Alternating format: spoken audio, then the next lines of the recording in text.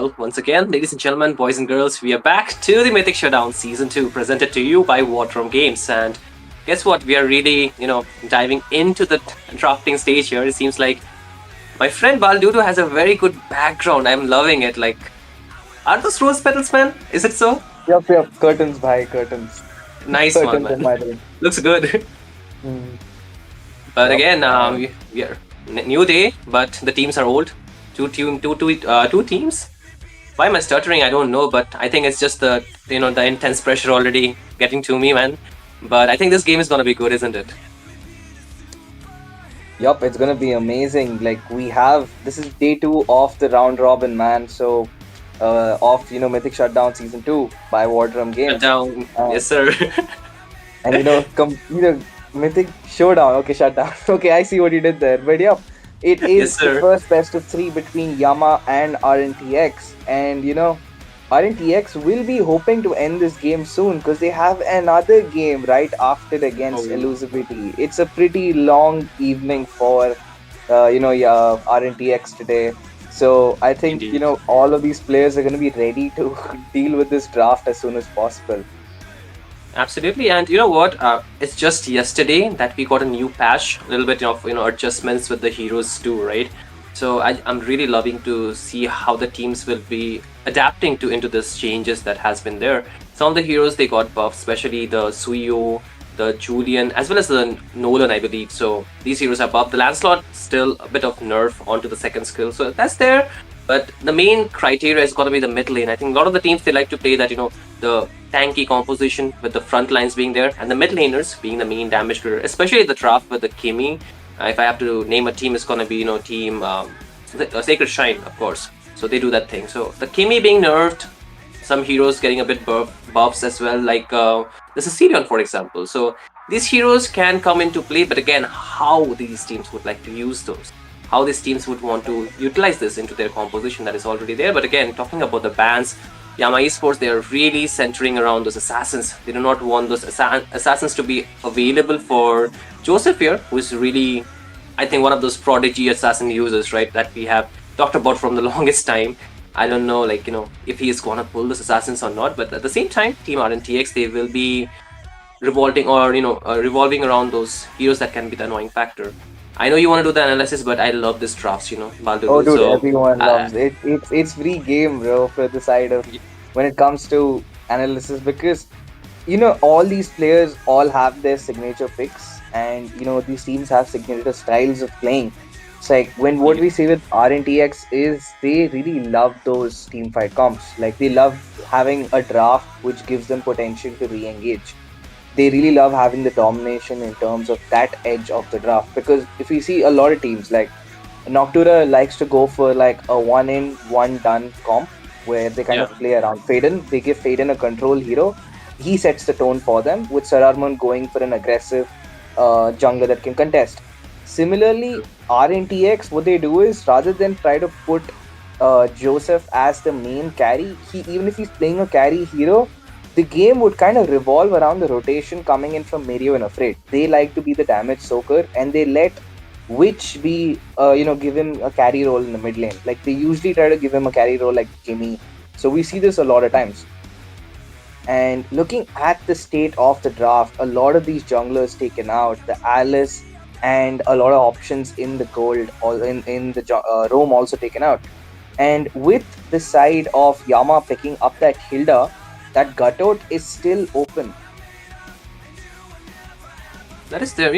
Let's do one thing. Let's just go back to the previous day where we saw, Sacred Shrine versus Yama Esports. I think this Hilda really performed well in the hands of Obistis. He was constantly marking bid. So getting this Hilda, which is again buffed from yesterday, I think it's a very good option. But still, the side of Team RMTX would want to give Aaron some of his comfort heroes. So for I think Mirio as well, right? So this is like the Yep. laners already picked up. There's nothing that is going to be changing this composition that they have. Apart from this, they still need the mid trio. So that for that, I was like kind of thinking that they might go for the Isan Shin now that it is left open. But then again, there's a threat of the assassins, especially Nolan, something that I think plus TZ, aka Raran, has been playing a lot. But yesterday, this Fredrin did not work too well. I think they were not in sync with this pick. But still, Ooh, today itself they are dangerous. going for that pick, but Toby getting his comfort pick as well. So Harith versus the Grandeur matchup, the classical derby, I would say.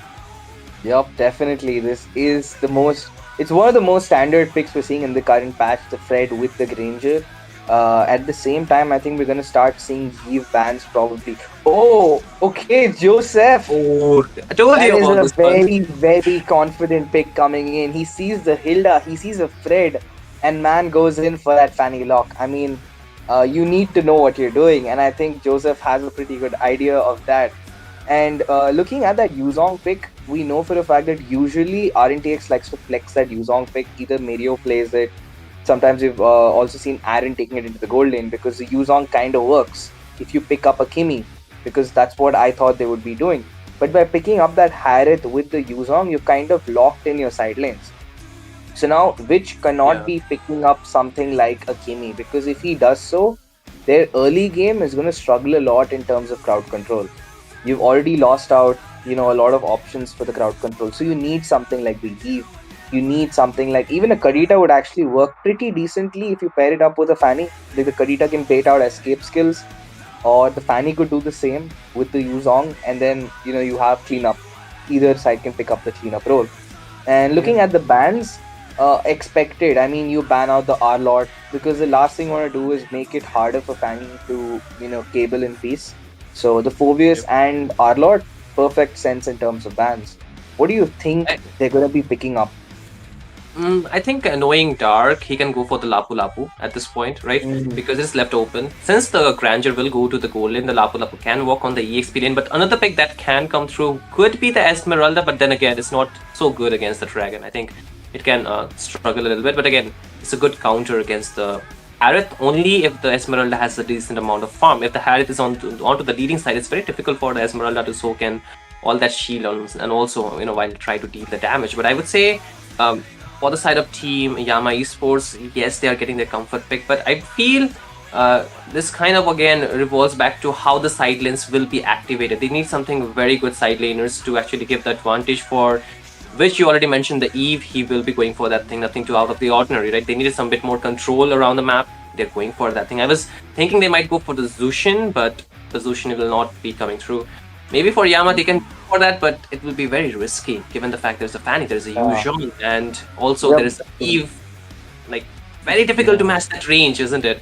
So Yeah, Illusion is maybe just risky.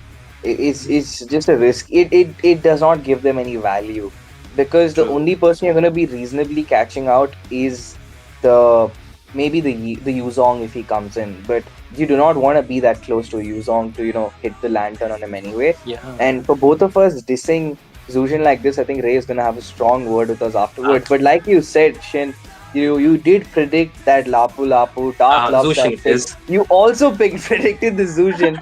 I mean, I would have rather seen maybe a Kadita or a Farsa, because it would work, in terms of Yeah. catching out the Eve. I mean, the biggest issue that Yama would have to deal with, the front line would have to deal with, is not the Freya. Sorry, not the Freya, the Fanny or Harith. You could still reasonably, reach them and lock them down. But the Eve is the one who's not going to let you reach them because of the amount of slow and the poke she's going to be putting in. So, it is a risky draft coming in. There's going to be a lot of pressure on to Dark and the Hilda. Abyss TZ, he has to put in a lot of work to actually ensure they get that mid control in the early game. So I guess the first two turtles will let us know the tempo of this match, because if that Zushin will not get the space she needs, oh, it's going to be a tough time. I feel the Zushin has too much on her plate, man. Like she has to do a lot of the things while also keeping her safe, while just having a flicker. I think it's a difficult task. It's a very mammoth task for her.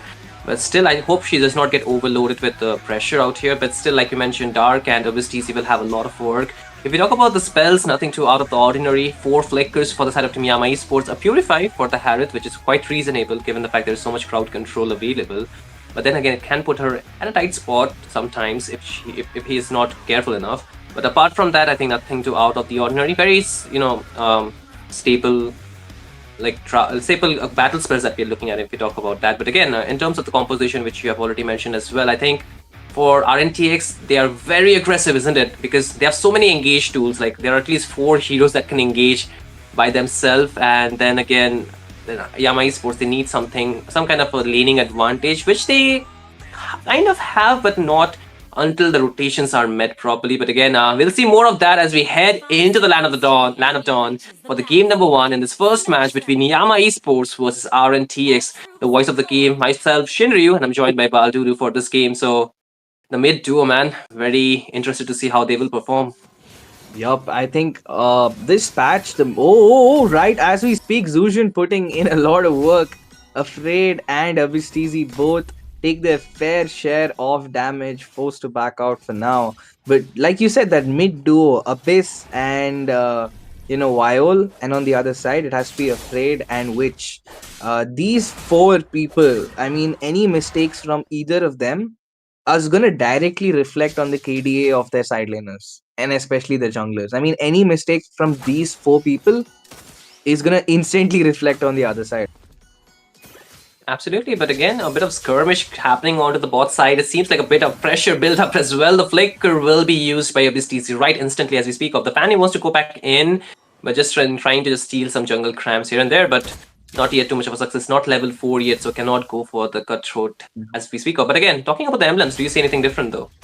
Well, the Fanny is running with the Warcry. I kind of expected Yuzong to go in for the cooldown. But the Warcry also kind of makes sense. I mean, it's pretty standard emblems coming in from all sides. Fred going in for his tank emblem. The common emblem used up by Zuzhin. I mean, we also see some players go in for a little more damage or the mystery shop, but the Zuzhin is opting for a little more sustain in this fight, knowing the fact that she will be taking a lot of damage in this game. So she's opted to go in for that common emblem, so she won't have to deal with HP region as much, mana region as much. Yeah. And again, right as we speak, the turtle will also be spawning. A bit of damage coming towards Afraid, but hey, he's not afraid of that engage, I believe. So he will be walking pretty easily, but with this turtle already available, I think both the teams would want to go for a good setup. Most probably like to take this one for their side. But again, Fanny's not one of those heroes that would want to start the turtle. So it's most likely going to be Yama Esports contesting it, getting it low HP. So let's see if Joseph can steal it up or not. But again, an engage bound to happen already. The Black Dragon will be waited out. The Crimson Beacon used for safety. But again, look at Dark. He's going in with the bravest fighter. And Clusteezy with a good retribution. But Dark will be falling in the hands of Aaron, who gave a good rotation, making the team fight 5v4 and giving that one kill. But Yama Esports getting the turtle.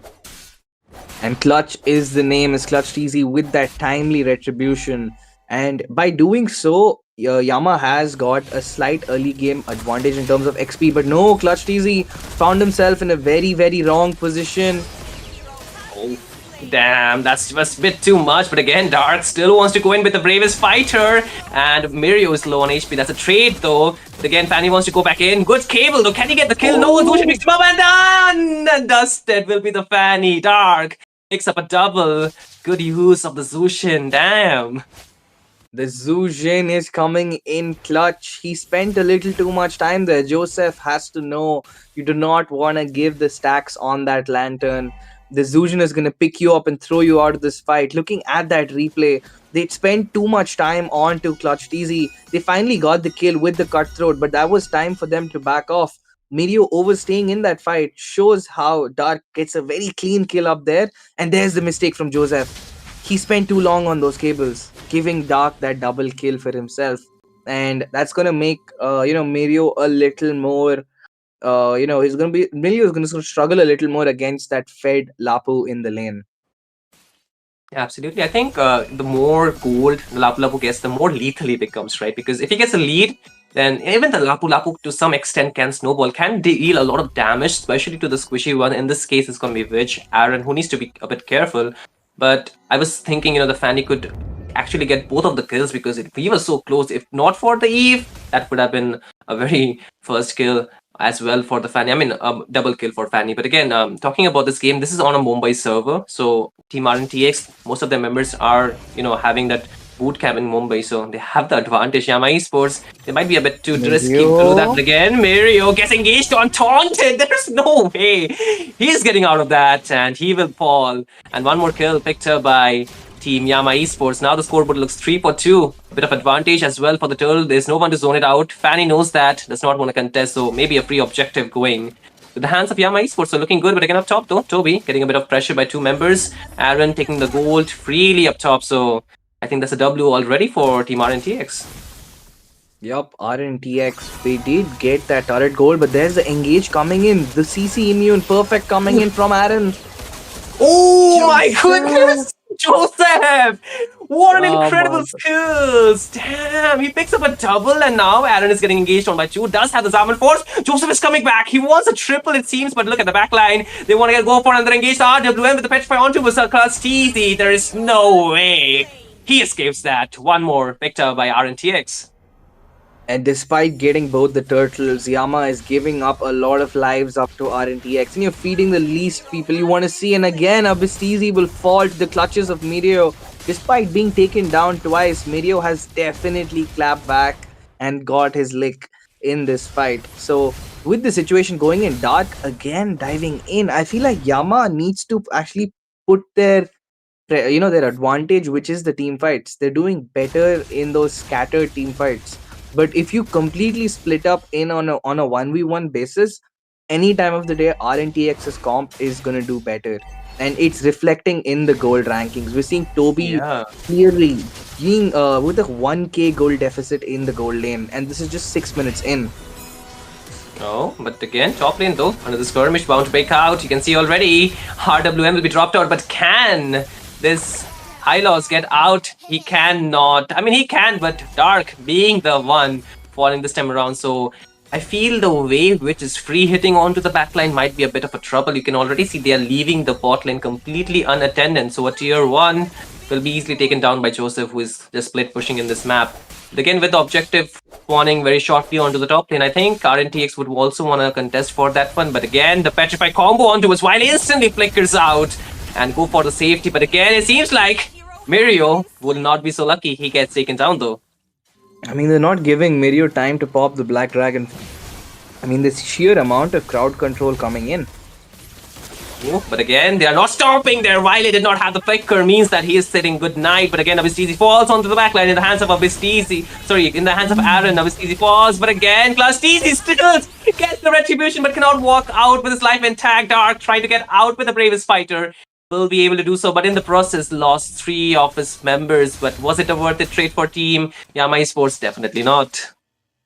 Oh, definitely not. That one turtle did give them a good chunk of gold, but losing 3 members out. Oh, Joseph giving them a warning with the steel cables. An absolute Ooh. menace at this point. He gets out. He gets out with the Oh, sliver of I thought HP. he was Like, gonna get caught out. I mean, I thought we might be seeing that Zuzhan flashback because Zuzhan so far, apart from that one play on the bot side, it has just not been a great performance coming in. Their draft is not kind of making sense because even if Hilda is going in for a collapse, the only people able to actually capitalize that on that is Stark and Clutch TC, not Viol, because she does not have that instant burst unless she gets a lot of stacks on that, Sky Piercer, if she goes for it, that is. And yeah, I right mean, now, looking at the items, there is the Doma is built up for a little anti-heal reduction because there's a lot of heals coming in from their opponents. Toby has got his Sky moving in for his Malefic Roar or a possible Sea Halberd. There's an engage but again, coming in. yeah, the RWM with the double slowdown from the Glorious Father, but no! Yama Esports, they want to clap back. They're trying to lock on to Afraid, and he will fall as well. A Black Dragon used to, but just for a defensive maneuver. But still, that was an engage started by RNTX. But okay, wait, Joseph, he's thinking something. I think he wants to attempt something. He goes back in with the steel cables, but he cannot pick up a kill. But look at the damage! Oh no! Oh my goodness! He's just too good. What do you do about that? Fanny takes down Wiley and just walks up like nothing happened. Man, what a shad he is. Oh my god. And it's just gonna be even tougher for Yama Esports right now. The goal lead has shifted into their favor of Revenant X Park. And speaking of the itemization, Witch has also got that wishing lantern. So it's not only Zuzhan holding a lantern at this point, but Witch's lantern is gonna hurt a lot more, especially when Abyss and Clutch will have to deal with the poke coming in on that RWM. I mean, I think it's kind of possible for Yama Esports to actually reach the back end, but there's nobody to actually help them to help save the front line as well. Because the Hilda, yes, it is there, but I'm not seeing too much of a value out of this Hilda. You cannot mark the Fanny while she's flying around. Yes, you can probably get a few shots, but that's about it. But apart from that, again, this Lord Pit, you can already see Team RNTX. They are the superior one out here with the goal lead that they have accumulated almost of 3k. They have the damage advantage. They have the range advantage as well. So Yama Esports, if they're going for this Lord fight, it will be a bit difficult because one, they have to protect Wile. If Wile gets taken down, there's going to be a lot of problem. But as you can see, the Lord has already started. Joseph does not really care, goes in. Can he find the kill? No, Wile survives by a slither of HP. Still holds on to the flicker. The Crimson Beacon comes in clutch for her to survive, but still, the Lord fight has not even started here, Baldu. Like, this is going to be a long one. And that's the crazy part. And looking at the gold difference, I think a lot of that gold is concentrated in those damage dealers for RNTX. Like I said, always Afraid and Mirio like to be that damage soak for them. So their gold is somewhat even. But in terms of the other stats, I think Yves is clearly out damaging Zuzhin. So is Oh, Fanny against Afraid. And oh no, Joseph! You this overstayed. time. You Yeah, overstayed and you paid the price, and that shutdown is very expensive for RNTX because they will have to give up Lord control. But RNTX not gonna do that just yet. They hold on, they have the goal lead, and they're trying to ensure that Clutch TZ does not really get to take that Lord, and they successfully hold on. Aaron, he's going all by in. Like, Dark is low on HP as well, but the turret onto the mid lane will be falling. But the RWM will lock them down, but does not matter. Dark goes in with the Raging Slash, has the immunity, but low on HP, needs to back out still. But the Black Dragon will lock down up his TZ. Dark falls as well. 2 members down. And this could not have gotten more worse for Yama Esports. Despite getting the shutdown onto his Fanny, they lost 2 of their members. Now the Lord Control back into the hands of Team RNTX. And I feel like Yama just made a very crucial error over there. They got a little too happy with that shutdown on Joseph and kind of forgot that Toby and Viol need to be protected in the backline.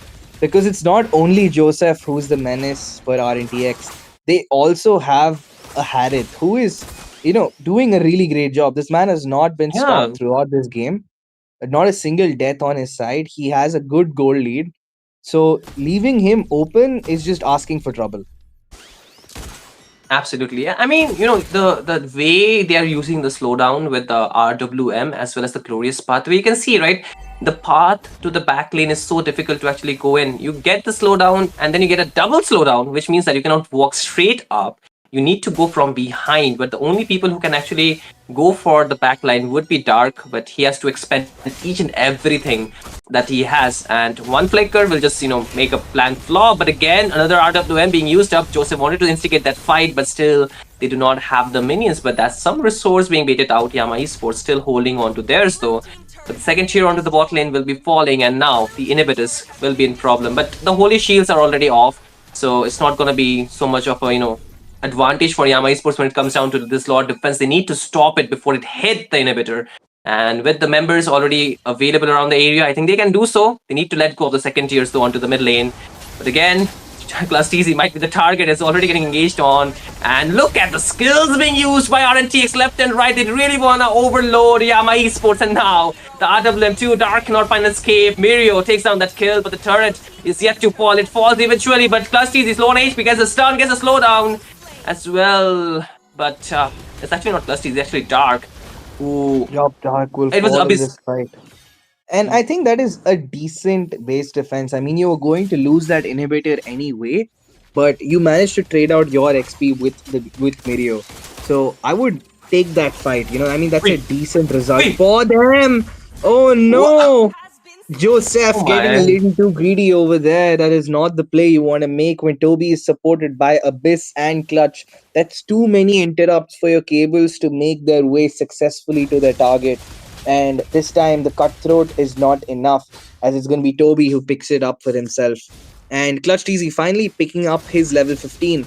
So these Lord contests are going to get a lot more interesting. He has caught up to Joseph. And that goal lead, while now right now 4K of a goal lead is not too bad, and it's not too great either for either side. And looking at the stats in terms of who has been the meatiest meat shield, Zujin has surprisingly taken more damage than Mirio. I mean, that's a crazy, crazy stat to see. I Viol mean, has taken more damage than Mirio. the fanny is the reason of the fanny, right? Always on him. Like, what do you do about that? Like, Yeah, seriously. man. But again, this is the time when Toby comes online. They need to watch out for that, Yup. though. Toby is online. He's got his items. He's just 1K behind Aaron, and that's a negligible amount. Which sneakily picking up a divine glaive for himself. His build does not look like a Eve's build, man. I mean, the that build, it has so much damage stacked on it right now. So, which right now being very safe so far, does pick up his level 15. He's been present in almost every single fight for the side of RNTX, but not really taking that much damage, and that kind of shows his caliber as a mage player. Oh, Joseph in the backline, Shinryu, look at that. Yeah. I have been looking at that for the longest while, and there he goes, wants to get the assassination. But now they have known the place where Joseph is, but do they want to commit? But again, why he goes back himself? What? But Joseph almost took her down, but this Lord Recalls. control is reverting, man. The Lord control is reverting now. Yup, the Lord control is changing. Oh, there's the engage coming in. Clutch got out, and he will be taken. A killing spree for Aaron. Oh, whoa, Joseph. What? Oh my god! Joseph. Like I don't know. Like Nice. he's trying very He's risky playing, things. bro. He's playing. He's styling. He's styling on Yama. I mean, that's a very, very risky maneuver, but I mean, he did gain his aura for not dying there. Yeah, plus for that. But again, I feel the way I mean at this point it's more of the about the team who can deal the damage. I think for the Fanny into the late game, it kind of falls off, right? Like he can deal the damage, he can put the pressure, of course, not about that, but the kill pressure kind of gets reduced significantly because the players they get more tankier items, even for the damage dealers they get more damage. But again, the inhibitor falls. Like just for the inhibitor, they use the glorious pathway. You can see how serious they are about ending this game. And RNTX, like you mentioned, they have a long night, so they do not want to extend this game any more longer here. Yup. And I think a major mistake that Yama is making is that they're kind of splitting up. They're kind of leaving. If you see the rotation, Abyss is rotating with Viol and Toby, which is fair. But so either the team has to start moving as a unit, or Clutch and Dark have to understand that, yup, guys, we have to stick together. Absolutely, but again, another RWM. Look at Clusty's HP already chunked down to 10th of his HP, but still Miriam wants to go back in, take that kill down. But they will lose Dark as well, and now it's really big trouble. Toby is low on HP. Can he find an escape? He's low on HP so much that even the base looks lesser than that. But still, the game gets over, and his team on the first point in this match.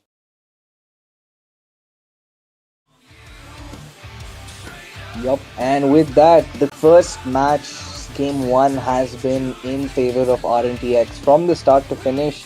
Yama had a few brief moments of flair where it looked like they did have the advantage with themselves, but RNTX did fight take that advantage right back and clawed their way to victory.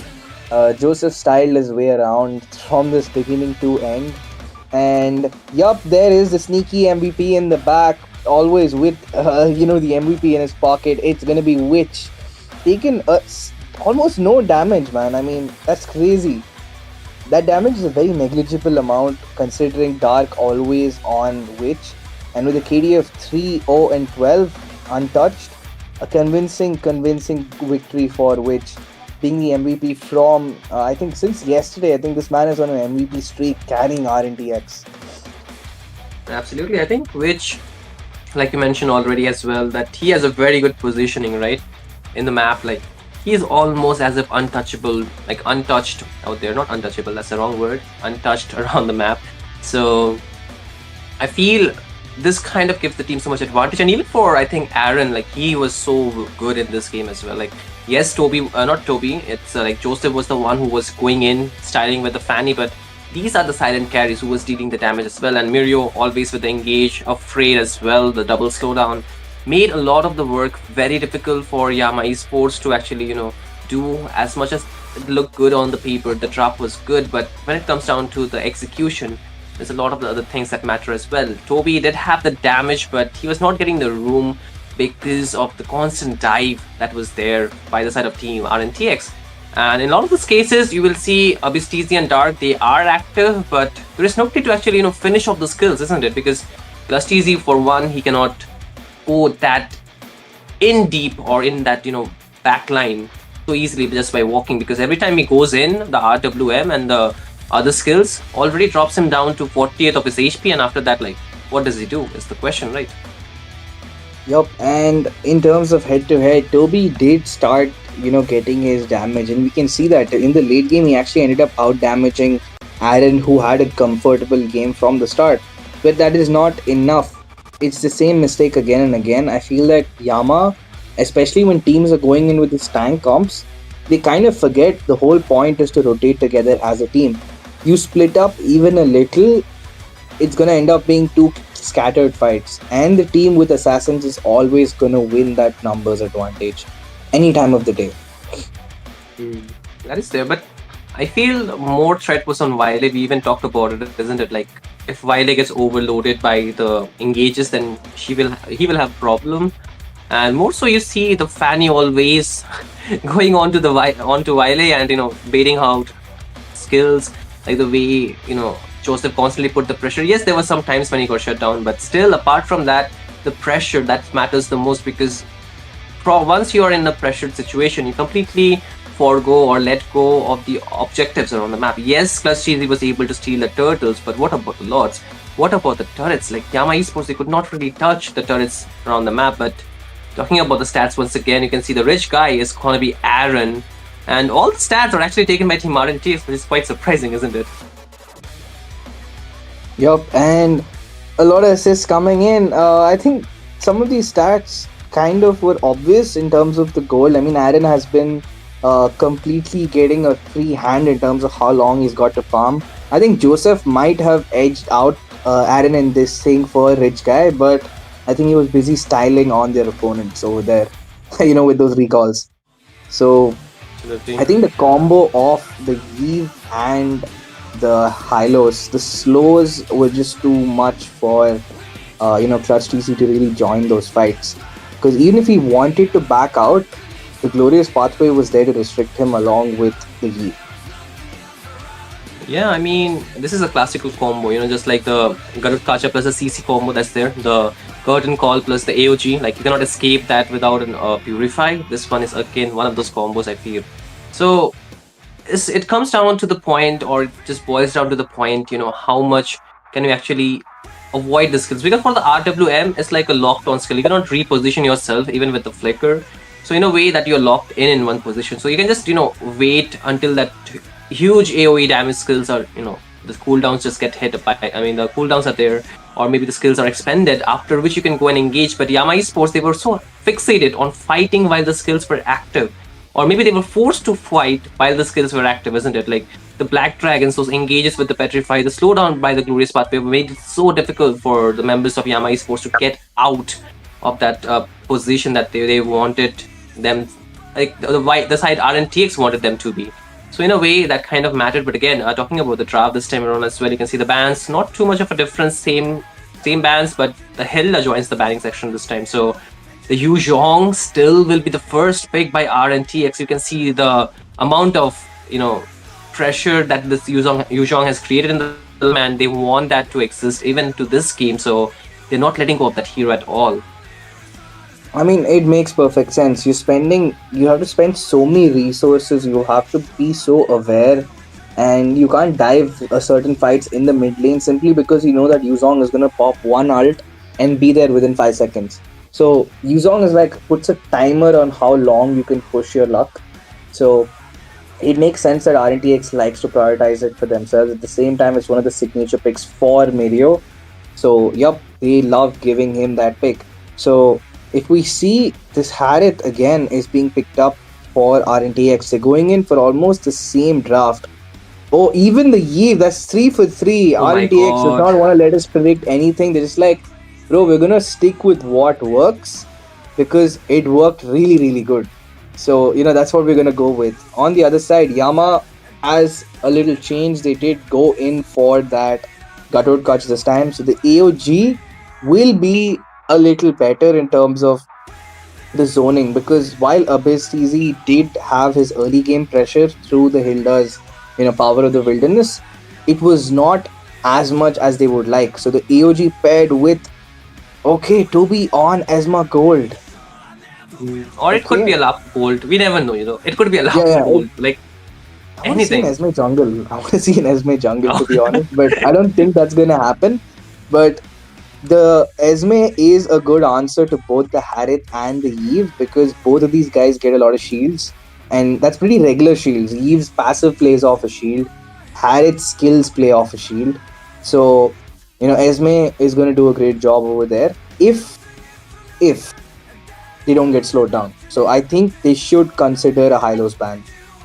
I I really think they should completely agree ban with out the you. I Hylos. completely agree with you. I think the Hylos is such a good ban as well because you do not want that double slowdown to be available. Even the Fanny will reduce the pressure. This time they do not have a marksman, so whatever jungler they're going for, I think it needs to be saved by the Fanny as well. But no, they are banning away the Threat for some reason. So the Hylos and the Eve combo is not looking very, you know, impossible. I think it's very likely that they might just go for that hero.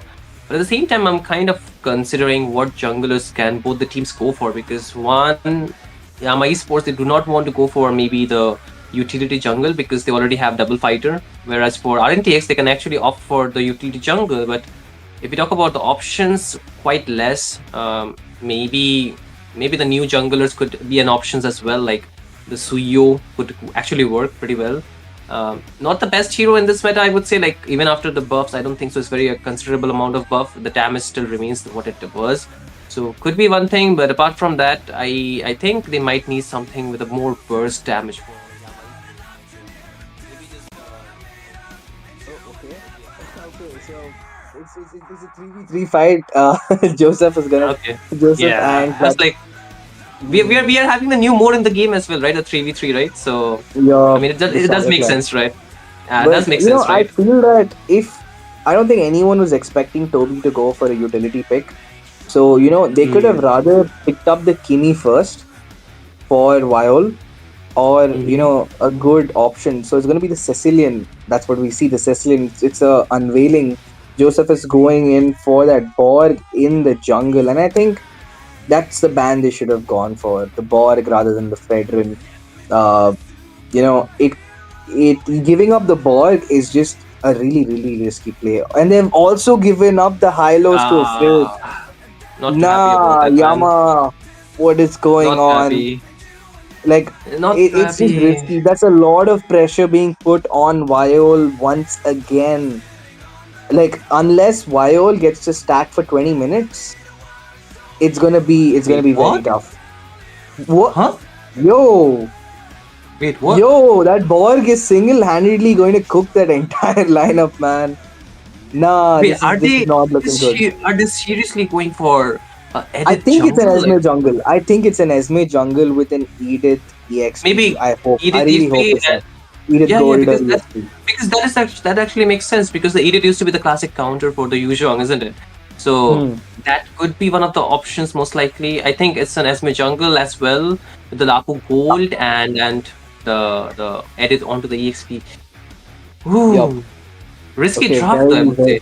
Man, I would have loved to see this draft happen out live, because holy shit, that's crazy. It's actually a really crazy draft coming in. So the Yep. whole point is, when you have that much frontline and that much poke, the amount of slow the Hylos is giving is not going to help, because how many people is Hylos going to stop? Are you going to stop Esme from jumping? Sure, you can, but either is going to be poking down from the back line. Are you going to be staying safe with your RWM? There's an AOG and a Brave Fighter walking in for you. So I think the entire game now is going to depend on how well they allow Viol to stack up, and how well they actually get a good early game. Because if you ruin your early game, it doesn't matter how good this draft is or it's not, the match is over. Yeah, man. I do consider that banning away the Xbox was the right option in this game, because if you're gonna pick the tanky junglers anyway, or this tanky composition anyway, then why not ban the Xbox? The Fredrin, yes, it can give the taunt. It has the braces threat, but is it too much of a problem that you want to let go of? But still, a bit different draft that we're looking at in this game. But wait. It actually is an edit jungle, like not a Esme jungle, man. Oh, I'm confused at this point. Like, okay, we'll see how it goes again, ladies and gentlemen, boys and girls. We are going Okay, it into the is the game number Edith two. jungle. Yeah, that's what I'm saying. It's an edit jungle. Like, ooh, hey, we have something to crack now in this draft. Like, how it's gonna work. Yup, man. And with that, the game is underway. We're in the land of dawn for game two of the match one. And with the Edith jungle, there is a little drama to this game. Looking at the emblems, I really want to see what is Edith running there. A quantum charge with the standard other emblems and an attack speed with the Ooh. tank emblem. Okay, Mm. nothing too crazy. Makes sense. Makes sense. Yeah, I interesting. Like, mean, I think nothing too out of the ordinary, right, for the edit as well. Like, yeah.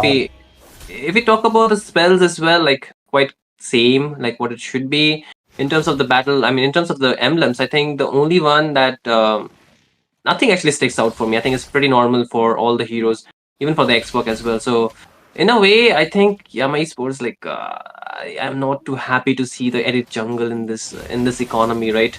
Because against the Borg, I think that's not the best pick you can go for, because you need a lot to enable your draft, and you need a lot of positioning to actually deal damage. Even if you get your full bar stacked out there and then you go for the damage, I think the heroes from the side of Team RNTX can free hit that edit, man, at the end of the day. That's how troublesome it is. Yup, and Joseph being the first one to hit level 4, and I think none of us is too surprised about that. It had to be him, looking at the stats of the damage, and with that, there is the turtle that's up. No team has made their way. Oh, Joseph going in for the steal in the bot side over there. Hmm. But again, I Okay. feel they want to play it slow, right? The turtle, but again, Dark goes in here. Baldu, want Oh, to take a fight? Mirio with the Black Dragon form being used up there is going to actually be a defensive Black Dragon as he's just going to back Oh, off from the fight. And I think we've noticed this a lot of times with Joseph. He does not always like contesting the buff, especially if he's not in his server, playing in his server. He just prefers to go for that counter jungle rather than having to deal with going in for a contest in the first place. Because when you contest, it's always you're gonna end up losing one body or two on either side. So they just yeah. want to avoid that 50-50 altogether and just take it easy. I mean, it's just the first turtle, right? Not too much of a goal yet accumulated by either of the teams. So I think this is still fine. If they can get some shutdown, that can change the thing. Most likely, I think the teams would want to secure the objectives, which are going to be the structures around the map, the inhibitors, not the inhibitors, but the tier ones at this point. So that's where they want to put the pressure. But again, in terms of laning, I think the goal lane, Toby does have the advantage, slight advantage. And if he can get some rotation, some help from his team, it can even get broader. But again, another fight seems to happen out there. But do they want to engage? I think it's best that they don't, because it's a bit risky with, in the early game. They need some farm to actually get online. Both the drafts actually need some farm to get online. And even if you talk about, the map in general, I think it's going to be quite peaceful compared to the last game, isn't it? Yup, definitely. And I think if we see a lot of these heroes, oh, there's the first engage as we speak. There's the curse of the Oh, blood, or not the oh, curse of blood. Oh, the bat impact, which styling on him, but it's not enough as the first blood picked up by Viol. But the fight is still ongoing. Esme with the Star Moon dance, picking up shields left and right. Joseph not enough to protect his teammates, and that is the mid duo of RNTX being the first of all in the fourth minute of this game. wow! I was just saying the map is looking quite peaceful, and then they just they just decided to disrupt the peace, just like that, man. And that's very good looking for the side of Team Yama Esports. They got 2 kills, one that they needed actually as well. And now with the second turtle of the game already spawning, I think they will secure it so easily as well. Oh, top Joseph! He was in a bit of risky position as well, but able to get out, so that's a good thing. But still, In terms of the game, I think Yama Esports, they're doing quite better than how I anticipated them to do here, Baldu. Yup, definitely. And that's the thing I said. Either it works and it works really well, or it won't work at all. And so far, it's been working great for them. They just have to keep Yep. up that tempo. So, looking at the situation right now, Yama Esports will have to start holding on to their buffs, because even if you're getting those kills, it is not going to be enough, as you also need to ensure that Clutch TZ is actually having his same level as Joseph. Because if you, it doesn't matter if you're getting good fights, if at the end Joseph can walk in with one Firaga armor, last insanity, pick up that Lord, and ruin everybody's mood. And that is there. But I think practically, if you think about it, one of the things that Team Yama Esports they need to do is like mark which they were not doing in the last game so much. This time, I think they have much more ways to actually go and reach the backline, so that's a very plus point. So you can even see the last team fight, they prioritized marking Witch, and that's why they got the advantage, because he is going to be the main damage dealer, at least in the first half of the game. And if they can mark him down, if they can tone down him to a position that can, compromise the overall team fight for Team RNTX, is gonna make them lose out on a lot of this team fight, a lot of those objective takes, as well as the gold, which right now Yama Esports have been able to maintain to approximate 1.3k. Still a good, but not that much that can create a problem. And even if you talk about the gold ranking, you can still see Aaron actually leading the pack among everyone. While second on the list, of course, but Clutch TZ is not too far. So I think at this point, Mark, Witch, and Aaron, that might be the motto for Team Yama Esports to win this game, isn't it? Yup, for sure. And Aaron going in for that calamity side already. And usually we don't see it being picked up too much, but in this case, it has to be taken. Yuich also gets his first early item, but there's the glorious pathway being used up. But the bat impact Oh, from Viol, so hot to handle.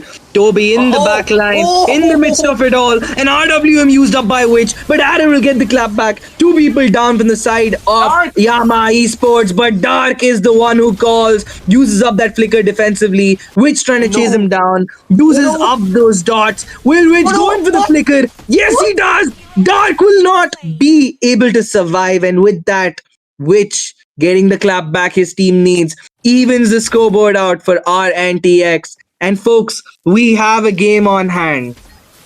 What? That was like so aggressive from Witch. He flickered forward against a Lapu Lapu, man. Oh man, that was just too much. But again, the turtle fight is yet to break out. Joseph picks it up though. Joseph picks it up, but Abyss TZ is going to be the one to fall. Aaron, the true damage from the Calamity, too much to handle. And with that, on the bot side, Aaron's going to end up cleaning it up pretty quick. And looking at the replay, there was a dive in from Toby, instantly melting the armor of Joseph. A beautiful AOG, but that was the mistake. The AOG was not on to Witch. You let Witch free hit everybody out there, allowing them to protect Mirio and Joseph to escape safely. And there we saw it. There's the flex. I mean, you have never seen a mage flick into a Lapu. It's always the other way around. I mean, That's yeah, witch oh, flexing. oh, Toby bit off a little more than he can chew. The Black Dragon munches down, sending Toby back to the base. And Joseph putting in a lot of damage with those fire Abyss. missiles. Abyss, will he use up the ult? Oh, he will not get to do that. The burn from Witch, allowing him to get a killing spree. The Planet Eater, Witch right now on that Eve, being the absolute menace, the bane of Yama Esports right now. Oh, it started off really good for Yama Esports, but now they are slowly starting to lose. The first item power spike is already evident, both from Witch as well as Aaron, who just instigated that team fight. Not instigated, but punished the team fight so well. Like the duo was so good, the damage dealing was so good. And right after that, you can see already the lead now being getting broader and broader. The goal lead, which started with Yama Esports, is now in the hands of Team R and TX. This can really change the pace of the game. The momentum was theirs, but now RNTX has stolen it away. So if they can punish a member or two, maybe get a shutdown on towards Aaron or which again, I think that might be a very good get go. But if you talk about the items, you can see already Aaron completing his second, waiting for his Holy Crystal to be built. But again, which not too far, has two items, and Xbox Joseph just picked up the Sky Piercer, man, this is gonna hurt. For Yama Esports, they're a bit behind. They just have completed their first item build, waiting for the second one, so that might be a bit of solace that they can look for. But still, the Lord is here, and Yama Esports are in Uh, the vicinity. Do they want to contest? I think they would want to. Abyss TC looking around. There is also Dark and Vio. The Let's bat see. impacts are hitting them, but Afraid Oh, is Clutch not afraid Easy. of this damage at all. Who's gonna get the retribution? Clutch Oh! TC will do it despite a level deficit. He catches up, getting them the kill. Toby coming in with the AOG. re-engage. There's the AOG. There's the RWM. Abyss TC backing off, but Joseph is there to clean up in the back line. Oh! Joseph gets another kill, but Clutch TZ making it a response. But Joseph cannot be denied. This man has a triple kill, loses out the Lord, but wins out the team fight. It's only Toby standing against the world, forced to give up the mid lane, and with that, a 3k gold lead in favor of RNTX. Wait.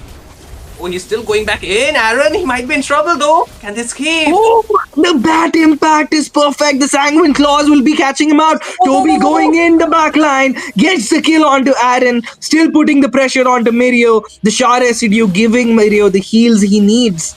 But with that, it's been a very, very successful Lord defense and a decent clapback coming in from Yama Esports. But on the top side, what is happening? Joseph Oh. picking off a lot of aggression. Dark trying to sustain, but the damage from the board Oh. too much to handle as the rings of punishment send Dark back to the base. Oh my god, I think those stacks now it will be hurting. 3 kills actually given free to him. I think it's more than 3, right? He just did not get the last kill. So it's still 30 stacks onto the Sky Piercer. That's gonna hurt even if you are the chunky damage taker. So yeah, my esports, they got the Lord, but at the cost of getting 4 members down. Is it really worth it? I will never say yes, because I don't think so that's a worthy trade. You lose your second tier, you lose your first tier, and now second tiers are completely exposed. The game or the map will get shorter and shorter, or less, more compact for Team Yama Esports. They need to just, spread their wings out. They need more farm. They need the space to actually punish, but that punishment spacing or space is completely taken away by the side of Team RNTX. Look at the bot lane. Oh my goodness. Oh my god, Aaron dashing in with that Zaman force, the damage too hot to handle. The brave fighter forced to escape. Mirio trying to chase down Dark in the back line, but on the other end, there's the AOG connects, onto which the Purify not used up by Aaron. He's just so cocky over there. The damage What? too much. Abyss TZ slowed down, ground down, and sent back to the base against his will. It's now the 4 members of Yama Esports, Viol against the world. Clutch TZ taken down by the Sky Piercer of Joseph. Toby going in with the engage, bites off a little more than he can chew. The Firaga armor, too much to handle. Joseph styling on Yama Esports. 6-7 is the KDA in his favor. Man, oh man, this is the problem. But again, this time, Wiley, you need to say goodbye to yourself, man. This is a winning team fight for the side of Team RNTX. You can see already them accumulating the enough gold, as well as the stacks on towards Joseph. The one you should not give those free stacks to, because that's an Xbox, already deals true damage, and if you give more stacks, the true damage even skyrockets much more.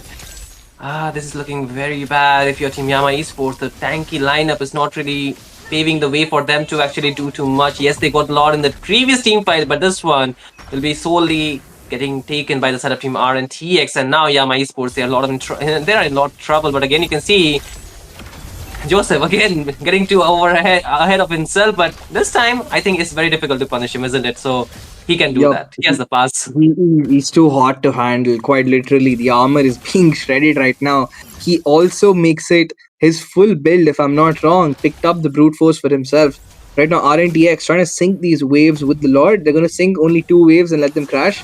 Afraid any moment going to use up the glorious pathway. There it is, the black dragon form being used up once again while being forced away from this fight. On the top side, they're trying to hold on to those one Lord. They do manage to hold on to the top side for now, but will it be for long enough? The Lord still standing strong, half on the HP is still there. There's the AOG, which uses up the defensive flicker. Dark coming in with the brave fighter, but it is just used up to push them away from their base.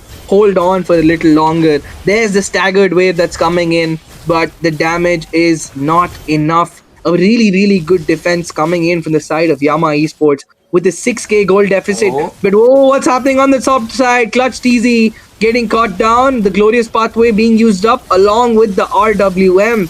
But they're just look at not enough Joseph. minions. Joseph, what are you doing, man?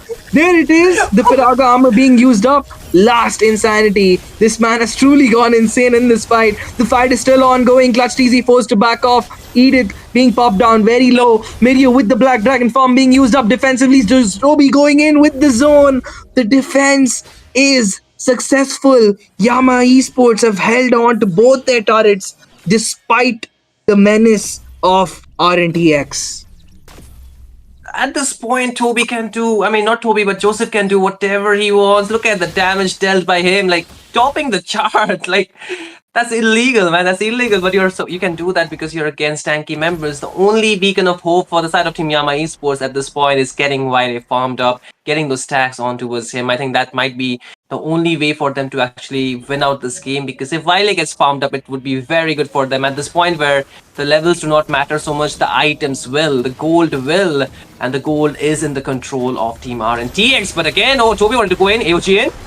Oh, there's the AOG. Clutch TZ will get the mid turret, but then they also get the shutdown on which that's exactly what they need to get this fight. As Joseph forced to use up the Firaga armor, does not get to use up the last infinity on the top side. Mirio duking it out against Viol. Viol will fall. There's the glorious pathway. Clutch TZ taken out. Godlike for Joseph. Can he make it too? Yes, he does. But Aaron is the one to take the kill on Dark.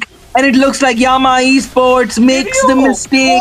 Minyo brawling against two all by himself. There is Joseph to give them the backup. Aaron will be doing the cleanup. The Zaman Force. Toby against the world once again. 10 minutes after the 6-minute turtle fight, it's once again only Toby holding on against the entire lineup of RNTX. Yama making the same mistake again and again, failing to secure the correct marking. You have to catch Witch, and you succeeded in doing that. You had to catch Aaron, and you were not able to do that. And that's all she wrote. No, man. I mean, I don't know. This is like Wiley needed to be protected, but there was no one to help him out. Like everybody went for that engage, and Wiley was left over against that Black Dragon, man. What you do? He survived that entire team fight and did not even have the Queen's Wings, man. Like, seriously, what the heck was that sustain? Too unreal, and at this point, you can already see, right? This is going to be a problem. This is going to be a huge problem with the base inhibitor already taken down onto the mid lane. The other one's low on HP. Next is exposed. The Lord marching from the mid lane. Yama Esports, they need to make a call. But what they are going to do, how they're going to defend, is the huge question, as the damage is just exceeding the threshold. And RNTX, they're looking to end this game here, Baldu. There it is, the Lord marching down the mid side. Can Yama Esports pull off a miracle? They have to keep Viol alive. There's the Black Dragon form being used up to provide the zone. Mirio diving in with the Petrify set. Winter Crown being used up. The Lord is hitting the base. All they need to do is mark the base down. RWM being used up. They do get the kill onto Clutch TZ. But there's the AOG. Oh. Absolutely perfect. Mirio taken down. Toby takes down Aaron. This just might be the comeback they needed. They will hold on for now. Viol putting on a masterclass with the likes of Toby. And there it is, folks. A successful base defense in the 18th minute of game 2 of match 1. Oh man, it was so close, but Yama Esports pulled off that miraculous defense now. The time has come for them to actually just turn the table around. Joseph, though? Joseph? Oh my god, look at the damage from the fire missiles. Abyss TZ again forced to recall. Oh my god, that's the tankiest members of the team from Yama Esports. Like, you're not supposed to do that to the tanky members, man. Being an X-Fork, this is just too much, and already having 70 stacks onto the Sky Piercer is gonna be very hectic for Team Yama Esports to handle with. But again, if you talk about the Lord advantage, yes, they got some gold, but they lost the EXP advantage and the tower advantage was there. They took down all the remaining inhibitors that were standing, and now the super minions Toby's build, man. He went for that. He went for that blood wings. Mm, He went War for blood Shield. wings. I mean, given the fact that he's a gold laner, I think he can go for more damage, right? So he doesn't necessarily Yeah. need to go for the tanky items, but still, will it Three help? magic items.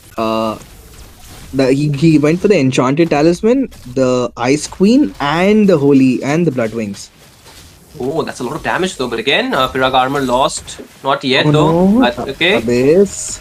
Joseph there, still putting on a lot of pressure. There's the Wiley. glorious pathway being used up while instantly flickers away. Doesn't want to take any risks right now. But by using up the AOG and the flicker on Ceci, they have effectively lost control in terms of that Lord. And this is the 20-minute Lord. Very, very tanky. It might just be a little too much to handle because Joseph already too hot to handle. And the Lord might just be a little too beefy to take down. Okay, is Yeah, but Joseph going in for a backdoor? Like, don't tell me on an he- X4, man. Like, no, I don't think he's that going for would a backdoor. I think he's going for an ambush from the back.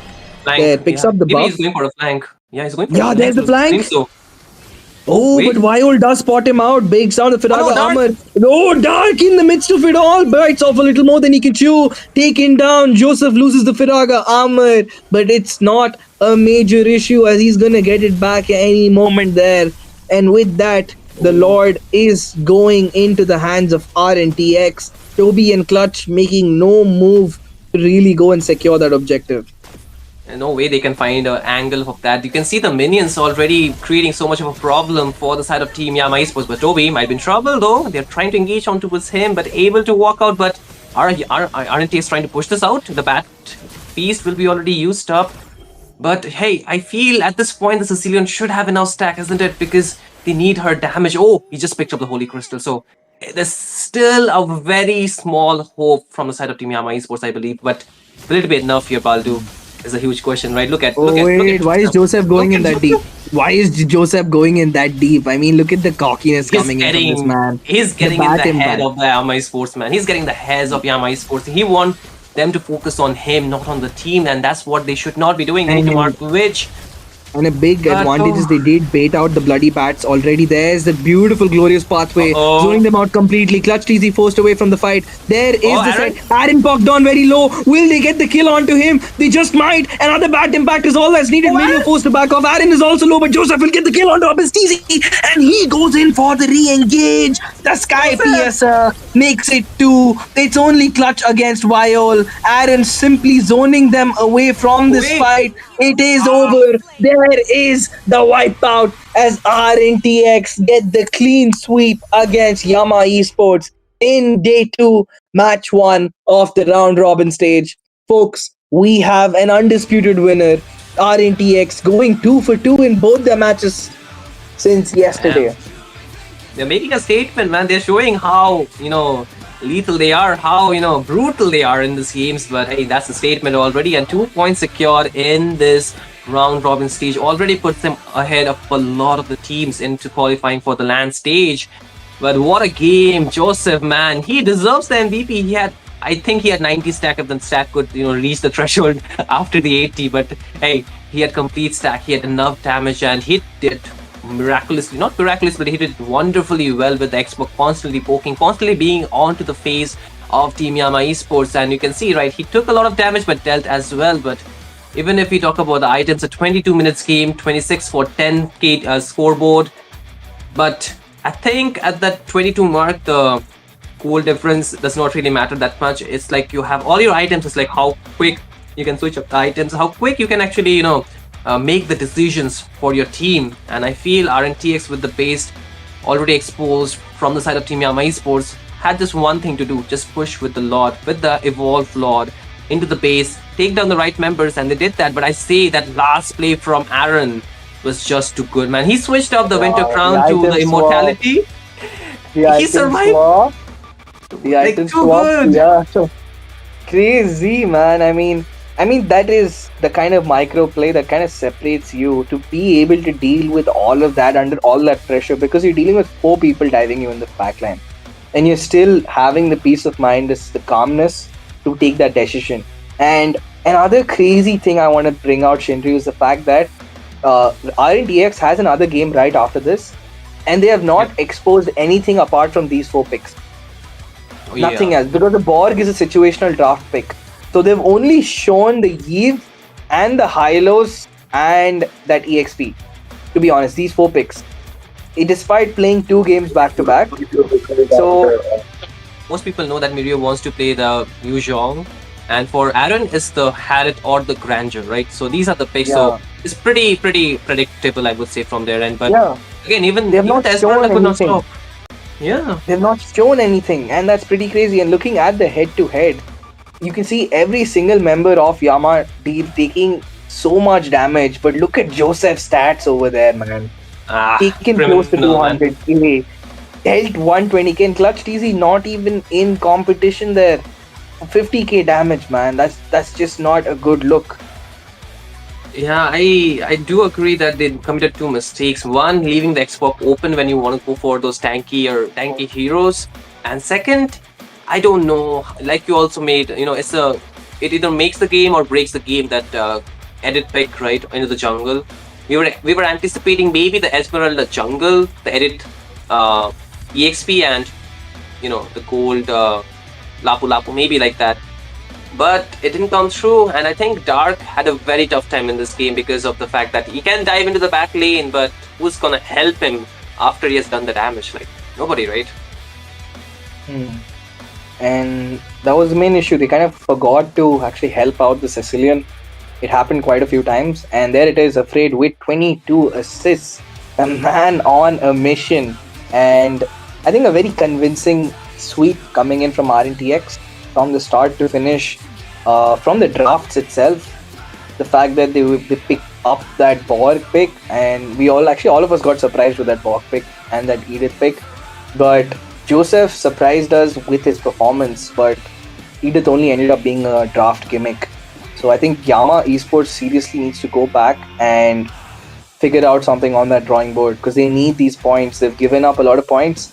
They need to get back onto that round robin table, because, folks, the top qualifiers, the best participants from the round robin stage will be going to that LAN in Guwahati. So you have to be giving your best. But hey, we cannot blame Yama Esports as well. Like they are facing the top two teams of the Swiss stage, right? Like RNTX and Sacred Shrine, both of them reached the qualifiers for the round robin with 2-0 points. They didn't lose a single game, a single match into this Mythic Showdown Swiss bracket. So it's very difficult, and it's kind of unfortunate for them as well. Facing back-to-back strong opponents, but still they have to win. Like winning is main and most crucial out here, and if you cannot win, then you're not gonna qualify. That's the ultimate test, right? This is the brutality of the Mythic Showdown Season 2. But again, with this match already coming to an end, we need to see, man, what will the next match store for us. It's again RNTX game, so I'm looking forward to what they draft now. Yep, I want to see the draft for the next game, and that's going to be taken up by another very talented set of casters. And hopefully, we might get to see some more Zuzhan, and Ray would be Oh, really happy there. yep, he would be glazing her for sure from the behind. But again, ladies and gentlemen, don't forget that today there will be a giveaway again. 500 likes for that 5,000 eyes. So don't forget to hit the like button and also share it with your friends so more people can watch. But as of now, it's me, Shinryu, joined by Baldulu. We'll take our leave for this match. The next match will be in store for us. So don't go anywhere. Be back on time. We will be back in a chippy. Keep watching Mythic Showdown Season 2.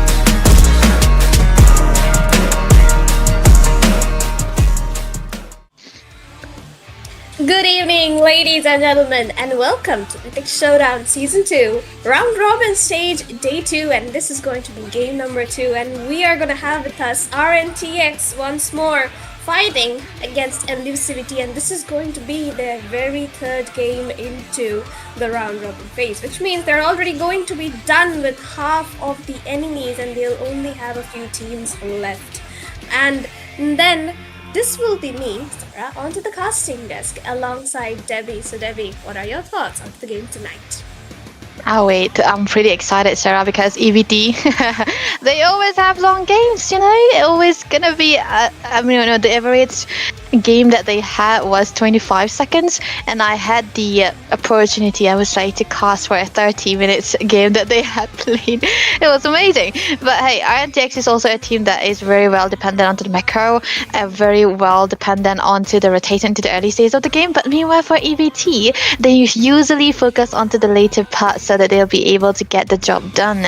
And that is where the differences of two of these teams is going to be lying, because EVT, they have a high macro on its and every of their individual players. But for RNTX2, of course, they do have their own skills, but how would I say, they are the teams that kind of unite together in a very, very big synergy that they have in 1.2. So that is also going to be the differences that we're going to be seeing here today. Like you already mentioned, this is going to be the third game for RNTX, and they have been clean sweeping here and there. So maybe EVT can be the, the curse breaker, maybe, so that they, even if they take one game on RNTX, it will be a big thing for them. Yep, and the fact that you mentioned, it is actually true. RNTX has been securing 2-0s, especially against Noctura last night, where Noctura were actually dominating in both of the early games in both two games. So, and RNTX just decided to come back from a major deficit into the first game, which on the Kimmy he secured a Maniac as well. So we are definitely in for something interesting tonight too, because EVT loves the fighter pawns. They love jumping out of mid laners and the gold laners, and the fact that RNTX relies a lot onto Aaron and Rick's damage potential up until the mid to late game, it says a lot about their team fight. So they'll have to be playing a very protective comp around those two members. And there is also a saying, I heard from Doom, when you're against the goat, his goat is Vich apparently. You're not gonna have to go for the Kimmy, right? The Kimmy always has to go. It shouldn't be open. It should be completely banned away, denied or banned. So if EVT understands this situation, I think the Kimmy also should go. And that is also one fact I know for RNTX. But there's also a fact that Mito is so amazing onto the Elise, man. Come on, that dude single-handedly ulted 3-4 members yesterday from Noctura. So we don't want anything like that to happen again for this game right now. So let's see into the drafting phase, because this apparently looks like a Bengal server. So Godspeed might eventually have his comfort hero, which is the Lancelot, right? It is possible, unless EVT themselves decide to ban it out so as to not give it to Joseph. Yeah, but the thing is, Joseph would not actually want to pick up the Lancelot, which is a very mechanic and MS dependent hero for the server disadvantage. So we'll see how that one works out.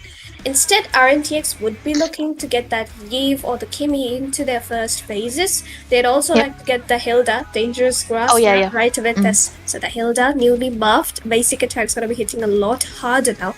And so that is definitely going to be banned out by EVT right away. Amazingly predicted.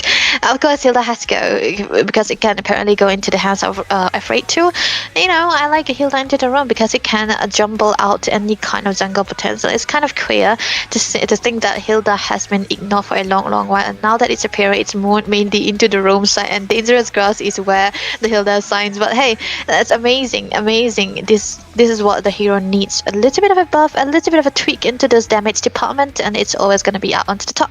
So other than that, RNTX, they have to ban away the Basha. The only utility I've seen Godspeed on is the Basha, so that can be a homework done by RNTX. They usually don't open out the CC even though they are the first pick, because I don't think they like playing that with the CC unless it's forced upon them, because they usually want to go for a little bit of a flex.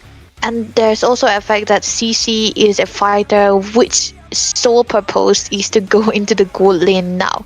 It cannot be a flex anymore because I hate the CC into the XP, especially into the hands of Miria. It can be working well into the hands of Aaron, but hey, you know what? Just put him onto the damage dealers. But hey, look at that. You already predicted that the Yves that can come through from AVT. They ban it away. Like, it's just the caster's curse, I believe, at this point, because whatever we say, it's getting banned out. And onto the hands of RNTX, they might want to ban out on the Juxian unless they're planning to pick it up. But then again, they prefer the Kimi over the Juxian, so that's also something to be considered. They can ban out on the God of Kacha as well, since who's the roamer again? I forget. Mangara. He loves playing that. The Grok is still open for RNTX to pick out. Oh. Okay. It is going to Juxian. be after all. Lisa, Sarah is not in the boot camp, guys. If you don't, they didn't hear her. Okay, RNTX did not hear her. It's just a caster's predictions. That's what you do, you know. You want to understand the team as well, and that's amazing that they banned away the Juician because RNTX. No, EVT looked like they could have a good game into the first pick for the Juician, but you also have to ban it away because it's kind of amazing that the Yves was banned, even though Senju is more of a Yves user rather than the Juician user, and he kind of carries into this kind of utility too. I don't know how he does it, but hey, that is a young mate into the mid lane side, and he's been playing so well too. So what can be a possible ban that can come through from EVT? Oh, Dragon. You know, there's one fact that's very weird about RNTX. They usually flex out this Black Dragon, this Yuzhong. It can go into the hands of Aaron or Miria. Either way, it will work out.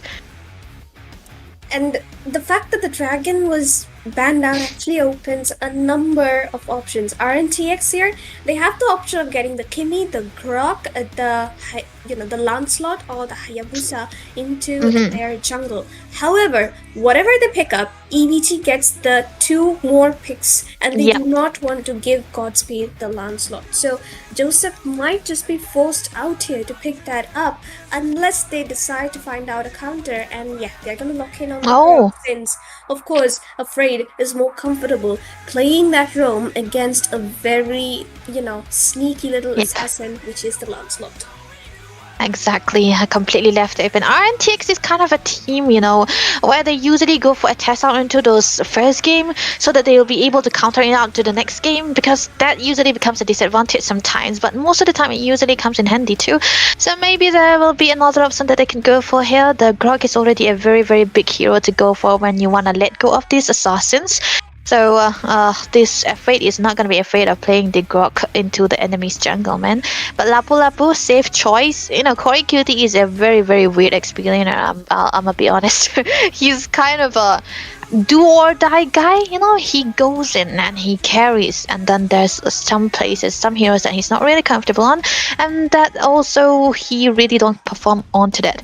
But I would say that the Lapu Lapu is one of the best heroes that he could go for, so I hope it's not into the gold lane side. It can just pick it into the XP lane. But hey, we talked about the Kimi, right, for Vitz?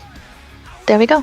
It's in to the draft for RNTX, but he's gonna have to play very safe into this game because there's a Lapu who can flick a Bravest Fighter onto her. There's a Lancelot constantly just gonna be zigzagging his way into Witch. And now Aaron as well with the Harriet, so that's gonna be a lot of dashes versus a lot of dashes. But this would mean that now that they have the Lapu secure, Team Initiative, they can still go in for an Esmeralda against the Grok and the Harriet. But then they will lack some range since they do not have a ranged jungler and they cannot pick up a ranged mid laner. So they'll have to reconsider their gold lane choice a bit and possibly go in for the Lapu or to the EXP and something ranged onto the gold lane.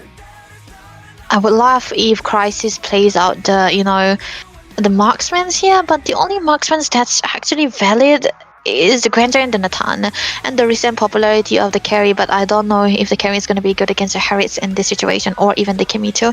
Gatot's still available, so that has to be the roam position for Madara, one of his comfort choices. But you know what, Sarah?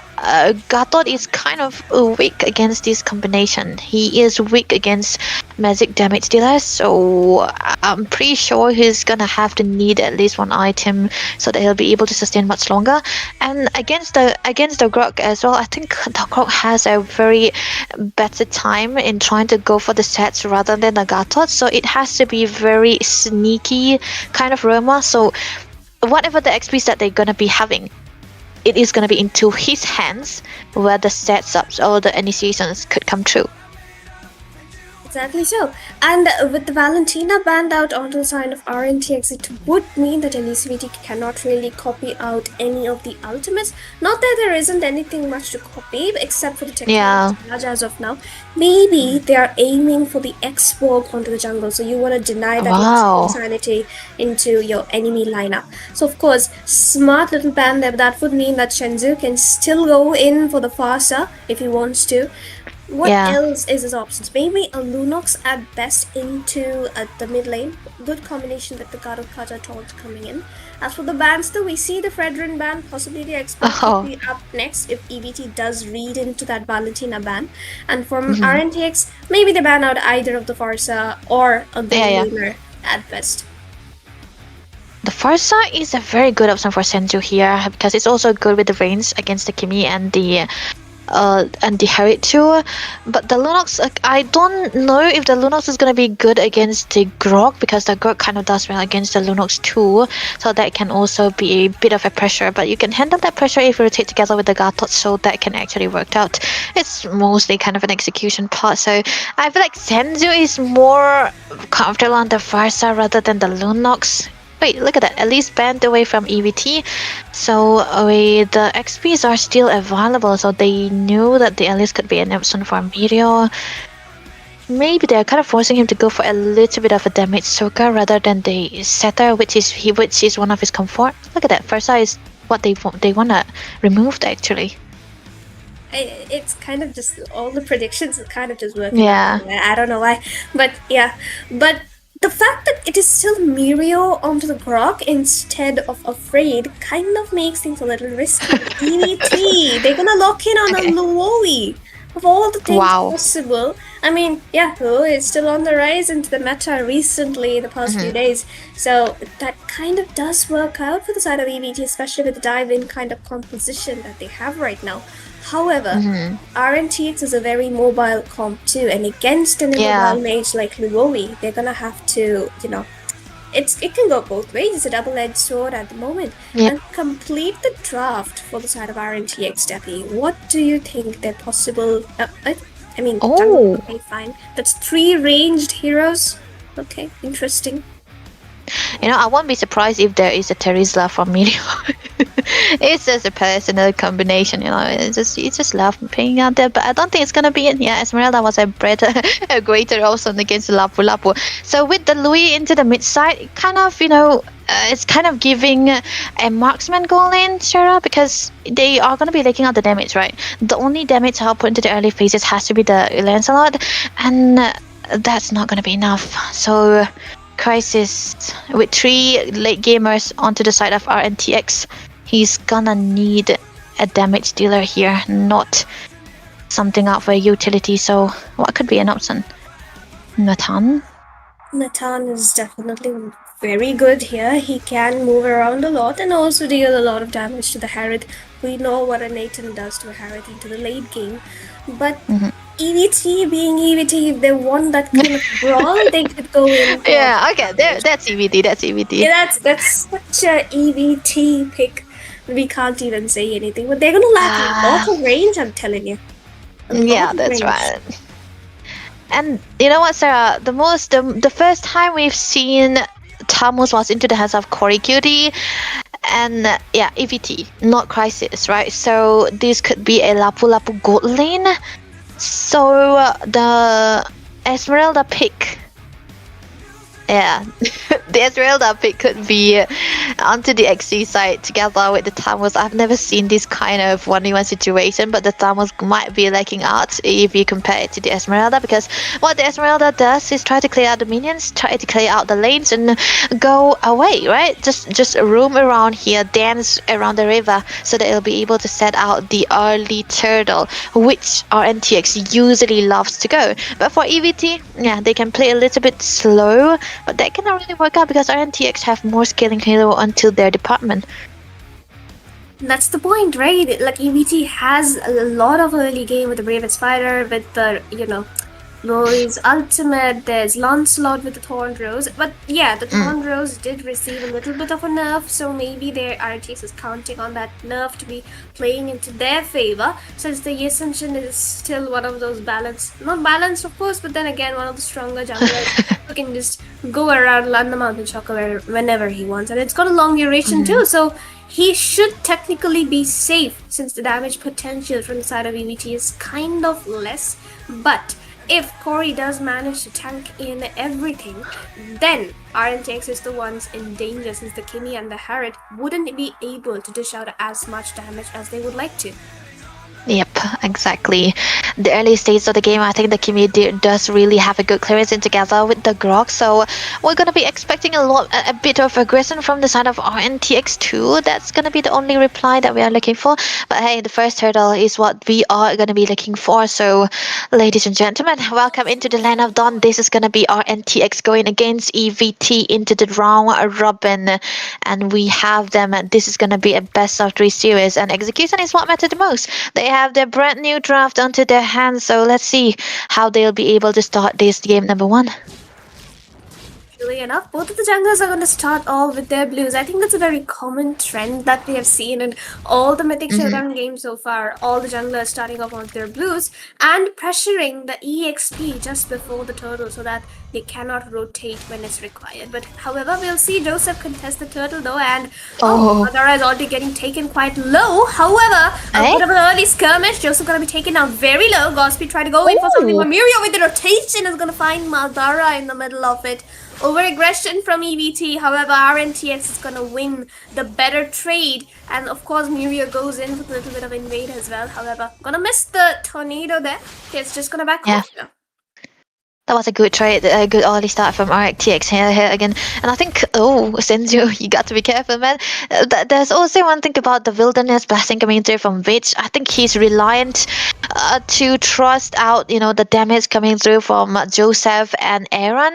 Because, in most of the situations, you usually see Kimi going for those the more damage rather than the movement speeds. And I think he's likely trusting his teammates to deal out that damage because he is going to be rotating faster here now. But on to the other hand, for Senju, it's a very different option here because he went for a little bit of damage so that he will be able to carry it out into the early stages of the game where the yin-yang reaction can come through very, very handily. And yeah, that is also the difference that we can see into the mid lane side too. The utility playing out a little bit of a damage and the damage playing out a little bit of a utility. And the turtle is already up. The both teams are actually very ready, and Mirio winning out to the lane might eventually be in favor for the side of RNTX.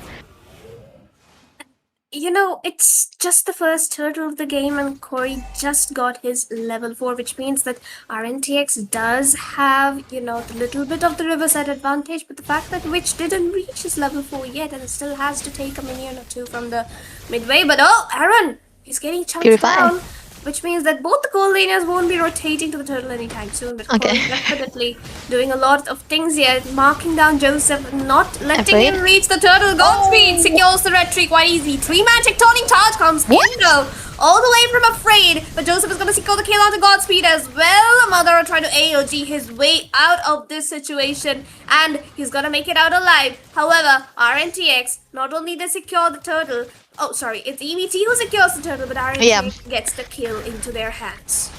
That's a trade out. 500 gold for the turtle, and you trade it out with the kills. That means that you are going to be equalizing onto that. And amazingly well done by Godspeed, trying to neutralize the amount of gold lead that RNTX might eventually have into the early games. Amazingly well done. But the Purify was actually wasted upon by Aaron.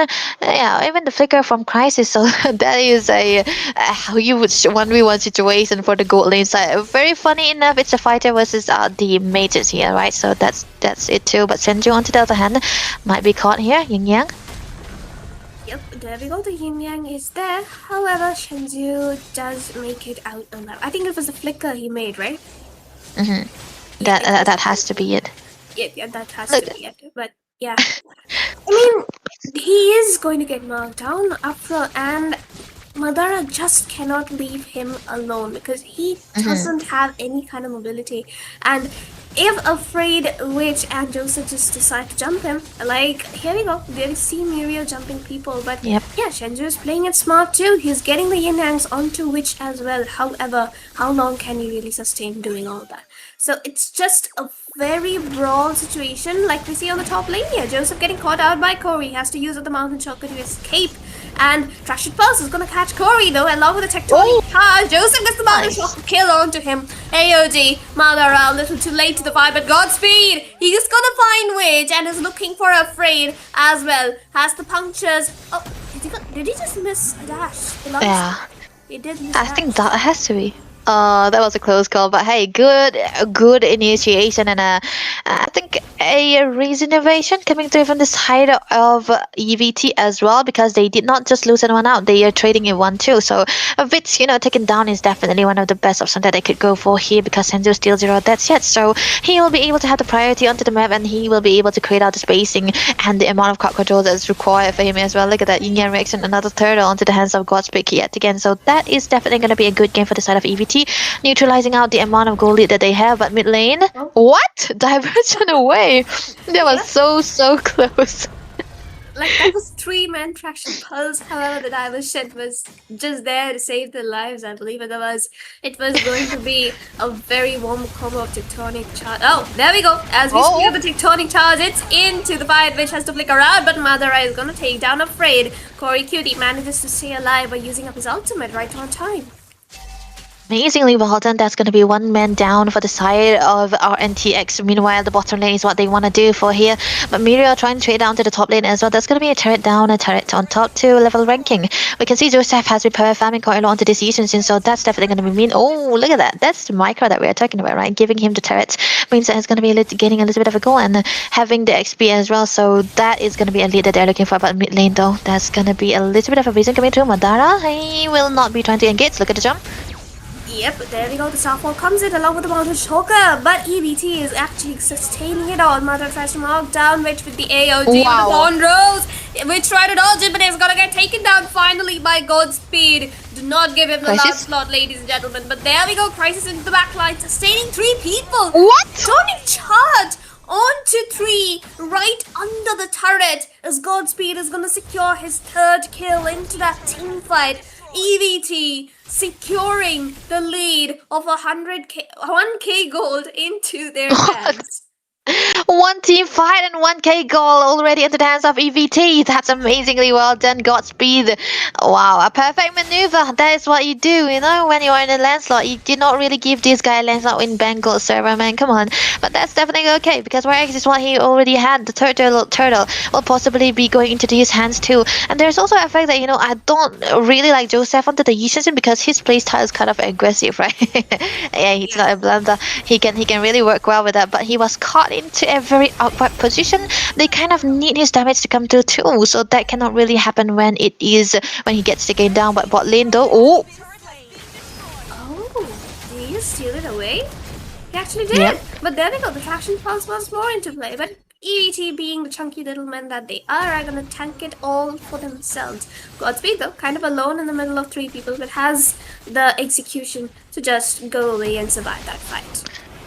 amazing. Oh man, now that the mid lane is the mid turret is taken away by EVT, it's opening up a little bit more of a vision for EVT, and they will be having more space to have that surprise attacks when what you usually go for the taunts on Madara, and it would eventually work out if they have that. But the momentum created by a Grok is just so much. This hero in particular can create a lot of spaces for the team, even though you do not really have the advantage onto the map. Because even though you are unsafe to walk into the bushes, you always have to try to have the ways to purify it all out and get away with the tech charge too. And I think that is the advantage of having a Grok even into the losing side. And now that we looked at it, the only thing that's been taken down by that's been perfect for EVT has been the mid turret, right? Our NTX might eventually try to focus onto this mid right now, the mid turret that can stand that's been standing right now, which calls out the jungle for EVT.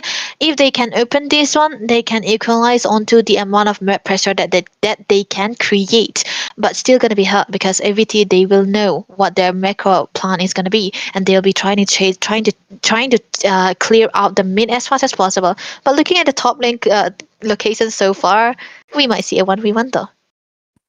We should be able to. Like, Joseph is kind of just waiting for someone to pop into that bush before he clears up the lane. But is he aware that Lancelot is coming his way? That's the main question here. However, yeah, back into the match. Yeah, and Joseph is aware.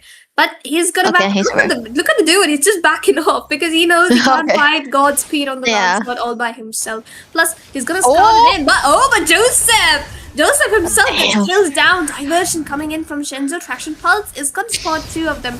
However, Shenzo gets caught under the turret with the tectonic charge. Miria with the Starfall is going to find the kill onto him. Which tried to survive that, but the Phantom Execution is going to secure the kill, and once more, Godspeed is going to find a double right under the first turret, under the top lane, and they're looking for more. They want Mirio too, but he's alone, and he cannot sustain 4 people onto him. He gets shut down by Crisis. EVT here on a complete roll, securing a 2k goal lead into their favor.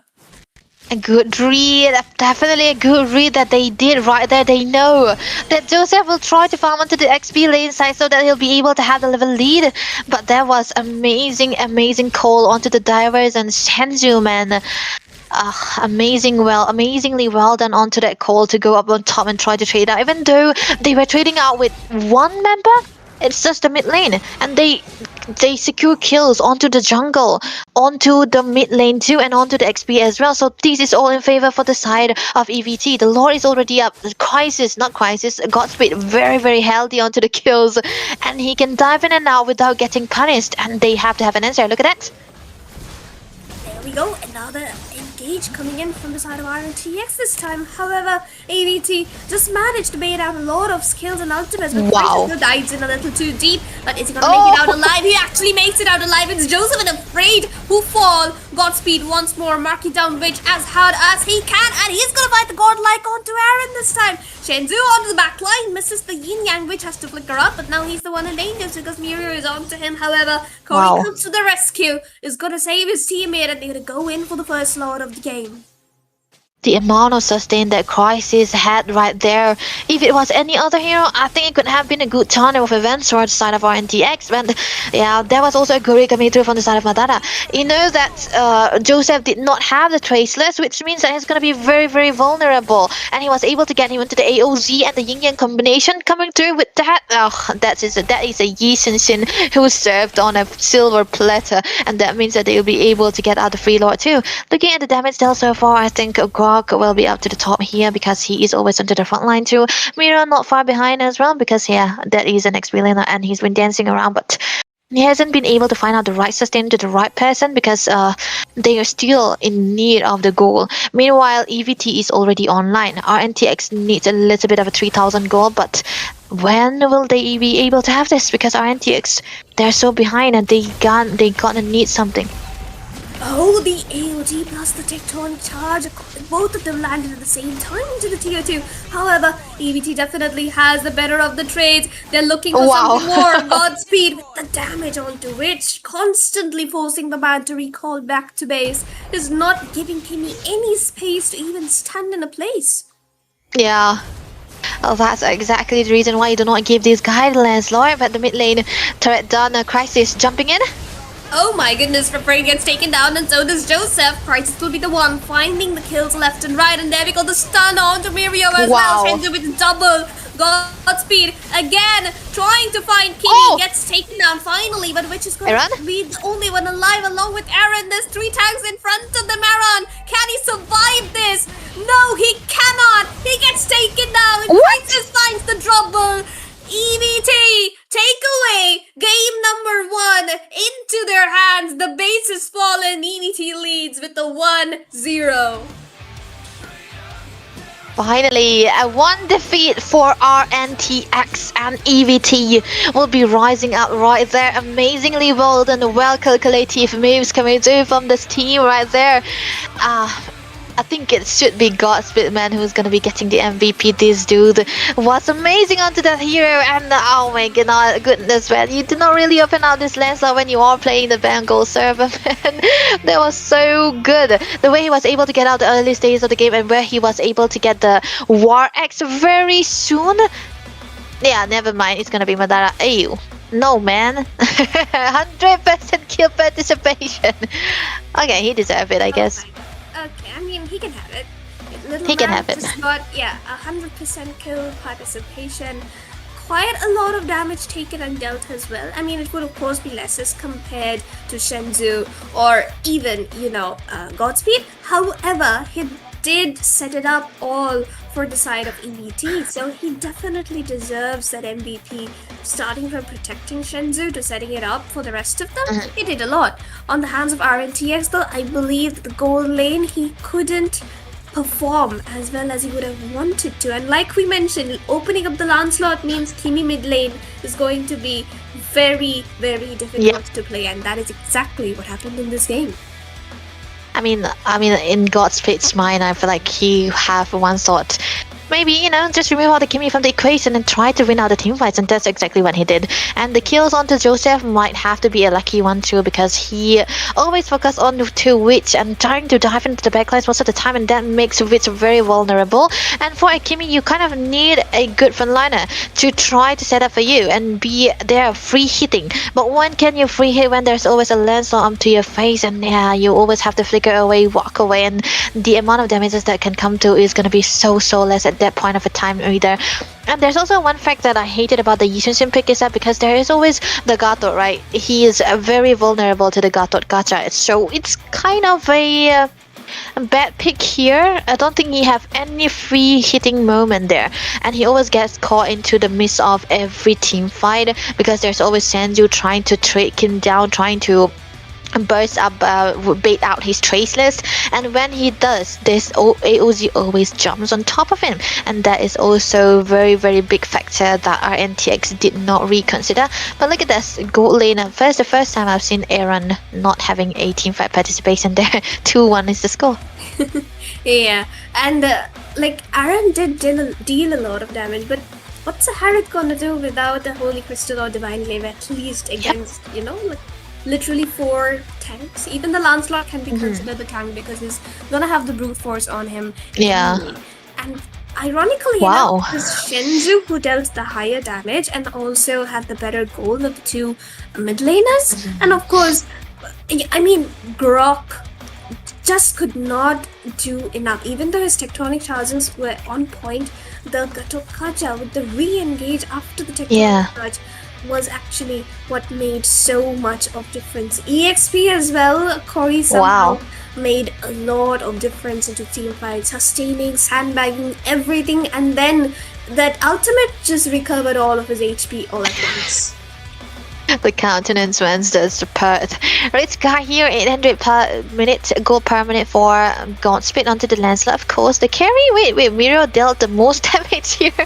Wow, amazing. That's an Esmeralda, of course. Sandbag, of course, we have seen it throughout the game. The Grok was still onto the front most of the time, afraid, just dancing around, and he's just, being the damage circle. The wingman, this guy is 100% team fight participation dude onto the Gato. Yeah, he's got his comfort, and if he doesn't really perform this way, I mean, he deserved the MVP, of course. Godspeed really did a good job to the early stage of the game, but I think most of the second week too was also the Gato, also Madara. He's been so good onto that hero, so I hope he doesn't really get that hero again. Maybe Godspeed's hero has to be removed, but we cannot know because it might be this will be a Mumbai server game, right? So they can open it out, so they cannot or maybe they can get Joseph, one of his main heroes, not the Yishun. I hated the Yishun, that it was too expensive of a pick, like the Yishun Kimi altogether. Yeah, the Grok was put in a very peculiar position where he has to be the one doing everything, right? Yep, you can't do everything alone if your damage dealer is gonna be falling so far back behind. Like, who's gonna back you up when you set up 3 people in front of you? Nobody. Yep. So, yeah, like, as we move into the draft right away, EVT are not gonna take any chances despite having the first pick. They have banned out on the Hilda as well as the Yeeb. RNTX, meanwhile, banning out the CC and the Kalia. The Kalia, though, I feel is a bit of an unnecessary ban because you can still pick up any kind of mage, like the possibly the Jukshin, possibly the Kimi, to just counter her out. However, I mean, their choice. And EBT here have been banning out the Fredrin because, just loves playing the Fredrin when it's a disadvantage. Oh, sorry. It's an advantage server game for them, so why the Fredrin? Good question. They might want to set up for the Basha too. That can be possible. I feel like RNTX just ban away the Kalaya because it's one of the most comfortable hero for Madara too. After the Gato, that is. So, which hero can be a possible ban here? There are so many options. The Landslot could go, but the fact that they are playing into another server right now can also be a factor. And EVT, they don't shy away from picking out different heroes. They usually go for whatever instincts that they want. Like we can see from the Louis, we can see from the Tamus already too. They have to be the team that has picked out the most unique heroes. But RNTX are also not well behind because they are the one playing out the Ling or the Martis even. Gato ban again, so this is definitely going to be a counter for Madara. So first pick, the Basha is open. Can they go for the Basha here, or is it still going to be the Jushin?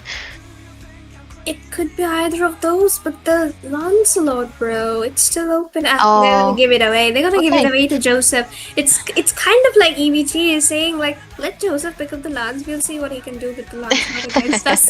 It's something like that, I'm telling you. Because Madara on the Grok is one of the forces to be reckoned with. So he is genuinely a good player for the Grok. So we'll see how that one works out for EVT, and they could always lock in onto the Jukshin up next. But Mirio's signature pick is right into the draft for the side of RNTX. Plus, they can flex it like you mentioned. So what exactly is Bitch gonna do it here? Steal away the Jukshin. Okay, amazing. This is a kind of a pick that they usually want to go for when they want that early game. So I don't think EVT would want to play out the Lancelot here anymore. And Sarah, I think Joseph prior pick usually is in Lancelot, right? It's the Fanny, Fanny. He played into the previous games too, so yeah, that is one of the best options that he usually go for. But if it's also the Lancelot, I wouldn't mind. But EVT though, they need to pick something here. The Kimi is still an option if they want to go against the Kimi, but there is a Dragon already, so it's also gonna be not the best pick here. What is the safest option here? Lunox. Oh, the Lunox. Lunox. So early, right? Yeah, it is a bit early, but then again, how is it gonna work out? Yeah, I mean, Corey's is definitely something very good that he is with. However, the Lunox pick is something I am a bit skeptical about because, Madara is gonna go in for the AoE setups, and Lunox can mark down only one. Unless he goes for the Ruby DD, but that's a very, very late game situation. So how is that gonna work out for EVT? I'm very curious. Actually true. I think they just want a winning lane for the experience side because they pick out the Elise already. The clearance is good in comparison to the Yuzhong, right? And when you want to play against the Yuzhong, you want to set up for the early turtle because if he have the lead, he's unstoppable at one point. So yeah, that is a good stop. Now for RNTX, Khalid. Khalid is a very good option to go when there is a Grok. So they are full on into the early game. So they kind of need a little bit of damage into the jungle, or either the jungle or the gold lane.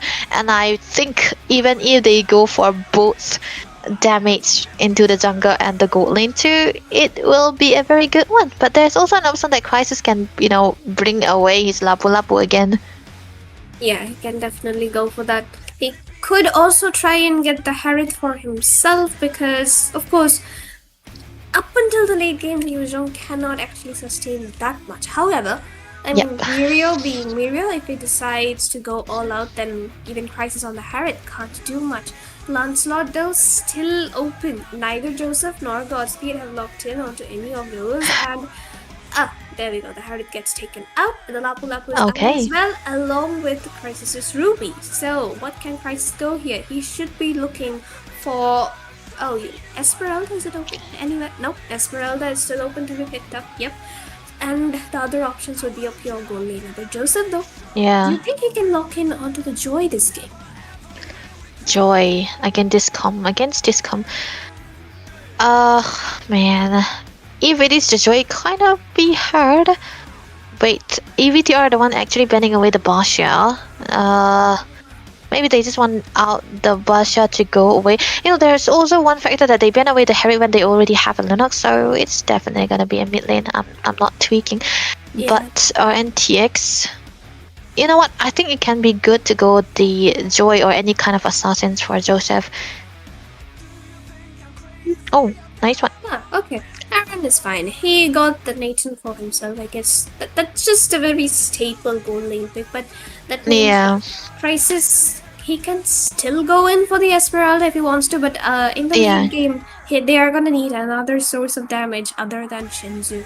Of course, they're gonna need one. Lancelot, still a good choice. I had this thought that maybe the confidence coming through from Godspeed is definitely going to be out there. So this means that the Nathan or even the Jushin will have to be very careful. So EVT might want to go for another fighter into the gold lane side. Yeah, Esmeralda could have been a very, very good option, but now that they ban away the Lapu and the Ruby, I think it's gonna be too much if he plays another fighter. I mean, another marksman, right? Oh, there we go. It's gonna be the Uranus into the midst, and onto the the jungle, and Fanny. Nice one. Okay. A lot of damage, man. Wow. A lot of damage indeed. It's like, I mean, it's like Lancelot versus Fanny, but Lancelot on the 60 MS versus Fanny onto the single digit MS. So Yeah. that's gonna make a lot of difference into this game. Yep. This will be very fun to watch, I'll tell you. It will. Imagine Joseph losing out the retributions, I'm not. Because it's a Lancelot, man. It's a Lancelot, right? With the Sword Rose, it's a 70% retribution rate. So, and most of the time, the Fanny doesn't really care about the turtles. He is more focused on to prioritizing onto the side lanes and gets the kill out, because he can even trade out the turtle for a kill and they'll still be eventually a good thing for a Fanny. So I really want to see how this Fanny is going to be playing out, because this time around his target is only going to be the Lunos, who have a way for survivability. The brilliance is there, and he will not be able to melt down the Uranus into the later part of the game. That can actually be a disadvantage for the side too. But hey, Uranus into the early game, they can create something here. But to be honest, I think they just want that early game pressure for the Fanny, from the Fanny into those objective tags and all, so that they will be able to have Aaron carry the game into the later parts. But it will be very, very costly of a team fight most of the time, because EVT, they are sure they will go in and have all of those momentum for themselves, but for RNTX it's very tricky. Tricky indeed, because Crisis is actually going to be sustaining a lot of damage into this game, because last time it was Corey who just sandbagged everything with combos, but this time around, Crisis, he can easily sustain a Nathan's damage, like at least until Aaron gets up his Holy Crystal or Divine Glaive into the 4th item slot. But that's a very far away thought, because dragging the game up until the 14th minute for a Nathan power spike to be online is a huge deal. And with that, ladies and gentlemen, we are back into the land of dawn. It's EVT versus RNTX in the round robin stage. You meet once, you fight once, and that's all the points you're gonna get or not get. And RNTX are already behind by 1 game point. So EVT here definitely, once the 3 points in their hands, will be looking for a clean sweep, and RNTX will want to go for a reverse sweep for themselves, or at least steal away 1 point from the hands of EVT. So with that, we are into the game. Yep, definitely going in already and afraid being the aggressor onto this Khalid right now, just running away and trying to give a little bit of a reason, which is what you want to do against a Grog, right? You don't want the Grog to be in your jungle. You want to be in front of the Grog and try to mirror out his advantages that he have onto the movement speed, as well as the way he will be able to use other passive too. Onto the bottom lane though, Aaron, I think this is definitely going to be a dead lane, because fair enough, you'll see that Nathan really wants to stay into the lane as long as possible, but hey, Madara, careful, man. He needs to be careful, bro. But Well? Joseph is kind of caught out, but yeah, he's just gonna make it in alive. It's Fanny after all. But the early pressure is there though from the side of RNTX. And there we go. Another pause being called in. So let's just have a look at the items. Khalid with the Wilderness Blessing and the Firmness. So that's gonna make him more of a sustainer because he doesn't have the thrill, so he won't be dealing any kind of damage.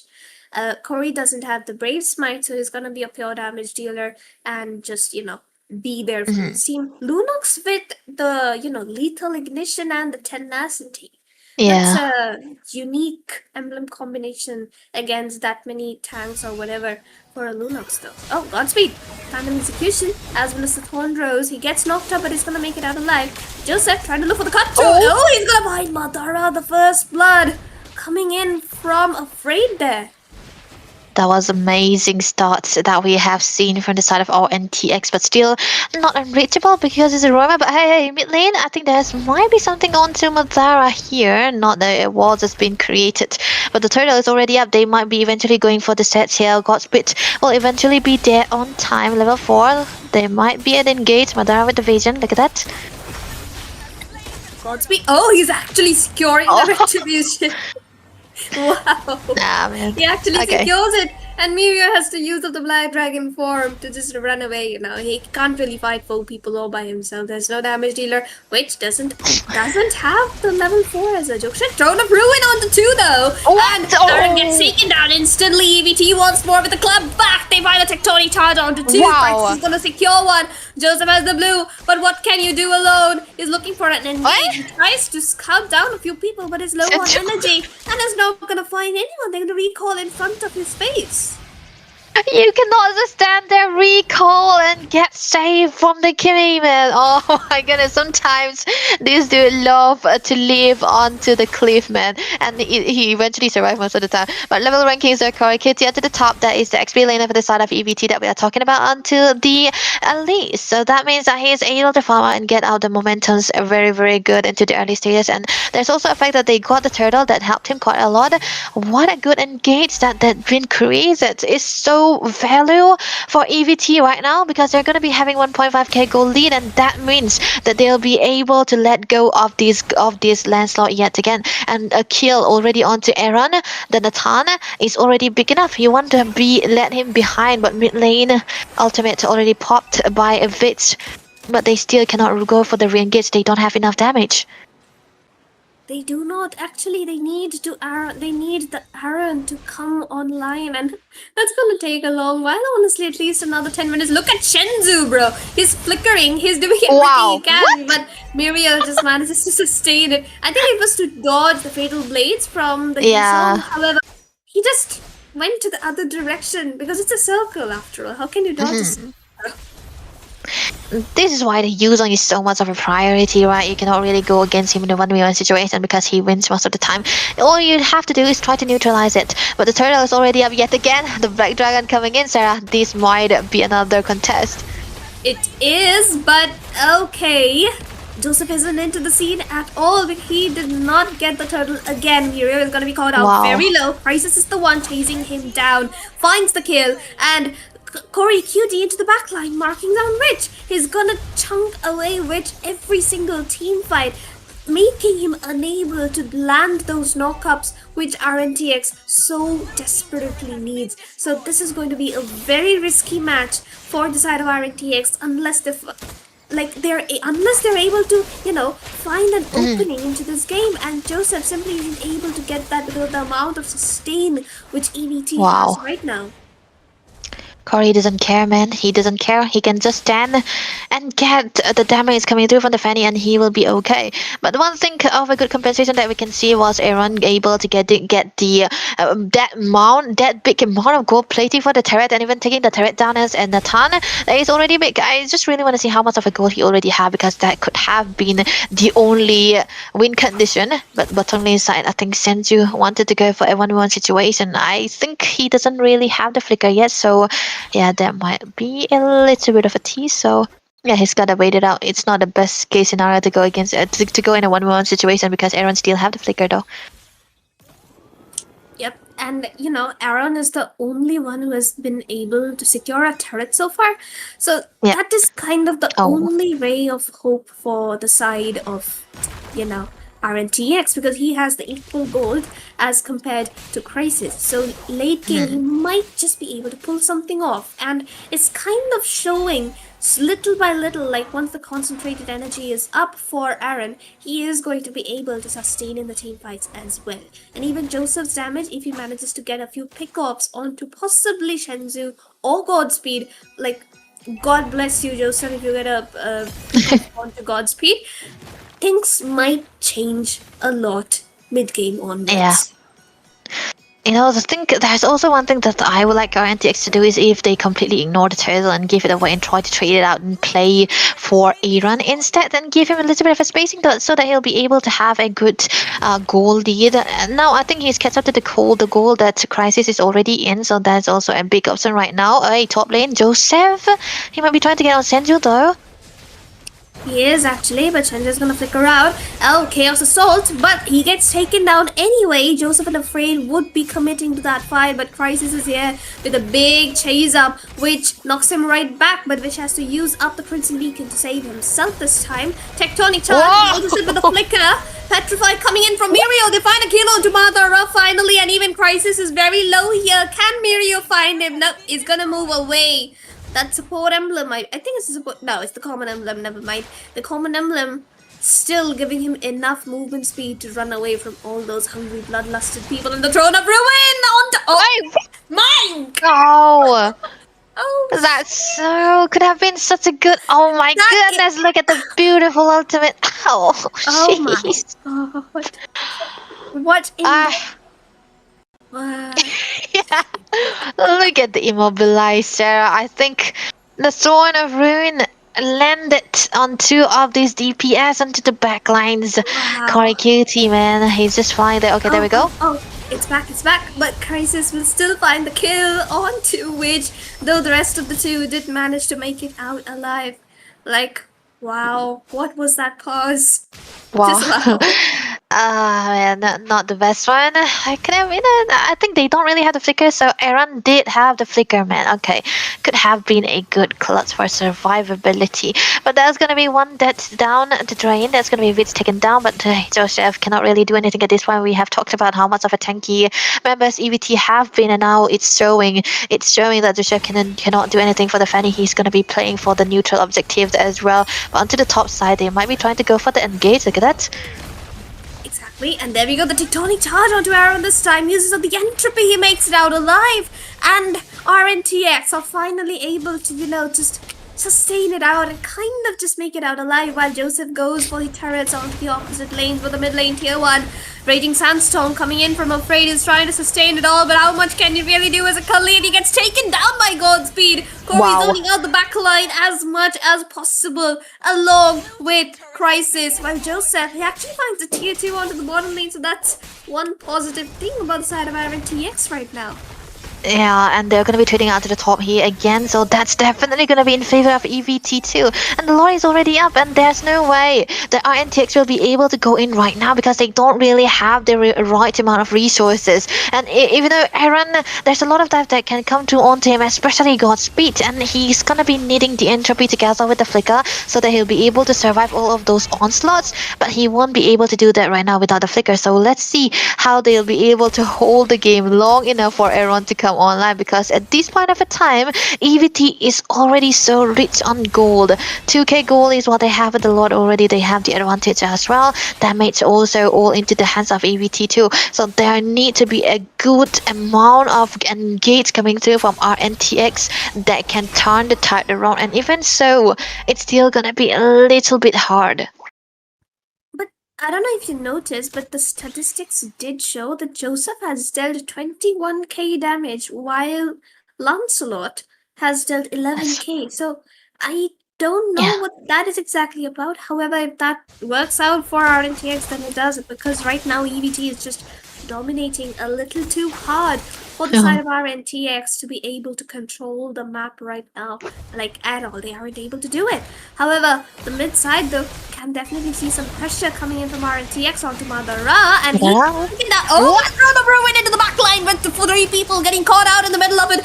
Aaron has to flicker out back to base, but the rest of the members, RNTX slowly but steadily coming back as Joseph finds a kill, but Godspeed Whoa. still going in for more, misses the thorn. Oh, that's- Trying to look for the turret. Joseph's still looking for something, but is not gonna be finding anything because the energy, it's over. Mirio trying to look for a poke, but he's gonna have to back off with the minions charging right at the inhibitors. Wow, that is actually amazing for RNTX, because if they are actually that behind, you do not really want to trade it out. War X already built up by Joseph there. He's still 0 there, so that's going to be a little bit of a sustain, a little bit of 2 damage that he's trying to look for. Then, to be honest, the most damage dealt from the side of EVT is Crisis actually onto the Uranus. That's amazing. But onto the other side, there is a lot of space being created. Godspeed not taken down has to be one of the greatest options that EVT actually have. But now that he is actually able to play out the long lanes and get out all of those inhibitors, not inhibitors, but the outer turrets, I think this can also be the duty of Joseph right now onto this Fanny. Whenever there is an engage or the leftover engagement coming through from their side, he can go in and out. But another free turret taken down onto the bottom lane yet again.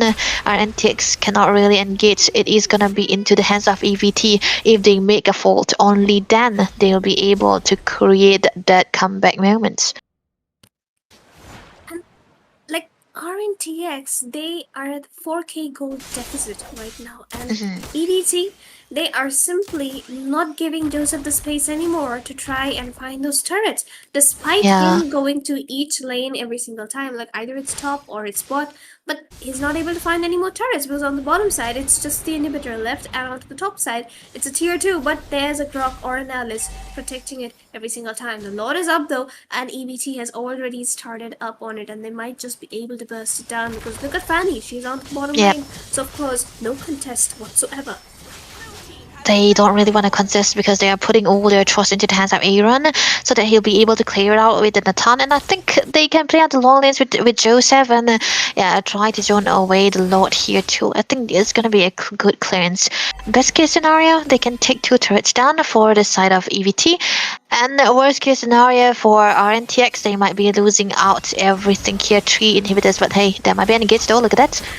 Yep, we can see the Throne of Ruin once more, onto which and exactly Aaron, the 2 damage dealers. Wow. But they are going to have...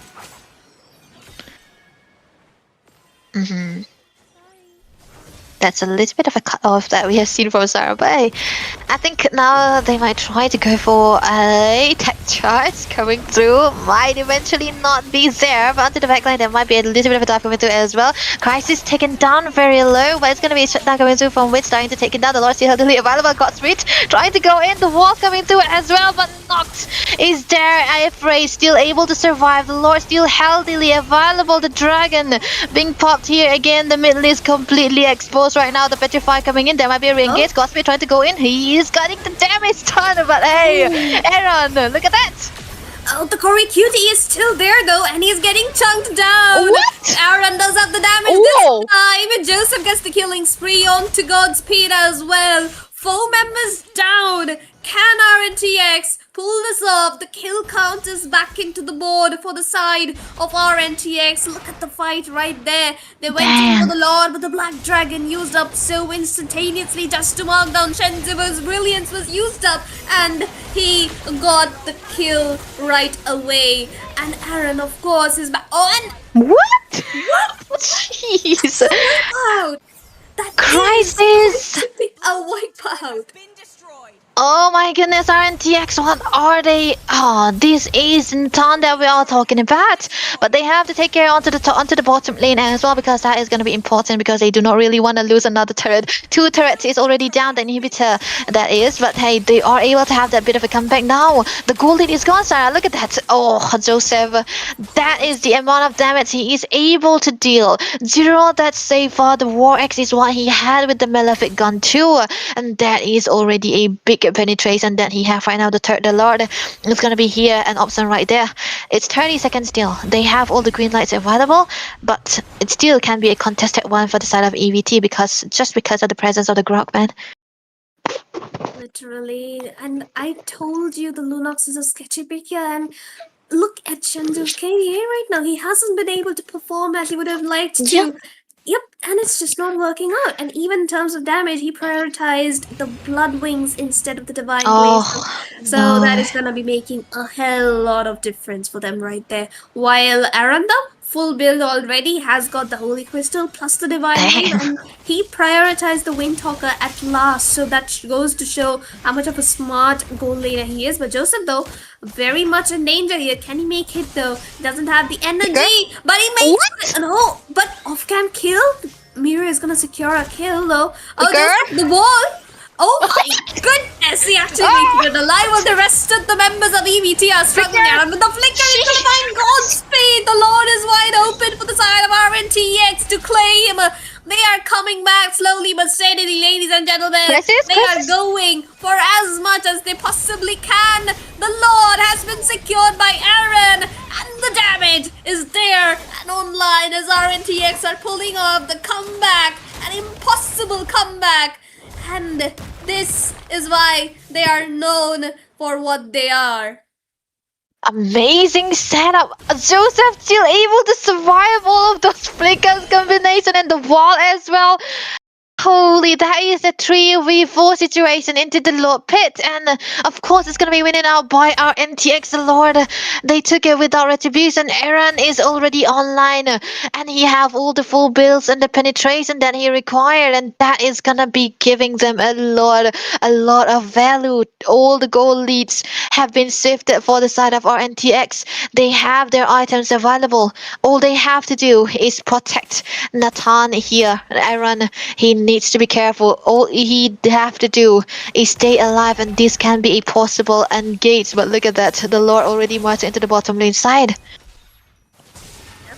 The Lord is going to be in a few seconds. Crisis trying to hold it out to avoid the enhanced Lord hit onto the turret, but he's not going to be able to do it. The inhibitor is getting chunked out on all the lanes. The mid lane is getting marked by the side of EVT. The Throne of Ruin, this time they'll miss this out on any single target. They did manage to save the inhibitor onto the bottom lane. However, EVT is just going to be waiting it out for the next wave or the next Lord, and they're going to be going back and playing it safe. Yeah, they have to play it safe. So this is the discipline that always come true from the side of RNTX. They don't usually go for a bad engage if they are. This is also where the calculative parts come through from them. Late game is what they want to play too, but EVT, they are monsters in late game, and they are known for playing long games, so this can eventually be there in favor too. But for them to make it work, Senju has to step up. He needs to have a damage. Already he got the Divine Glaives also, and as well as a Wishing Lantern. That is already a good damage, so he might want to go for Holy Crystals too. So because he is the main damage sources right now, Godspeed is going to be there, but he's a little bit under the tanky side. But on the other hand, for RNTX, they have Aaron. He is very active. He's just one dash. He's all over the place with the damages, and he knows that he can be the sole damage dealer here, and they are well protecting him too. And that can also be a problem for EVT. They need to take Aaron down, but how will they do it? That is still a very sketchy decision for them to make. It's just going to be the Alice who can mark him down, honestly. Like, the Alice goes in, and then Madara follows up with a Flicker Tectonic Charge, possibly, and then Crisis has to go in to finish it up along with Godspeed. That's the only way they find Aaron in a series of events. However, the way he has been playing, the positioning though, Shenzu. He is very tough here. Gets spotted out. The damage though, it's online. Can he find Witch? No, he gets taken down. The mission was nearly complete, but he didn't make it. Witch had the sustain, had the brave smite there to help him with that little 200 HP region, and that's a one man down before the 19-minute Lord of the game, Debbie. Wow, that was amazing. A good initiation, I would say, but it would have been better if he has that initiation onto Aaron, not to Witch, man, because Aaron is the soul damage dealer. Now this Lord, it's gonna be a 4v1 situation. Oh, Crisis! He's going in though, but he gets shaken down. It's Aaron, ladies and gentlemen. That is the young goal laner. That is the talent we have. He's online and he's going for more. Madara here, the only one in the range that RNTX can reach. But he is taking quite some damage from Witch though, but he's also, he's taking a lot of damage. And he gets the tectonic charge onto 2, but there's no backup. Joseph marking down the back line as well. Godspeed getting marked down by Afraid, but he finds a kill. Joseph though, in danger here, but Witch is gonna find the double onto Corey. Brilliance being used up by the Ludox. He's trying back over the Petrify from Miriel. Right on point. Should be finding this kill. He's sustaining everything, this dragon. And even Witch uses up the wing at the right time, but Godspeed, he can find a kill. And he does. Thorn Rose comes into play. Wall spam coming in from Joseph, and the Sky Pierce. The passive should be enough for Witch to secure that kill as Aaron solos the 20-minute Lord all by himself. The Nathan's dream is to take the Lord all the time without the presence of the jungle, and they know this very, very well because the Fanny now, he doesn't really care to go for the Lord with the retribution. He's just gonna have to be using out the amount of damage that he have, but damage dealt, I think Miro have a decent amount, and Aram though 87k is what the damage he have, and that is definitely not comparable to the amount of damage that EVT provided, because that is not gonna be enough. The evolved Lord is marching again onto the bottom lane, which is the weakest lane so far. Yeah, RNTX, they have to have this. They have to sing out the minions. They have to have at least 3 of their inhibitors taken down, because talk about the Lord, it is already evolved. Very evolved at that. However, if RNTX do not push ahead with this one, it's going to get a little harder for them to, just end this game, because they don't have a full-on dive-in hero except for Afraid trying to go in for a flicker setup, which is exactly what he will be trying to do. However, EVT are actually holding very strong, and Crisis alone is holding up the Lord onto the other lanes. However, the mid lane inhibitor has fallen, so will the bottom lane as well. Crisis cannot defend it all alone. There we go, the enhanced hit from the Lord. Hits the turret. That's 2 lanes exposed, 2 major inhibitors gone, and the third one dwindling at the very last HP it has. Talking about equalization, that is gonna be a well worked done by RNTX. Now finally they're able to equalize onto this objective. Why is only 1 inhibitor standing for them and for EVT too? But there is a change up into the fact, and now they have a lot of gold onto the lead. That means that they'll be able to trade out any amount of gold that they want. 2k is what the gold give into the advantage too, and that's amazingly well needed for RNTX right now. This is gonna be a do or die situation. Whoever wins the team fight will be able to end the game very easily. And for RNTX, they have to remove Senju, and that's all okay. But for EVT, all they have to focus on is Aaron right now, because he's the sole damage dealer. But then again, with this amount of front lines that he have and the divey composition that they have provided with Joseph onto the Fanny too, they can eventually, it can be a very, very hard, engage that they are looking for. But the Lord, this should be contested by EVT too. This is it. This is like the deciding Lord of the game, and RNTX, if they secure this, like 98% they win this match for themselves. However, if EVT and Godspeed, being the rhetoric clutch god that he is and that he has been doing so far, if he makes it for the retribution, marking down which is it? However, you're gonna take a lot of damage though. Black Dragon marking down Godspeed, but onto the back line they are marking down Aaron. There's 3 people onto him. Crisis gets the shutdown.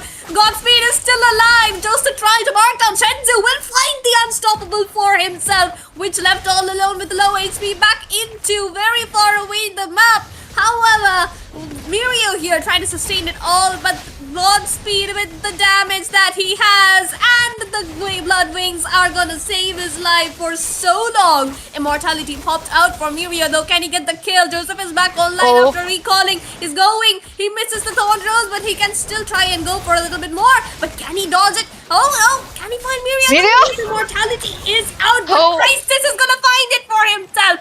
Godspeed trying to look for more, but here this side which is getting countered by 2 people into his face. Makes it out alive. Only 3 people left online from the side of RNTX. And the minions are going to be charging in though. And Grok has to go back while Uranus will be left out all alone to defend the minions on the mid side all by himself. But this does mean that none of the teams can take the Lord. Oh my goodness, do you think it's gonna be a restart yet again? Godspeed down. RNTS, they still have their jungler available, and now Aaron is gonna be up here yet again. It's already into the hands of Crisis to zone them out away from the Lord Entropy. And there we go, Aaron trying to deal some damage there. Crisis is taking it as well. However, the region is a little too much, but Aaron does not have the Entropy anymore onto him. They're trying to mark down Afraid a bit, but they're just gonna back off and try and just bait out the Lord just a little bit so that RNTX takes it and comes back out. They need to take down Aaron if they want to win this EVT. However, reaching him now should be near impossible, because once they did that, this time around, Madara will be very aware of the jump in onto Aaron as well as Witch. Flicker for Corey might be a game changer. That is, if he is able to land the Sword of Ruin onto Aaron, who also have the Flicker. But the immortality should be on cooldown, so that can be an advantage for Corey QT, especially for EVT. But the Lord is what they want to do here. This is a decider.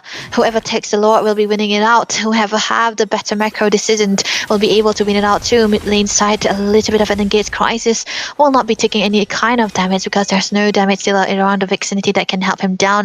It's going to be into the hands of Godspeed and Joseph, who will be playing the long lanes, try to create out momentum for themselves and have the sync onto those minions so that they'll be able to have a good start. But Senzu reading it quite well will be clearing it out as well, so it's going to be a quell again. Everyone have full builds already, which means I think Aaron might want to go for a little bit of a defense so that he'll be able to survive all of the dive that is thrown upon him.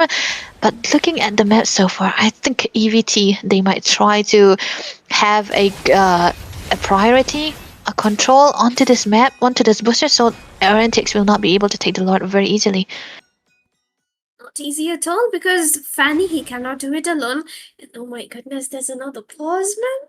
It's 27 minutes. Why would you need a pause at this point of the game? But okay, we're just gonna be on with it. And like we were saying, the Fanny, even though he's at 605, man, hasn't died even once, but he still cannot take the Lord all by himself. He's a Fanny after all, doesn't have that much of a spell vamp or lifesteal. He needs Aaron to be there with him. Meanwhile, even EVT is in the same kind of situation. Lance can't do it all by himself. He's gonna get chunked down. It's a 27-minute Lord, ladies and gentlemen. He needs Shenzu for that burst down with the Chaos Assault. So whichever team loses either of these 4 members first are going to be at a major, major disadvantage.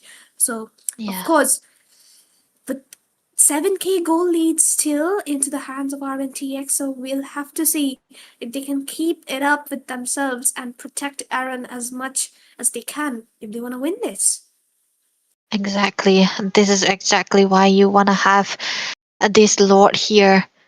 And Aaron, he is going to be the sole damage dealer for RNTX, and they have to protect him so well. Look at the setup, man. Miro is all there alone, and he doesn't really have the immortality yet. And Madara together with Corey, it's not Corey, Crisis, they are just trying to zone away as much as possible. But there's also a fact that, RNTX can play out the long lanes because of the presence of the Fanny. He can be there. He can be playing out the long lanes and let RNTX, let EVT be very aware of their lanes and try to stop them from starting the Lord. But there's also a same scenario for EVT, man. Godspeed can always play out to the bottom lane side, but looking at the lane so far, I think Joseph can just play the top lane here for Senju to be there so that they'll be able to burst down the lot because they also have an Atan. But the Atan should be protected here, man.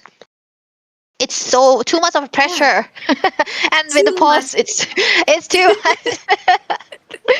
Literally, God. like RNGX possibly right now they're like, dude, Aaron, just stay alive. Oh, and we are back, and this is going to be like the very decisive next 3 to 4 minutes of the game, because whoever wins or whoever loses is going to depend on who dies or makes a mistake first. And of course, Yeah. oh my goodness, the Tectonic charge comes in, which is the one in danger.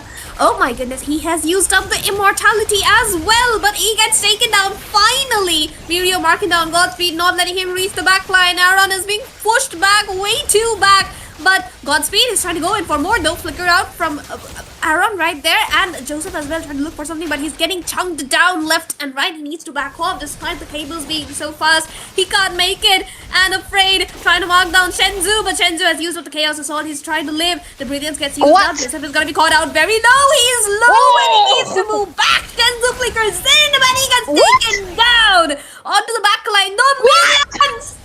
The Minions, ladies and gentlemen! RNTX wins with the Minions backdooring from then. 1-1, we are on for game number 3. Wow, man, that was what? I just vanished because it was too much.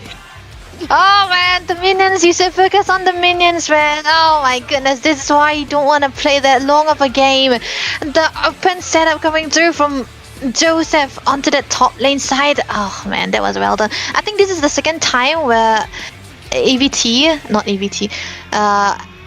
RNTX are able to win out with the long lanes. What? It looked like it have been so bad for RNTX. Witch was down, but who's gonna be getting the MVP? Oh, it's gonna be the Natan, of course.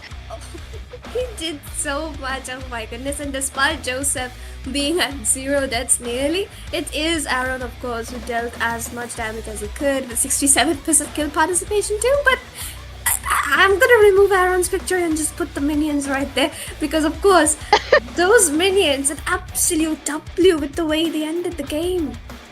Yeah, man, the W minions. This is why you want to play out the objective in long games here. I think it's amazing. If I was EVT, I would be so pissed, like hella pissed, 100% pissed, because that's really not how you want to end the game, right? Senju did everything, but hey, dude is 8-6. In the first line it's kind of comfort for him, but I don't think the Lunox really is. And I think at this point also I want to praise Joseph quite a lot because of the way he was able to play out the long lanes and able to reach on time, and him not being taken down anytime because of the damage that EVT already have. He have the tankiness, and he also got the goal. Yeah, he have the high goal also because of the way he was rotating all over across the places. And Aaron, man, if I was in his position, I don't think I will be able to handle that amount of pressure. Everyone is jumping on the dude, and he still survived. Everything, man. Yeah. A lot of pressure he had onto himself, going back and forth every single time. And the moment he stepped 2 steps forward, there would be Crisis and Corey into his face. And he was like, dude, do I go in front or do I not? But he was just getting forced so far back every single time. And at the end, EVT just committed everything to take him down. Which, however, sheesh, the minions, bro. End of the day, they just made it for the side of RNTX.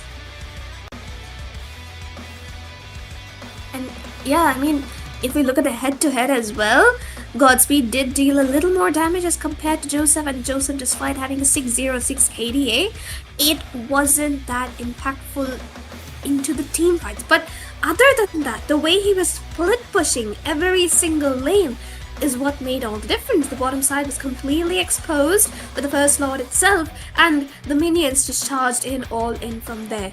Shenzhou, of course, didn't perform as well as we would have liked him to. Damage though nearly on par with Witch, but of course, the Dukshin wins out in the team fights, and even the Roamers, afraid, did manage to sustain a lot more and also deal just slightly more damages compared to Mandara. However, the Grok setups were insane into the first games, and the EXP laners, of course, Mirio and Corey, both on such an equal level. However, the Black Dragon did make a little bit more difference than the Alice, but the Alice marking down the Nathan is also something we'd have to commend, Debbie. Yep, I guess she'll be back with us in a little bit. So, as we can see, Rich Guy, of course, Joseph, no deaths at all, while the carry is going to be Aaron with 134k damage dealt. Crisis sustaining nearly 400k, that is something huge, while, of course, Afraid with the 15 assists that he has. As we can see, RNTX a little bit better towards the stats. Of course, they have a 13 kill lead into the leaderboard, the scoreboard as well, so of course they did do a better job. It was just the draft of EVT which made things so very hard for them, just completely zoning them out in every single team fight. But other than that, Debbie, I think that RNTX winning that game was not just luck because of the minions, but also because of the fact that they held out the game for so long. Yeah, man, I think I disconnected too much because of the way the minions came into my room, that's why. Yeah. Minions winners, man. This is the second time I've seen this lineup, not this lineup, but these people winning with the minions here. It was previously in the meme section. I love the memes, man. This is why I know it. But hey, that was a long game, EVT. They always does that, man. They always drag the game for so long, but kudos to RNTX to winning out. I mean, kudos to minions for winning it out. Because RNTX, they usually love playing the long games, and they usually win it out when there's always a choice for the late game. They always grab out the late game. And there's also one fact that they don't usually play out the gold lane marksmen, right? That is something that's very tricky of them. But third game, Sarah, what are we expecting? It's Bengal server again. Don't open the Lancelot. That's something I will say to RNTX right now. No Lance. Other than that, I think that if RNTX can just play to Aaron's strengths, you know what I mean, the goal lane funnel, just rotating onto the goal lane, giving him as much lead as you possibly can, I think that's the way to go. And the draft, since we can already see these people in a rush, Hilda, Eve, again the staple bans from EVT and CC, possibly the Lancelot. Of course, it's going to be the Lancelot getting taken out by RNTX. Yeah, finally, 3 games in a row we said remove the Lancelot, man. Come on, this is the third time it's charm. You have to remove it. RNTX now, they're gonna be forced to play a little bit of a utility into the jungle side this time around. EVT still sticking to the same exact ban that they usually go for. Amazing. You don't want to give Witch the Eve, but I also would like if they want to prioritize the Eve onto the hands of Senju, because he can do stuff with this hero. Him onto the lens too, onto those online finals. He's amazing. So what else can they be betting here for RN6? Okay, look at that, another Fredrin God. Yeah, I don't really understand the point of the Fredrin ban, because you can counter it with practically so many different heroes. However, maybe they're just respecting Joseph onto that hero. But other than that, RNTX and EVT, what are the options they have right now? EVT can go in for the Grok this time around. It's a Broken Walls game, so that's a very good choice. They can also lock in onto the Hilda, but that would mean leaving the Grok open. But they don't take any of those. They just give away the Hilda and the Grok to RNTX, plus the Jukshin, again open, plus the Dragon, again open, plus the Lapu, that's open as well.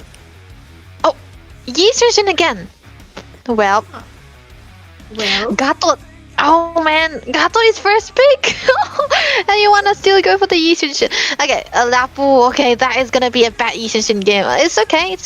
I'll see how we'll make it work, Most of the time, Aaron has to play out the carry. They need a magic damage into the mid side, into the golden side or the mid side either. So, Lapu, Gato altogether a very good pick for against the Yishin already. What can they go for here? If they go for a Farsa, just stick to the comfort, man. I think the Versa is a very good option to go for against the Eastern, but against the Dragon, you have to be careful. Just bring the Purify. Yeah, just bring the Purify and fly away when things get Yeah. tough. And I mean, yeah, but Angela! no. Okay. Angela. But for who? What's the jungle gonna be? For who? Xbox? Basha, Is it Angela? Basha? But Yeah. then again, you are going Bendel. for that kind of tank comps so many times. Ew. And of course it's going to Esmeralda. be Esmeralda. But Aaron on the Esmeralda though, we would have preferred him on his comfort marksman, no, in the third game? Mhm. Exactly. Now EVT can ban the Kimi, no? It's Wow. Though It's Basha ban, Yeah, I mean, that's it's one tough, good man. thing. Yeah, that's what we kind of read. If it is a link, I'm gonna crash out. To be honest, I guess no. Only Joseph should play it. Thank you. Onto the EVT side, they should ban out the Kimi here, man. Because I think which will be they're gonna be needing if Aaron is either onto the Esmeralda or the the Yuzhong, they're gonna be needing another damage dealer into the mid lane side, and the Kimi has to be the best possible option. But if they do not have the Kimi too, they can go for the Lunox, right? Do you want to play a Lunox though? I personally wouldn't want the Lunox once more. I mean, that's traumatic. However, if we can Kimi ban, go okay. in, yeah, Kimi ban is fine. Possibly the Jushin next from the side of EVT, while RNTX maybe they should take out on something like the Alice. There we go. It's the Alice or the. Can Godspeed go in for a Uranus jungle? What is your opinion on that? No. Too much tank, right? Oh wait, if he goes for the Uranus jungle, they're gonna need a marksman. Wait, they can play the carry here, or am I asking There's for the too Harriet. much? There's the Harriet still. Oh, Harry, but there's also an Esmeralda already too. So they're kind of forcing his hands, right? They're trying to force the deck. Lunox was what we were choosing for RNTX, okay? That's when the Kimi was banned, the Lunox was bound to happen. It's a no-go. EVT, they need to make this decision. They need another dive, no? Like, what is gonna be good with the Angela? Belmond? Oh wait. What? There's a Lunox already though. Yeah, that's what, right? Like, everything, like, the choices here have a counter each for themselves. However, the possible choices are so limited right here, and even choices. If he picks up the Harriet, they're gonna need to wait for that item spike after the Stallion's kit, so they're gonna need to hold the game. Sure. Okay. Okay. That's a good option. Oh. Tamos again! Tamos EXP and Lapu Gold. Okay. Oh, last pick. The Lunox, the Interesting. classic Lunox Kalea combination. Crazy. Well, in most scenario against an Angela, you want to play the Kalea so that you'll deny all the combination that can come through, because most of the time you might want to save the ult onto the Angela too, right? Or even the Joy too. Now I think Godspeed might have to be very careful here with the presence of the Kalea Lunox altogether. They are going to be dependent on the damage dealt from Joseph and Vich, but for EVT, they have one damage source, and it is Godspeed. Wow.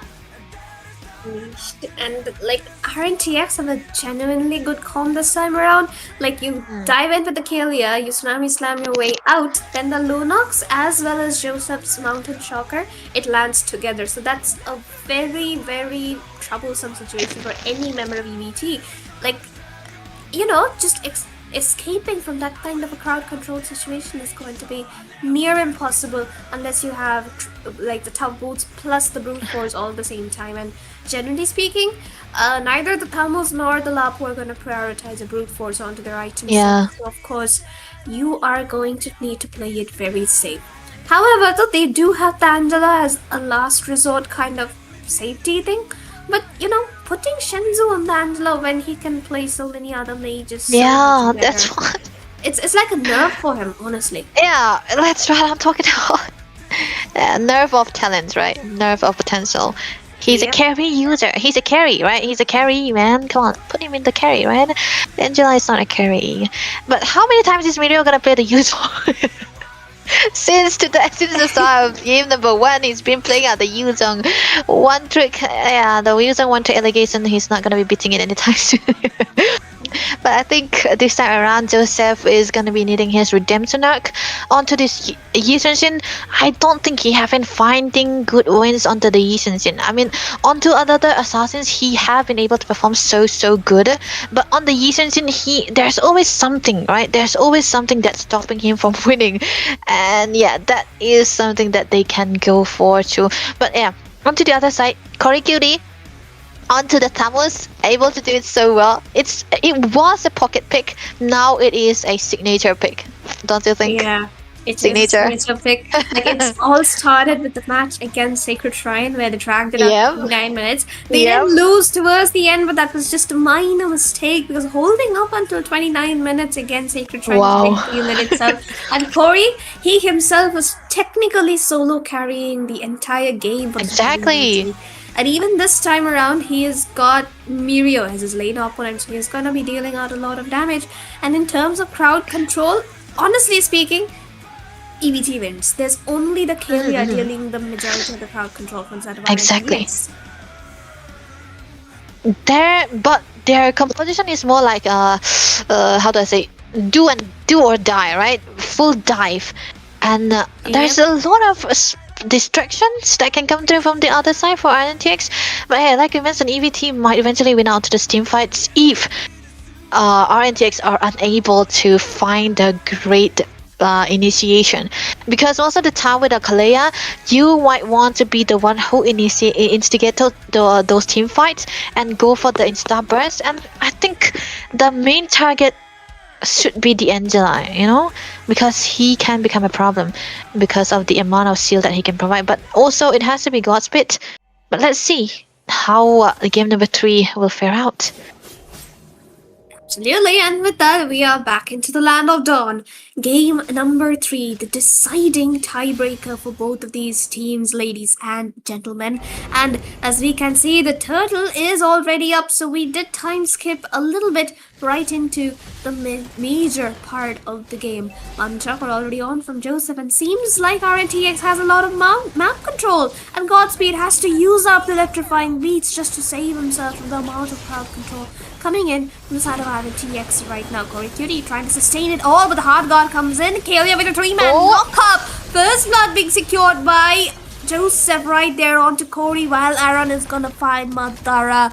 Oh, Crisis though, with the Lapu Lapu, trying to find a little something. Joseph is going to be taken down low here. Godspeed missed the dash, but is going to find the kill with that last beat for himself. RNTX, 2 kills plus the turtle onto their side. 400 goal lead under the 3-minute mark. Cooldown reduction for Senju onto this hero. And Wilderness Blessing for Vich. Oh man, you might want to go for the damage, but it's okay. He'll be able to rotate out faster than usual. 2 spellvamps that we already see. But another cooldown onto the hands of Afraid also. He is able to, he wants to go for the teamfight participation most of the time. A lot of spellvamps and brave smites that we have been seeing. We will see how the amount of constant and the sustains that these two teams has been able to provide. There's going to be a lot and a lot. But there's also one fact that EVT have in particular. They have the AOZ that can counter out every possible set that can come through from Kalea. But then the initiation always has to be done by RNTX for that combination to work out. But will it work out? That has to be the question here. But then again, they don't have the required control onto the map here. So they need to be really careful right now. Turtle, first one, already gone into the hands of Joseph, but he's still 1 death down, so that is not a big lead that they have. It's not big at all. Like, even 2 kills could change the way, and with the turtle coming up in another 10 seconds, I believe. There's the Tsunami Slam on the mid lane along with the Mountain Shocker, like I was telling you, but Madara does manage to survive it all. And now, Afraid is one in danger. Hard guard onto the Joy along with the electrifying beats. Enough to secure that kill onto, Afraid, of course. The clapback is just insane from side of EDT, and now they can actually take the turtle. They should have free access to it. There's no tank, there's only Mirio trying to go in. But he's too low. He can't commit Crisis though definitely has the zone potential, and even Corey is gonna like send them so far away. RNTX is just way too far to do anything, and even Witch unable to deal as much damage as he would want to on the Madara. However, Madara does get taken down. Mirio with the clapback as well, and this time around RNTX punish EVT for that overextend after the turtle. They should have just gone back. Ray tried to go in. Mountain Chocolate comes in. Shenzu doesn't have the brilliance. Gets taken down on that Angela. Crisis trying to go in for something. Tsunami Slam once more, but Crisis is gonna find Afraid. He's sustaining it all, but he finally gets taken down. 2 kills right after he got the Sky Piercer for Joseph. That is amazing for AE Shinshin right now. One that's down, he doesn't care. He have 2 kills after the Sky Piercer, which means the stack is going to be up right there. And the combination is definitely going to be there. Damage taken. Madara onto the top. That is the rumor for EVT, and which means that he was out there just standing in front of there, choking out the damages. But funnily enough, it's also Crisis up to the top. That is, the gold later, by the way. But onto the other hand, the turtle yet again. They lose out the turtle for RNTX, but they win out onto those re-engagement.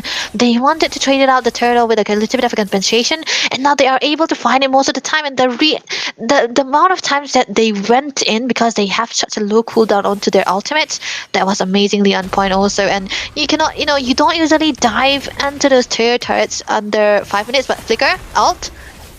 Of course, there we go. The AOG comes in as well, but we're just gonna find Crisis very easily. What? And RNTX seem to be holding this team fight strong for themselves, but Afraid goes in for a little bit more. Why did he? He gets taken down. Corey will be the one finding the kill, but Joseph though definitely looking for the mega, but will get shut down by Joy. Mirio finds Godspeed as well. It's like 1 for 1 for 1 every single time.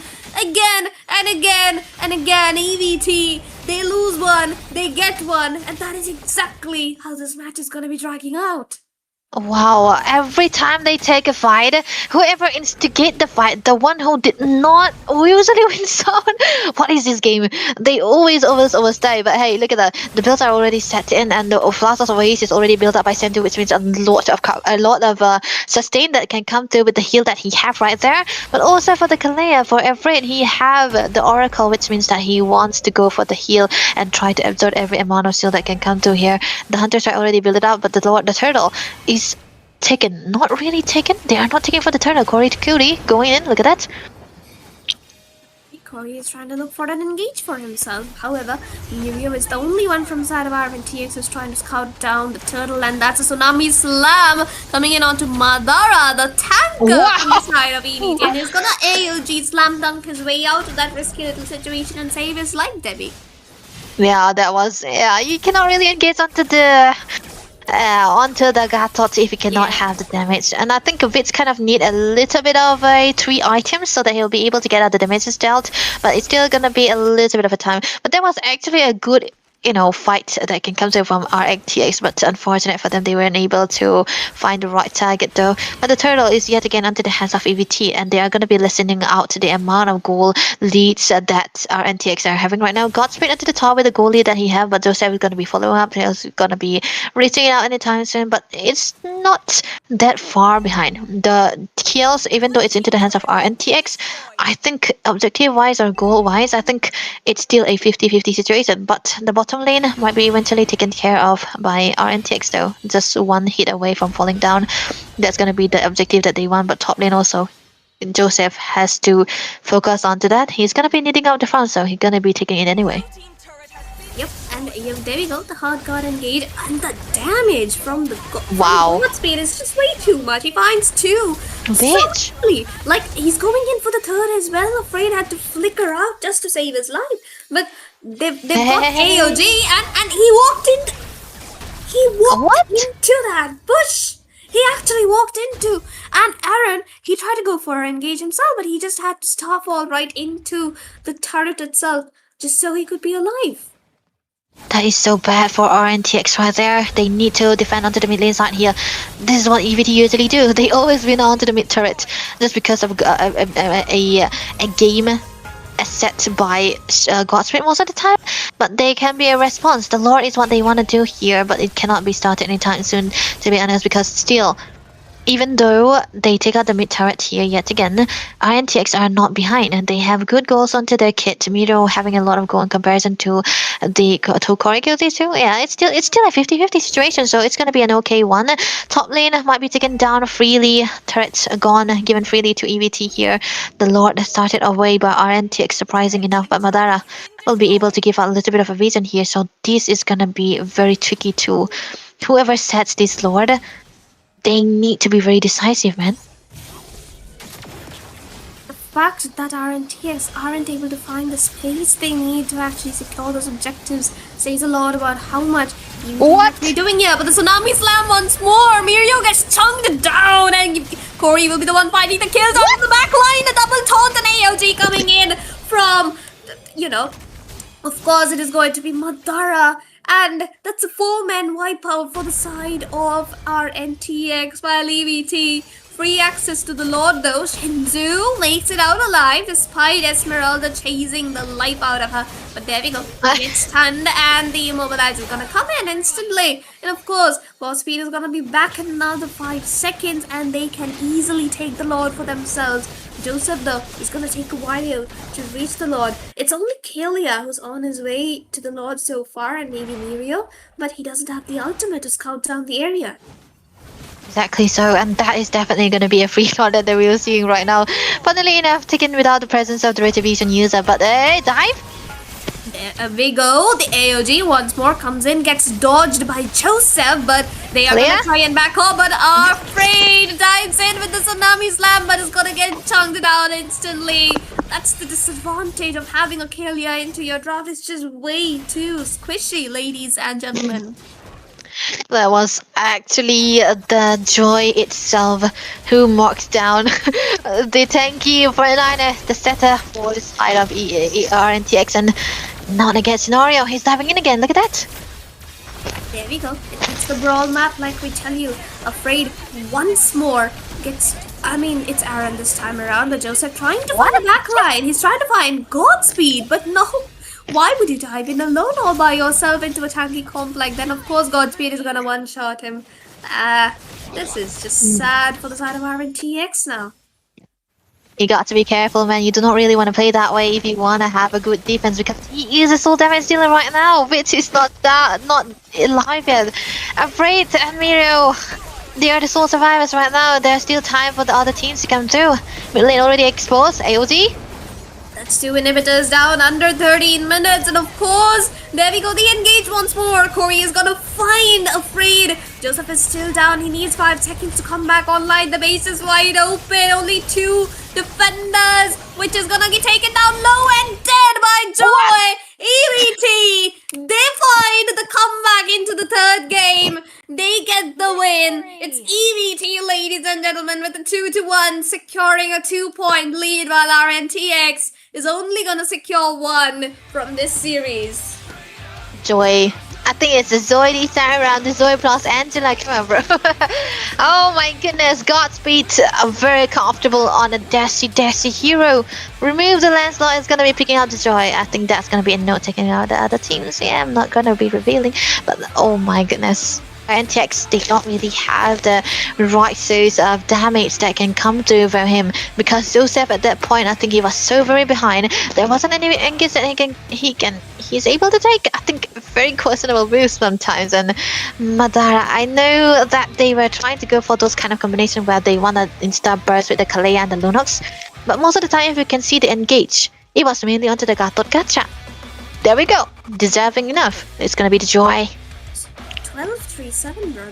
That's like huge, and 86% kill participation. And look at his damage taken is actually more than the damage dealt. That goes to say a lot about how much he actually did all by himself into the map. And the way Yisenshin was just getting 2 tapped with 2 dashes, and he was dead once the Genius Wand and Holy Crystal were both up. So of course that goes to say a lot that Godspeed, you remove one of his heroes, it's gonna come back with another. There's also one fact that Lapu Lapu Crisis is a very greedy builder, man. He, of course, is a goalie after all. Lapu Lapu with a War Axe and a Hunter Strike all together. Whenever he dives into the backlines, he's able to get all the kills perfectly done. And this is a Lapu we are talking about, disgustingly buffed, and he will not be dying even if he goes in. And always the follow-up coming through from, I think it's not even a follow-up, right? It's more like Godspeed instigating the team fights, because you have the Angela ultimate, right? Senju. We were talking about how much of a carry he is. I think he's already a great support too when you have Godspeed onto your side. Amazing. The draft could really, the draft shouldn't be working this well, man. But they did make it work. EVT, perfect. They were perfect, man. I don't think afraid, that he couldn't find the right targeting, man. You do not want to ult on Madara most of the time. It's a Gaton who can survive, and I think it's 3 times he ulted onto the Gatot and they couldn't burst him down because Vitz was solo onto the damage. Yeah, not good, man. I mean, it was the Kalia pick, it was the Kalia pick, which kind of just made RNTX a little less tanky than they would have liked. Because Aaron, of course, he did so well. He has a better rating as well. He dealt more damage, he took more damage. But it was just the fact that he's an Esmeralda, and no matter how hard he tries, he cannot make a difference as the Lapu Lapu did. And plus, of course, there we go. This is the main factor, along with the Garot Kaja being the next one up next. So, of course, the Joy, he was everywhere. And despite the early little disadvantage at the turtle, he decided to come back even stronger, and it worked out so very well for him.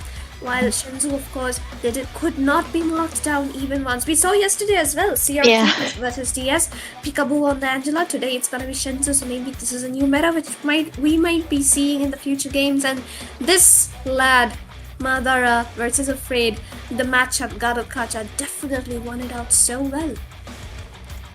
It was greedy, to go for the Kalea when there's already... it was greedy from the start to go for the Yi Shin onto Agato, to go for the Kalea yet again. They could have made it work if the damage was there, but they couldn't. Black Dragon Man against the Tamos. These are the 2 signature picks that we have seen so far in Mythic Showdown for the XP laners here. Oh my goodness, Rich Guy and the carry. Of course, it's gonna be Godspeed himself all together in 2 places. He have the damages. And I think most of the time, Madara died trying to Tsunami Slam on... not Madara. Afraid died trying to Tsunami Slam onto Godspeed because of the insane amount of damage that he already had. And I think he also got the Holy Crystal under 8 minutes also. Yeah, that is a well-farmed Joy. And you cannot kill that anymore. Exactly, like you get the Rich Guy, plus you get the carry, which means you're doing your job very well. Madara, of course, deserving sandbag right there, and Angela being Angela, just farming up the assists every single time she ults. And that's a 10-second cooldown ult, so of course you're gonna be farming up every single ult that you possibly can. But of course, Debbie, that's gonna be it for both the RNTX games tonight, and both of them have been won out by RNTX, which means they might just be sitting at the top of the leaderboard right now. Make sure to check it out on the official website, and also do like the stream, because at 500 likes we are having a giveaway of 5,000 diamonds, 100 diamonds to 50 winners. So you need to like and be active, and also join the Discord server to be updated with the latest news and the giveaway winner updates. So don't miss that out, ladies and gentlemen. Debbie, any last words? No, we are fine with it because, I've been begging for the likes into the chat because I also want the diamonds. Sorry guys, just join out the Discord so that it'll be active, as like Sarah already mentioned, and I think we can reach them. Of course, there are more matches that we're going to be seeing, so I think we can get to that goal so that we will be given that giveaway. Mythic Showdown is very, very generous. So that was what I was going to say. So I think we're going to have to wrap it up for today. RNTX will be, they have 1 point down, so EVT still with the lead that they had, but that's the first game that they played for today. So round robin is one of the most exciting ones, so stay tuned for another one that can come through. And before that, we will be taking a little bit of a break.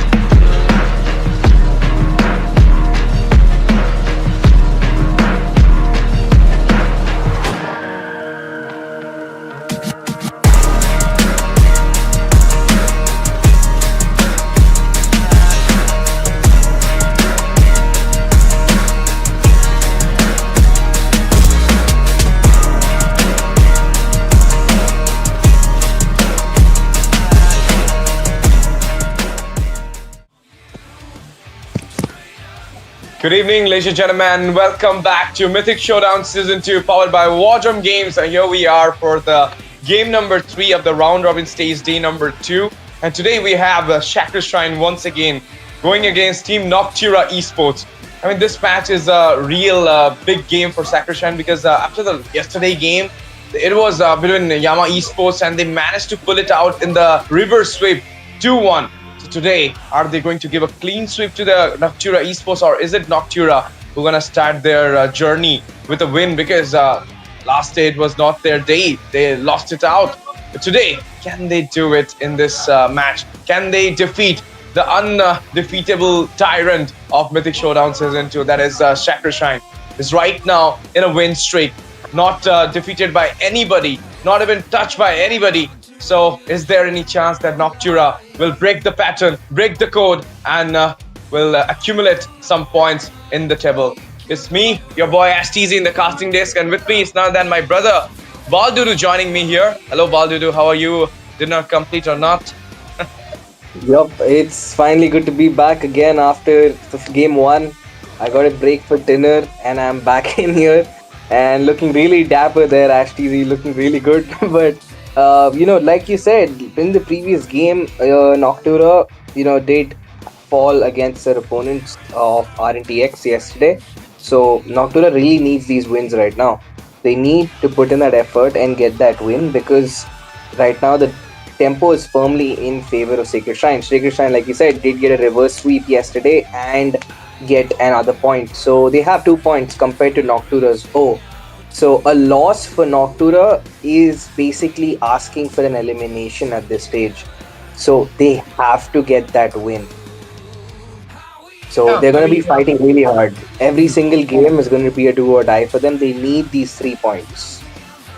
Indeed, they need these 3 points for them, or if 2 points as well, because you are yet to start your game. Yesterday you got a loss. Today it's another time for you all. I mean, it was against RNTX and now it is against Shaker Shrine. And if you're losing out all these matches from the very beginning, your confidence will get lower and lower, and you might not gonna compete for the LAN, because like the top 4 teams will only get the slot to go hearty, to punch their ticket into it and to come and play the LAN, the finals, the double elimination rounds. But before that, you have to do something in the round robin stage. The Tyrants are doing so well so far in this Mythic Showdown Season 2, but Noctura Esports, who are currently rebranded to that name, but before this name was LCF and they were the reigning defending champions, Baldudu. So they need to be there in the land. The defending champions of Mythic Showdown Season 1 are right now in the verge of elimination. Does it sound good? Never. So guys, and with this, I'm going to tell you another thing, Baldudu. There is a giveaway going on, 5,000 diamonds giveaway. 50 lucky winners can grab up that 5,000 diamonds, 100 each. And for that, you need to stay alert in the chat section, stay connected with the chats. And not only that, you need to follow us in our social handles, that is the Discord server. And with this, we are entering into the draft phase. Any suggestion? New patch is there. Baldudu, have you gone through it? Yup, I've gone through the new patch. We're seeing some of these heroes fall down and some heroes having a better time. Like now we're seeing how Cecilian is going to have an easier time leveling up due to the mana consumption being taken down. But looking at the draft, there's not been too much change in the tempo. The bans are still pretty much standard. We're seeing a lot more bans in the Hilda because of how well she's performing in this tournament, especially in this round robin. There has been not a single best of 3 where the Hilda has not been picked or banned. It's always been picked or banned. So that's kind of showing. And this was not the case in the league stage. In the league stage, the Hilda was kind of forgotten. No one really picked it up. It was like maybe contested once throughout the entire wildcard stage. But we're seeing a very different situation in the leagues, in the round robins. Every single person wants to fight for that Hilda over there. And the Fred. They're all hot commodities right now once again. So looking at the situation right now, the Esmeralda has also been taken out by Noctura. The Sacred Shrine, having the first pick, will be opting out for the Lapu Lapu. The banning phase is over. They went for the Lapu Lapu team SSH. They always love to show the comfort with the Lapu Lapu. It's more like Fate onto the Lapu, and Fate is so good with the Esmeralda today in another tournament. But after Lapu Lapu into the hand, they might go for that Gatot Kacha, but it is kind of into the banning section. But Kimi ban in this recent patch, does it a good idea? Well, because it is into the nerf list. Do you think like Hmm. Kimi ban is a needed one because the Sicilian, the Fursa, the Eve might come up into your draft phase, but having the Gatot Kacha being open at this moment, they don't apply it to their side. It's more like Kimi's comfort, but no, he's going for the Grok and the Alice here. Haruka onto the Alice. This will be a great matchup from NOC side. Sacrishine, what they will go for? Eve, Gatot combo, or they will actually go for Vans Ishan Chin here, or a Lance, or a Ishan, or a Suyu, or Lance, or anything Oh, there. Joe, I think it is a great time for an Noctura to go in for that Phobius pick. They could send the Alice onto the gold and get Phobius in the EXP or the gold. They can flex pick that because that Lance is gonna give so much utility. The Lance and the Lapu are gonna be giving a lot of dashes for that Astra's Eye to constantly activate.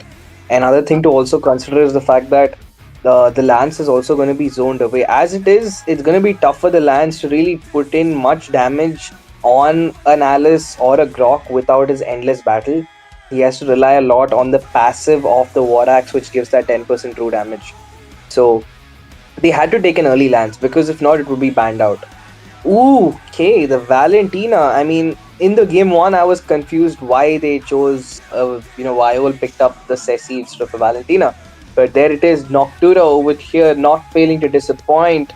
Faden is gonna go on one of his signature picks. That Valentina is gonna be online, and he has a lot of decent ults to cost. I mean, the Phantom Execution also works pretty well with the Valentina because that's another dash you can use to escape the actual Lancelot. But I think the best pick so far would be the RWM, hands down. WM, and they can actually go and flex that, the bravest fighter as well. But as you mentioned, the RWM will be the best option for the Payton's Valentina. And now, in the second banning phase, we're going to see the Gatot Kasha getting banned out. So do the Granger from the side of team Sacred Shrine here. They don't want to give that Granger to the Kyle. And I believe like Harith, Granger, all this respect bans for Kyle is a very nice choice. And I feel like we should ban out the Esmeralda as well. You do play the Esmeralda into the gold, so it might cause you some problem there into the gold in a 1v1 laning if you're actually prioritizing the Lapu Lapu for Fate here. But Yuzong being open might be a good option. Might be a good option for Romcom. What do you feel, Baldudo, on that thing? Well, definitely there it is. The pick, you know, on the rom-coms pick, I mean, it's a little risky. Like the whole point is any kind of initiation pick you take for the side of Sacred Shrine, that's giving options for Faden to play. Like you're giving Faden more options to play around. So the Gato is taken out. This Khalid is also being removed. So now, in terms of the roam, you have something like the Kalia, but Kalia does not sync well with the Eve. It Minotaur? doesn't really work. Ooh. What Oh about yeah, Minotaur? the Mino would go great. In fact, but Yeah. again, that's another alt for Faden. And that's a very important alt. In fact, I would take the Mino's alt over the real world manipulation simply because the Mino's alt has a lot more impact in the early game onwards. And if you sync it with Valentina's passive scaling that she gets when she's using an alt, when she copies an alt, she's gonna hurt a lot more than another Minotaur, any other Mino, because she's getting physical attack stacking. Minotaur might be a good option, as you mentioned, and they can go for that other pick that is obviously the Kalea, or might be going for a Hylos as well. Hylos could be the better option if you want to see the poke and the mobility wise, and even sustain wise as well. But let's see, the two picks will be coming on soon, but before that, it will be a Claude Gold. My goodness, I was expecting a Clint though, because of the patch, getting obviously giving that buff to the Clint, but no, it's a Claude coming in there. And with that, the last two picks from Sacred Shrine, they're yet to show their EXP laner or maybe a goal laner. Who knows? This Lapu Lapu can be taken on to the side for Romcom here. what it could be, the Esmeralda EXP, Arlot EXP, or they can go with that Tammuz EXP as well. Tammuz EXP is so good nowadays. You have the damage, you slow down the enemy with the ultimate, and not only that, you sustain as well. Yep. Boom. And yeah, I mean, you did mention Thamus, but the main issue with Thamus is that he is not as mobile of an EXP laner. Like, it's kind of easy to kite out a Thamus in terms of, the dealing with it. He gets slowed down quite easy, especially if you build one or two slows or there's a marksman hitting on him in with the corrosion. Thamus really struggles to really stay in the fights. He has great staying presence in the lane in actual fixed fights, but he needs a Eve to play around it, and it's too much work to make him active. So with this draft that Sacred Shrine is running, once again, the Bakshia with the CC and the Lapu give them a lot of impact in the rotation aspect. They have a lot of engage and disengage. But with the CC being nerfed slightly, she's not as good in the golden anymore. I feel like her time has come to an end in the golden. She can still be flexed, but I would rather see a Yuzong or maybe even a Uranus rather than a CC in the current patch. Especially a CC against a Claude is just not a good option. Yeah. Let's see how it goes. The CC. This might be the reason he went for the CC because of the curtain call. It's more like the curtain call. You can bind out two people, and at the same time, if RWM cast out, there would be a good finishing, good option, good setup for the Lance to actually give that good finishing there. But here we are, guys. The 5-for-5 set is already over, and this is the game number 1 of the match number 3 of the night between Team Sacrishine versus Team Noctura Esports. We're heading into the Land of Dawn soon, but looking after the draft, my prediction is Noctura might gonna give out the first game for themselves. And what about you, Baldudu? Well, What do you think? while the CC is a little doubtful, that combo of Bakshia, Yeve, and Lance, I'm going for Sacred Shrine. I mean, we got to keep it even, right? It has to be a 50-50. But 50. the stakes are a lot higher for the side of Noctura. They need these points to stay in contention for those top 4 slots. They're not just competing against Sacred Shrine, they're competing against the results of the past. So, Noctura, in this Land of Dawn, this game, every game is as good as a tiebreaker for them. Yep, it's not like they lose out to RNTX. It was a 2-1 victory for RNTX. They didn't just win like in a 2-0. And that day, I believe Aaron's Yuzong did a lot of damages, and even the Joseph's Joy. But this time it is Serrar Moons. Welcome back, ladies and gentlemen, to the Land of Dawn for the glory, for the Mythic Showdown Season 2, powered by War Drum Games. You're right now witnessing the one of the top team of India, Sacrishine, going against the defending champions of Mythic Showdown, Noctura Esports, currently clashing with each other. Yeah, there is a lineup change happened for Noctura Esports. It's just Serrar Moon from that defending champion lineup, but still, can he give that lose that point to his team and lose onto the Sacrishine, because he was there. Before in the Sacrishine lineup as well. He knows the game style, the play style of Sacrishine as well. And with that, there's already an engage coming in. Artorio bit off a little more than he can chew and will be giving up a very, very early kill to Serrar Moon. And that is not the kind of gameplay you want to be doing this early, feeding, NOC, especially to the guy who needs that farm the most. Serrar Moon with the Ishan Shin. If he got the early snowball, he will be a menace in the mid to late phase. And this is the thing about the Lancelot. Both the junglers need that early snowball, but now, sadly, both the junglers are not right now in the S tier. They were removed from the S tier. There you go, the Mountain Shocker release with the boats coming in there. What a damage win there. Faden. Oh my goodness. Giving out the follow-up and will be the final blow to Artorio. Throne Rose comes up. A lot of damage being dished out to Duba. Duba goes back. Yo, what is Art doing? Art is not in the correct state of mind right now. That is just 2 kills being given away very unnecessarily. You do not want to go and brawl with a Grok or a Valentina. Those are one of the strongest early game presences you have. Easy turtle coming in. Vansathor, oh my goodness, clutch it out from the hand. And it will be the turtle for the Sacrishrine. And the sliver of HP. Duba managed to go back. Blaber Spider comes in. He do have the little bit of, absorb coming in. And he will goes back into the safer side without giving out the kill. I mean, you can say it's equal trade. A turtle into the hand of SSH. 2 kills into the hand of NOC. That too onto the roamer. Yup, and Art, after having that Kyrie moment with that Baksha and the bush, he is fallen down in levels. But so far, Van is leading that level. Sarod Moon not far behind. Not much difference now in terms of the level difference. It's still pretty even right now. The gold is also pretty much the same. So in terms of the late game, though, you know it's by far in favor of Noctura. So all Noctura needs to do is just hold on. They just need to drag this game around until that 12-minute mark, and it's easy money for them. But if Sacred Shrine can right now find their tempo, because we're seeing hints of it. You can see the poke they put on to Duba, but Art has to avoid those bushes right now.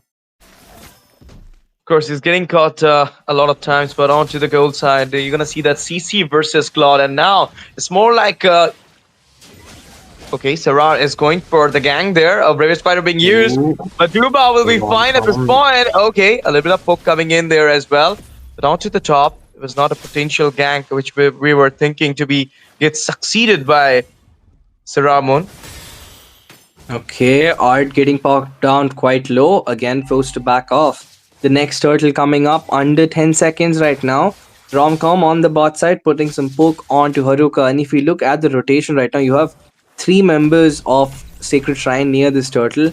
And, both sides are going in for a recall, the 4th member. Where, we might be seeing a delayed turtle unless Van has different plans. I think he's going to melt this turtle before there's even a change. It might just be an uncontested turtle. And yes, that is the case. Ash, what do you think is the first thing Sacred Shrine needs to do to get themselves back on that scoreboard? It's more like a good gank, you can say, a setup onto the Claude, because he's the only squishy member here. He might be taken out easily. So you should really need to go and gank onto the gold side, I believe, if you really want to grab on that kill. But before that, British Fighter comes in, as well as a little bit of poke. Torio leading the way, but we'll be coming back. A very safe and defensive play style being going on right now. Puncture comes up, and Satoru going for the fight here, and he will be grabbing up the blue buff in front of the face. No. No. He Saruman still has Not it. giving it out to the hand of Van, but two turtle has been neglected by Serrar already. And I think that's impressive. I mean, the fact that Serrar was managing to get his buff against Van despite a level gap. I mean, there was a full level gap that back then it was 7 and 8, and now he's level 9 and 8 to his opponent.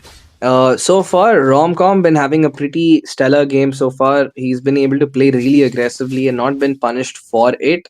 But Haruka there picking up the cursed helmet. So she's going to be a lot more annoying to deal with, a lot more poke coming in from that passive of the cursed helmet. The more HP she makes, the more annoying she gets and more damage she deals. And I think I have a feeling that do you think that the ally Van with the solo kill in the mid lane. Instant one as well. Puncture, Phantom Execution, Throne Rose, everything thrown onto that Faden's Valentina. Now Monachaka release. Red buff is in danger, but there you go. Bid onto Duba, slaying him up there, slaughtering him down, and now the Blazing Duel come up with the mirror play as well. The BMI will be taking out Bid onto the way. The instant redemption comes up there with that. Kyle falls down. Vance Toro goes in with the puncture, and now Haruka will be cornered. But he will be fine with the help of the blood. Oh, and then before that, the Brave Spider comes in there. It is, of course, a beautiful fight being done by Faden by just stealing away that Brave Spider from the hand of Fate. But there you go. Easy Turtle, third one. Turtle Slayer, Van Satoru. Yup, Sacred Shrine definitely found themselves back in this fight, stealing away the advantage all the way right from under NOC's nose. And the problem is NOC can't even keep on to hold on to their gold simply because that their draft is not built for that early game. Whereas Sacred Shrine is completely optimized for that. As we see Hey, one more kill, Van is right now just farming the jungle. Serrar Moon, despite having a YSS, is struggling to farm under his own jungle because of the sheer amount of pressure that Sacred Shrine is bringing onto the table. Kyle? Kyle has just got a hand onto that macro, but now is getting trapped down the BMI with the blazing to it come up, and look at the penetration melting down Kyle there with one shot. My goodness, bid. Oh my god, not looking good at all. Fate right now using up the curtain call, gets one more kill for himself.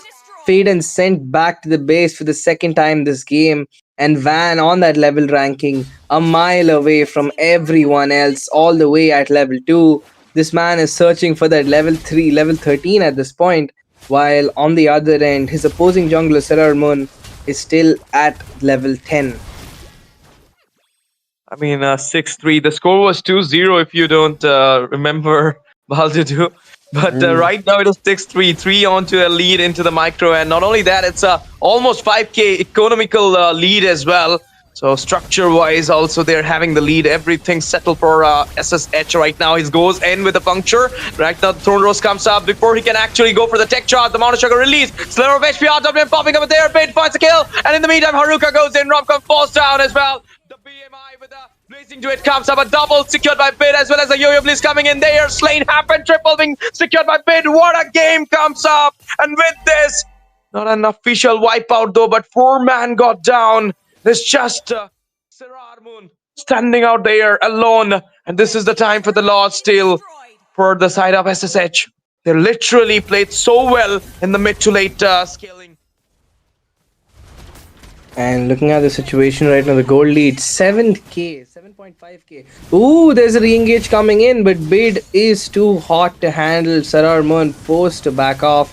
Art pops off the tortoise Pazans and backs off in this fight, but looks like Fate has bit off a little more than he can chew. Finally will be giving away some gold to his opponents, reducing that gold lead from 8k to, it's not a meager amount, but it's still lesser than what we're seeing.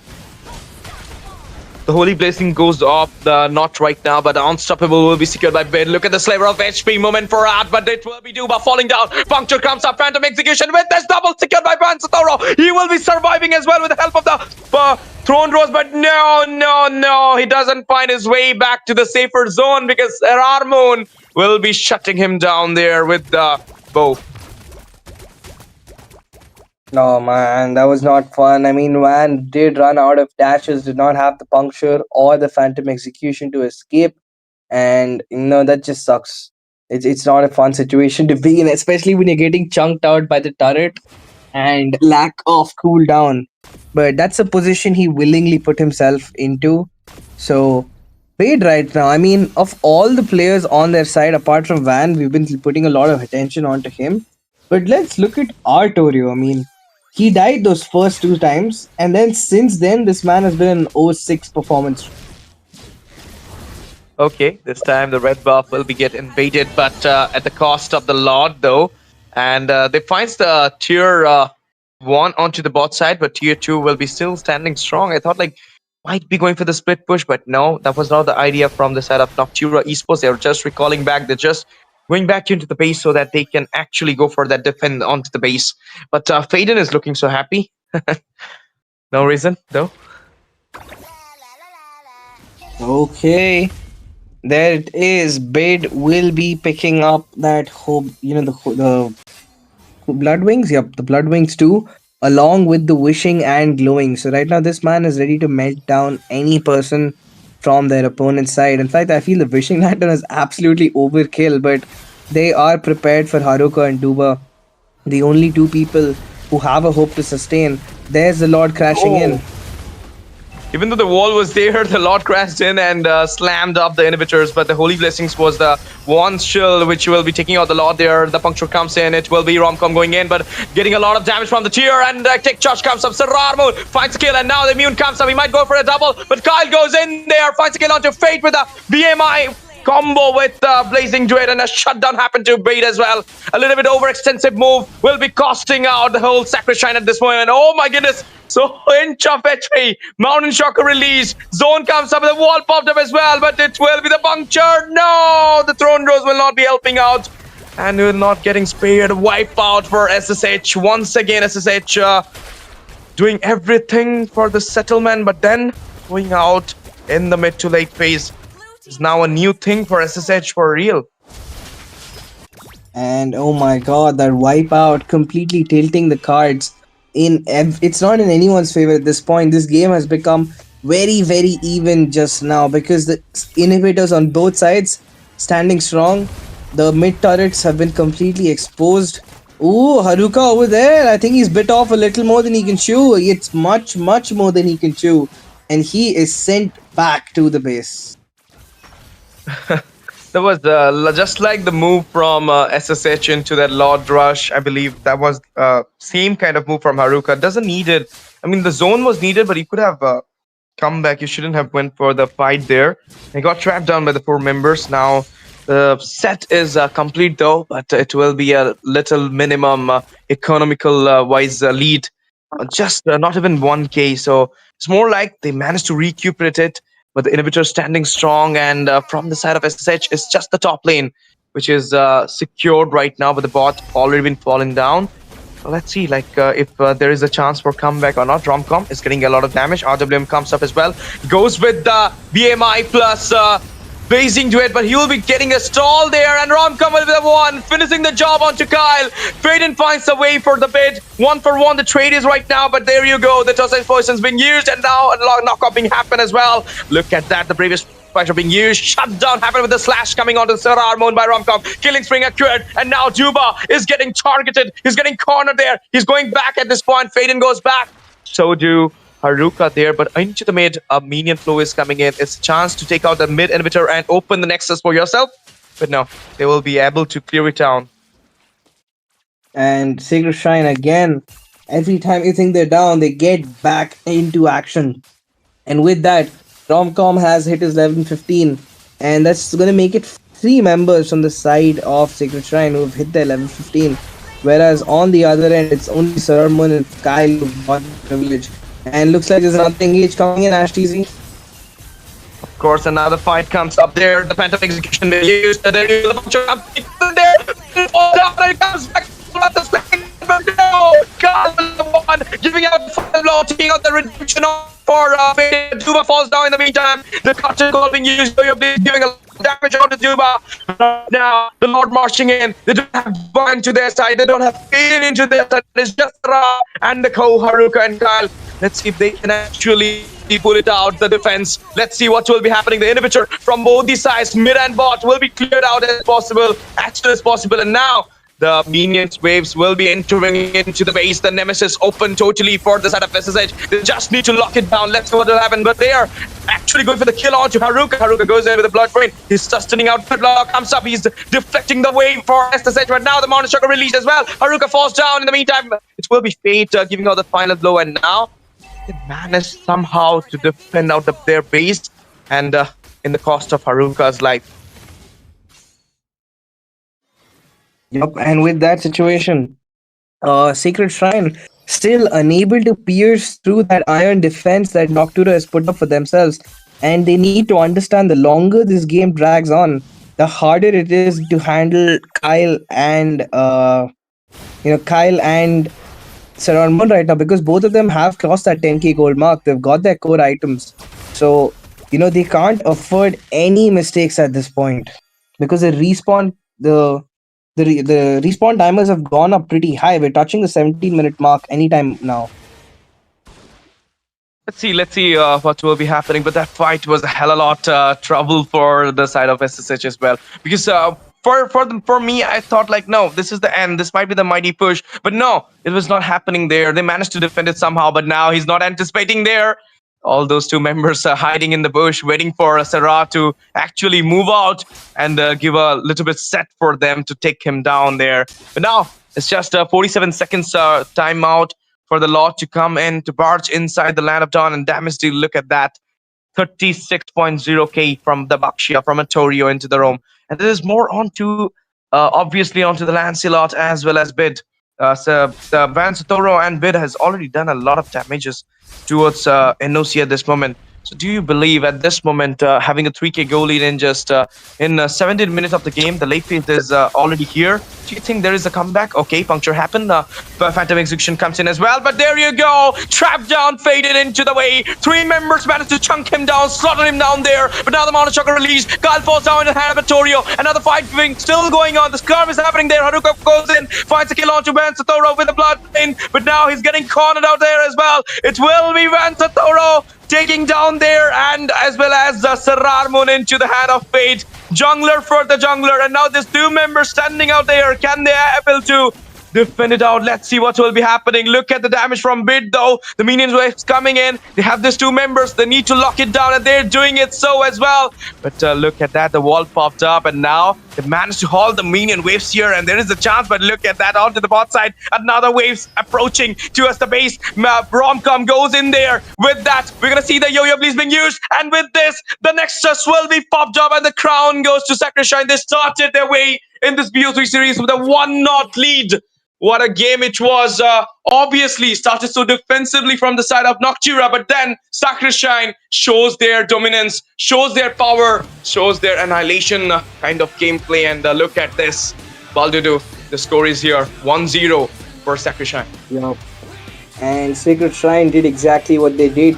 They were able to, hold the game on. While they were not able to get the exact result they wanted to wrap up that game within the 12-minute mark. But they had a few errors. But at the end of the day, the point is what they're going to be taking home on that table. We have another game coming up. But regardless, a very good effort coming in by, Duba inside on that defense. But it was just not enough. And considering the fact that you had two late game heroes, but you were still struggling to go in for that base defense, you were not able to succeed in late game team fights. Having a Claude and a YSS, that is just not the result you would want to have. I mean, Noctura with a very disappointing turnout, and that's not what you want at this stage. They need this next point. And looking at the MVP, definitely it's going to be that Lapu Romcom. From game 1, minute 1, I said this guy is a little too comfortable. These guys need to do something to stop him. And they failed to do that. And it shows with that insane amount of damage taken. He's taken close to 200k damage taken. A definite MVP for their side. Looking at the other stats, all the turrets, all those buffs, all in favor of Sacred Shrine. Only 3 turrets picked up by Noctura on that one comeback where they did manage to get a wipeout. Of course, and you can say that this game starts totally favoring out the SSH here, but there was a chance, there was a little of hope for NOC when they make the mind, when they did that wipeout onto SSH, but then again, the snowball again comes into the hand of SSH, and they've got the Lord into their hand, then went for the mighty push, and nobody was there to actually defend it down. This Valentina pick was onto the mark, but doesn't execute it properly. Faden, I believe, and respect to Duba, of course, 0-4-12. What KD comes up, 10.7k. He's the real sandbag from the side of NOC. He'll go for the head-to-head here. I believe, Duba had played better from the side of NOC. He tried his best, but what can we say? There's always one winner, one loser, and this time NOC lose out the first game, but 2 more chances on for them. They can go for the reverse sweep. They can go for the 2-1 against SSH here. Game starts, you can see here the damage deal and everything is totally favorable to the side of Stitch, and head-to-head coming in here. 4-6-4, the KD is for the Kyle. Kyle plays well. I mean, if you're gonna actually see, Kyle's was kind of aggressive during the mid to late when he got the spike, but he was getting hindered by all those sustained members from the side of SSH.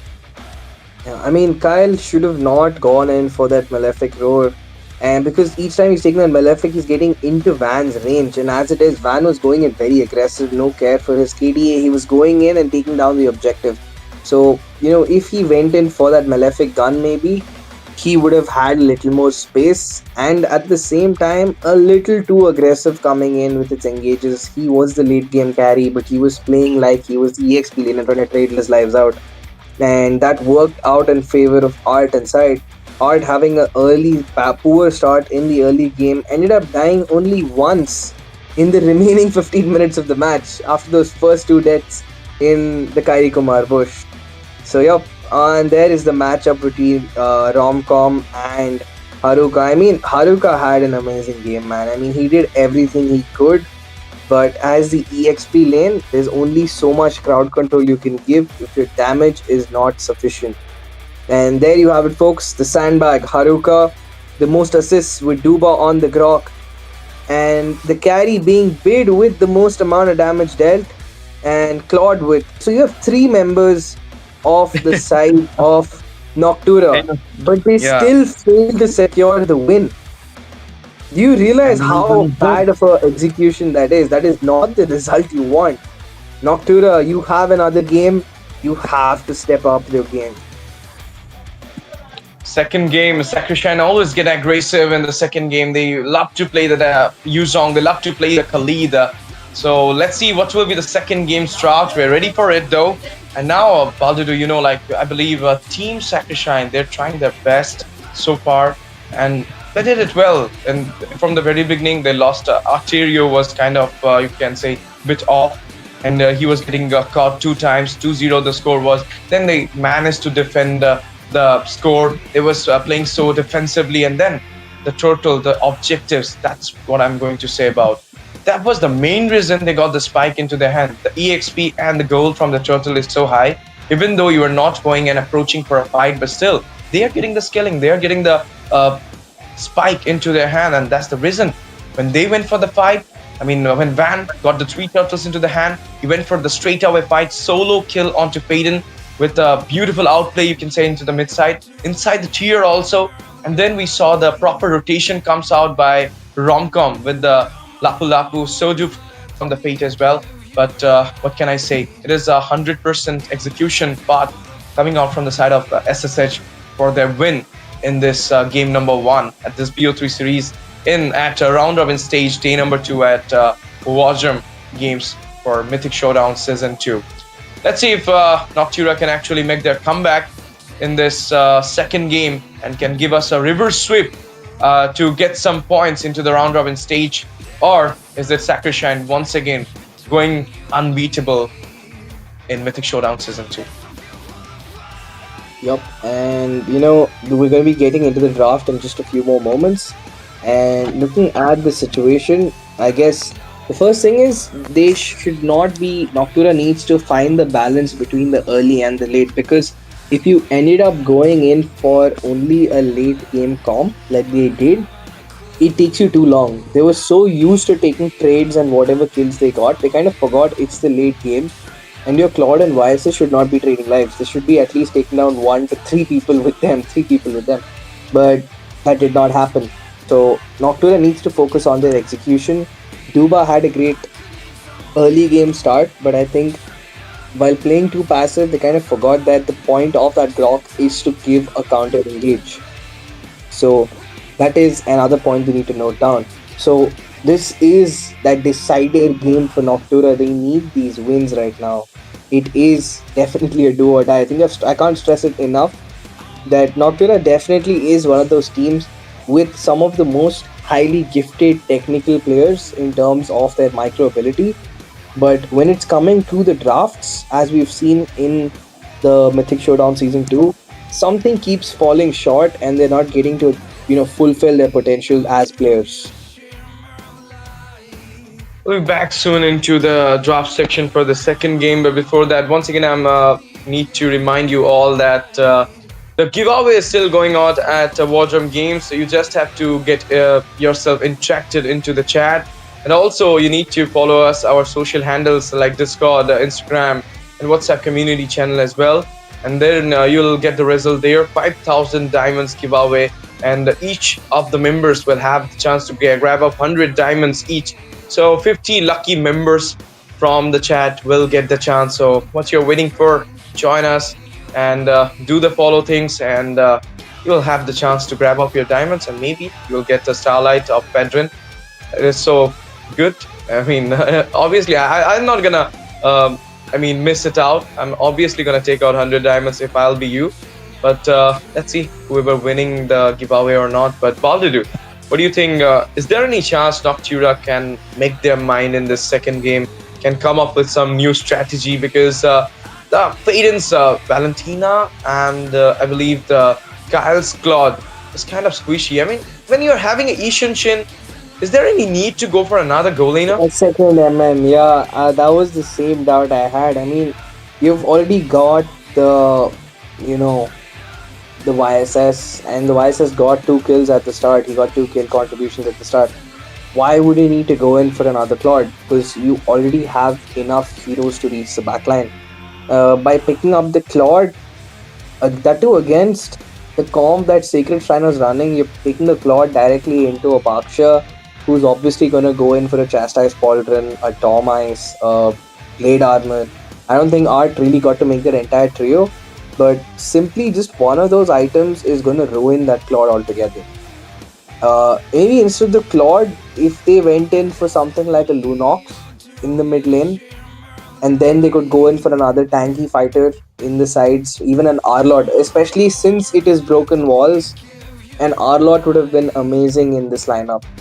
Uh, even if you went in for an EXP, because you could send Harith into the gold, you could pick up a Harith instead, who scales in a little earlier. And speaking of the bans, the Harith is taken out over there. Sacred Shrine, they're drafting really quick, Ash. We're back into the game very quick. The game and it's very quick one. Yep, there it is. Yep. Yeah, there it is. So the NOC with their first 3 bans, it's going to be the CC, the Lapu, and the Kimi. Pretty standard bans coming in. And on the other side, we're seeing the Haya, Fred, and the Harith. Now, NOC has opened up their draft with the first pick onto that Hilda. And one crazy thing is that every time a Hilda has been picked up, that team is dominating the early game, but they lose out the match. I mean, that's a stat. I mean, these are every single game I've casted in a Mythic Showdown. When a Hilda is picked up in a series of BO3 or whatever kind of series it is, that guy, the Hilda, will have the best performance of their lives with the team throws. So I really hope that's not the case for NOC. But yep, that is the beginning of the draft. And on the other side, it is Ray's favorite, the Zujin, picked up along with the Black Dragon, Yu Zong.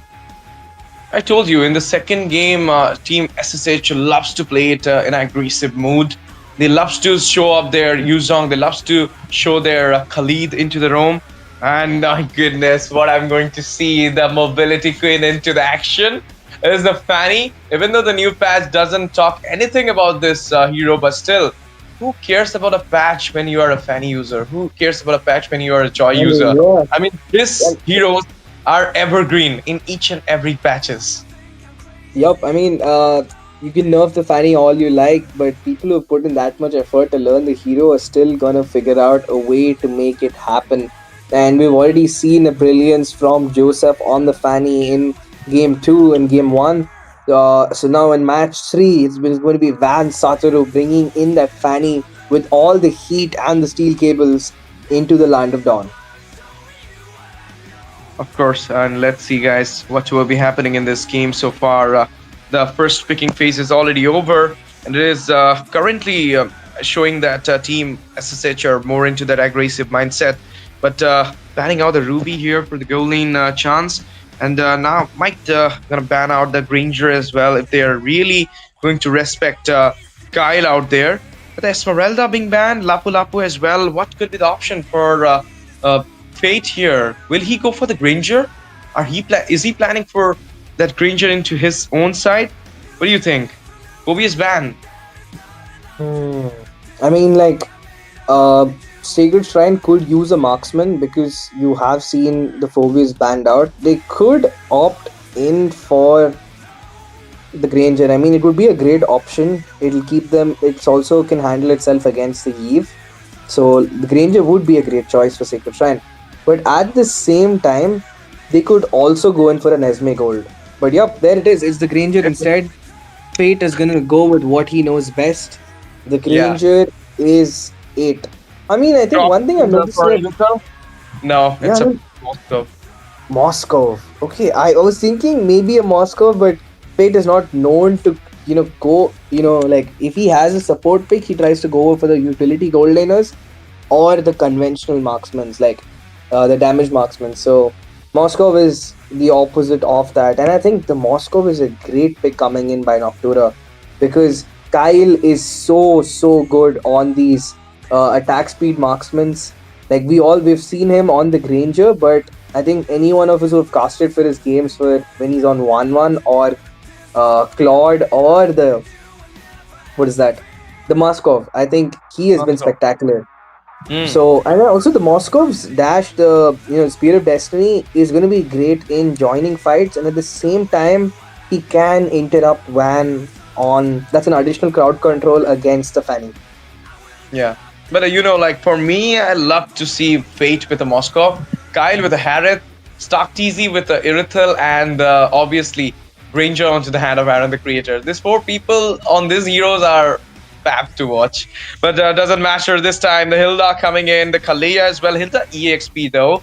And there's the Kaleya for the Rome, and Moscow into the goal against Granger. The early phase, it will obviously 1-for-1 laning phase, it will be the Granger, but into the late game, you're gonna see the spike into the Moscow. And the main thing about the Moscow is the same time you're taking out the tiers, you can join into the team fight by using your SOD. So this is the best thing about the Moscow players. They can contribute into the turret steal as well as into the lane pressure as well as into the team fight participation. So let's see how it goes for NOC this time. It's a do-or-die game for them. If they don't win this game, it will be a 2-0 win for SSH, and they will just grab up some points into the table, and NOC will still stays undefeated. I mean, not undefeated, will still stays without any win in this round Man, robin. no, actually should no, you can't do that, man. That's not fair for them. But yep, looking at the draft, I do like the draft that NOC has cooked with right now. It has a pretty good balance of frontline, re-engage and disengage coming in. You have that Hilda who's going to be putting in so much pressure that on the other side, I mean, that Van is like a big, flex pick. I mean, if that works, it's going to work amazing. And when a Fanny plays well, he kind of scares everyone else on the opponent from rotating. And that allows, the entire side of Sacred Shrine to actually shine. So let's see if Van could be the X factor for SSH to give them that clean sweep. Or will Kyle and Saror Moon on those interesting off meta picks give us a game 3? Maybe a game 3, maybe this is the last game, who knows. Ladies and gentlemen, welcome back to the Land of Dawn. This is Mythic Showdown Season 2. You're right now witnessing, powered by War Drum Games, and you're right now watching SSH Sacred Shrine, the top team of India, going against the defending champions of Mythic Showdown, that is NOC, Noctura Esports. The score is 1-0 from Sacred Shrine, and it is the match point for them, and a do-or-die set for NOC. They need to take it out if they really wants to go for the third game decider, for the tiebreaker, for the Heaven's Gone. And there it is, with the game starting, each team finding their respective matchups. We have to really pay attention closely in the mid lane what's going to happen, because Van is going to be very hungry for possible invades. He's already got his level 2. So, on the top side, Haruk. Oh, there's the first blood as we spoke.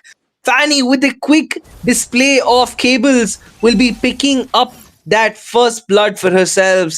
Faden will be sent back to the base against his wishes. Quick one, my boy, and then on to the top.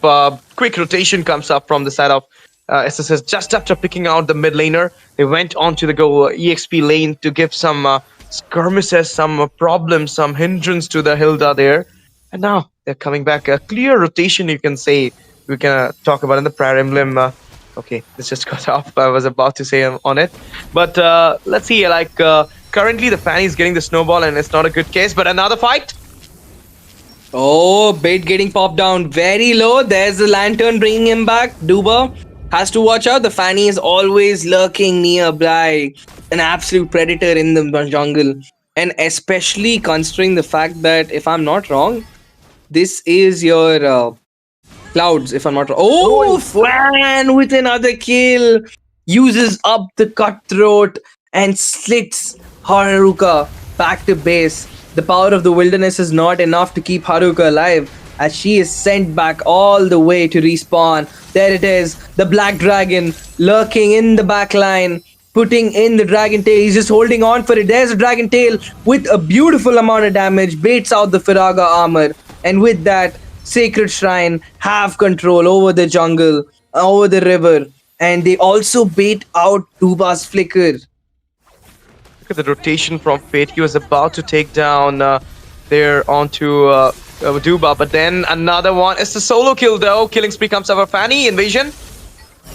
Another invade coming in. Sarar Moon having to deal against 3. The Firaga armor is not going to hold on for long. And the second it does, he's in a lot of trouble. But there it is. The blue buff stolen away. The Azure Golem lost in the hands of the Van Satoru. As Sarar Moon will find himself in a level deficit. Not a good case. Not a good sign. Not a good start in a do or die set for the team. Skalea with the Tsunami Slam goes in there. There is the dive. Oh, they nearly get Art out. The last insanity used up. A beautiful wall. Okay, it's not gonna be enough. Kyle caught in the midst of it all. Uses up the Purify. Zujin with the lanterns. Will she get the kill? Yes, she does. Duba will fall. 4-0 in favor of Sacred Shrine. And this is not looking good for Noctura. Kyle managed to survive that attack as Sony connected, and now it is the time for Art also being there as well. Look at that 1v1 going in. Flicker popped up. Oh, Flicker used up. Fate will survive. I mean, it is not his day. There's the engage coming in. The tectonic charge. Fate gets another kill on Haruka. This is the second time the Hilda has fallen in this match. And the goal lead, 4,000 under 5 minutes, is not looking good at all. I mean, that Sonata with the Sky Piercer, 5-0 the score is. Yet to start their notebook. 4 minutes of the game, as you mentioned. A 4K goal lead in just 4 minutes of the game is too high. A mammoth one for now. And there you go, a 1v1 going in. Sarar Moon just got out of his Firaga armor. And another time, his blue buff will get invaded out. So do the turtle. And right now, Sacred Shrine completely dictating the tempo of this match from start to finish. Van Satoru being the catalyst for their side. Oh, on the bot side, Kyle going in for an engage, takes some hits from the Death Sonata. Art over there lurking, ready to provide his gold laner support as and when they need it. And it looks like it's going to be another turtle being picked up for Van without any contest. On the bot side, 4 members of of Noctura there against the 2 of Sacred Shrine, but they've given up that mid turret for free. They're Faden rotating a little too late, and that is another very, very important neutral objective. But there's the tectonic charge with the cables, the cutthroat being held on to for now. The Firaga armor being used up. Van goes in for the re-engage, uses up the cutthroat as Romcom will get the kill on Sir Armon, making the scoreboard 0-8 with a 7k goal deficit for Noctura. They have to do something, and they need to do it fast. Otherwise, this game is all but over. This game is all but over, and you can say that because it is SSH with us almost 8k and 7k goal lead, and not only that, they find some structures as well along there with them, and the fights, the combos, the rotation is so quick, so good that not even giving the time for NOC to flinch even, and not a single blue buff has been taken away by Sir Armon at this moment. So bad. This is so, dominative way from SSH. I told you, like in the second game, they love to play it aggressive, and right now they're doing so as well. And Noctura with the draft cannot break it out. But onto the top side, Fate is right now trying to take out the tier 2, and the halt comes off as well while coming in there. A direct damage being doing onto the second tier grabbing up the macro there, and you can see that heal ranking. Artoria with a 13.6k heal ranking, having topping the league. But there you go, a 1 versus 4 trap down mechanism, and with this, it will be the last blow by Fate onto the Duba. No, And Haruka. this does not look like a slow death. I mean, it looks like Sacred Shrine right now is absolutely cooking with the way they're working right now. Not a single death from their end. Even the frontliners are going in so aggressively. Van, against so many counters, is also diving in so deep and getting kills and walking back safe. I mean, that is the biggest question. How is Noctura not able to punish their opponents for walking in so brazenly in their midst? Yep, and this is the thing, like you're playing against the top team of India and you're not getting a single kill. This is real domination. We get a sheer domination from the side of Team SSH in this second set of game. Not giving out a single kill, taking out all those macro once again into the hand, and now it's more over to the structures. They really wanted it there. The Tsunami Slam happened, kidnap. Tech charge being used for safe though, it's just a poke, and now they're retaliating back. Thought like they Yup. might go for this fight, but no. The tech charge was the one getting away that Artorio from the difficult situation, having a defensive play for him. Oh, they really want that. There's the Black Dragon form being used up. They want to commit. There's the last Insanity being used up defensively by Van. Van diving in with the cables, getting pushed away by Kyle, helped along outside the turret. And with that, they hold on to these minions for just a little longer as the Yuzong, rom-com on that use. Oh, what's gonna happen over there, Kyle? Does this guy just pop the wind? I think he just popped the wind of nature. Because there's no other way he should have survived. He's built an early wind of nature. And I think that's just saved him for falling for the second time. Yo, wait. Did he Last sell time it? the I think. Glock was into the hand of Artorio, but this time it is so suited in the hand of Artorio. Oh! Tech charge, RWM. RWM used up, nothing comes out of it, but there it is. Haruka's trying to chase on to Artorio, but the damage is not enough. It is not enough. It will not be enough with 11k gold lead in the side of Sacred Shrine with level kills on their side. Every turret collapse, 6 turrets taken down in their favor, 3 turtles taken, and now a lord that's gonna spawn in the next 10 seconds. Sacred Shrine doing utter domination, collapsing the Holy Shield on the bot side. Sararmon put down to extremely low levels of health. And with that, Sacred Shrine showing their message, sending a clear threat, will advance towards the first slot of the game. Holy Blessings popped up into the mid, and this is more vulnerable for the side of NOC to actually defend this lot out. It might be a game of 10 minutes, 30 seconds, because there is a almost 12k economical lead from the side of SSH at this moment. And not a single kill has been given to anybody of NOC. Unkillable, the whole SSH squad at this point. If they will go for the mighty push, they can actually claim the win there. Look at this. The 5 members of SSH are right now in a level ahead of 10. And Sararmun, the jungler for Noctura, is right now level 10. So this is the level gap, which is really, gonna hinder a lot of things for NOC to actually make their comeback in this game. I don't believe a comeback is happening because it is 13k gold lead. Recuperating it will take a lot of time, and after recuperating it as well, you need to take out some structures as well. You have a Moscow for the scaling for the late game, but now the Lord entering into the Nemesis. There is the real world manipulation not being held on to just yet. Artorio will collapse the turret. The Black Dragon using up the Dragon Tail onto Kyle. Kyle forced to back off, and now Zujin trying her best, pushing away any member of NOC from trying to push their luck a little too much. There is Van, gets the unstoppable RWM used up, but is it all but too late? Kyle hitting the turrets, putting a lot of damage, gets to defend the Lord. They only lose out one, which is actually insane. With a 15k gold lead, losing only a single turret is actually miraculous in nature. But oh no, Haruka pulled back by the lantern, and it looks like it might just be the end. The tectonic charge used up. Kyle still surviving. Van dives into the turret. It might just have been the first kill Noctura would get, but the base shatters before they get that first kill.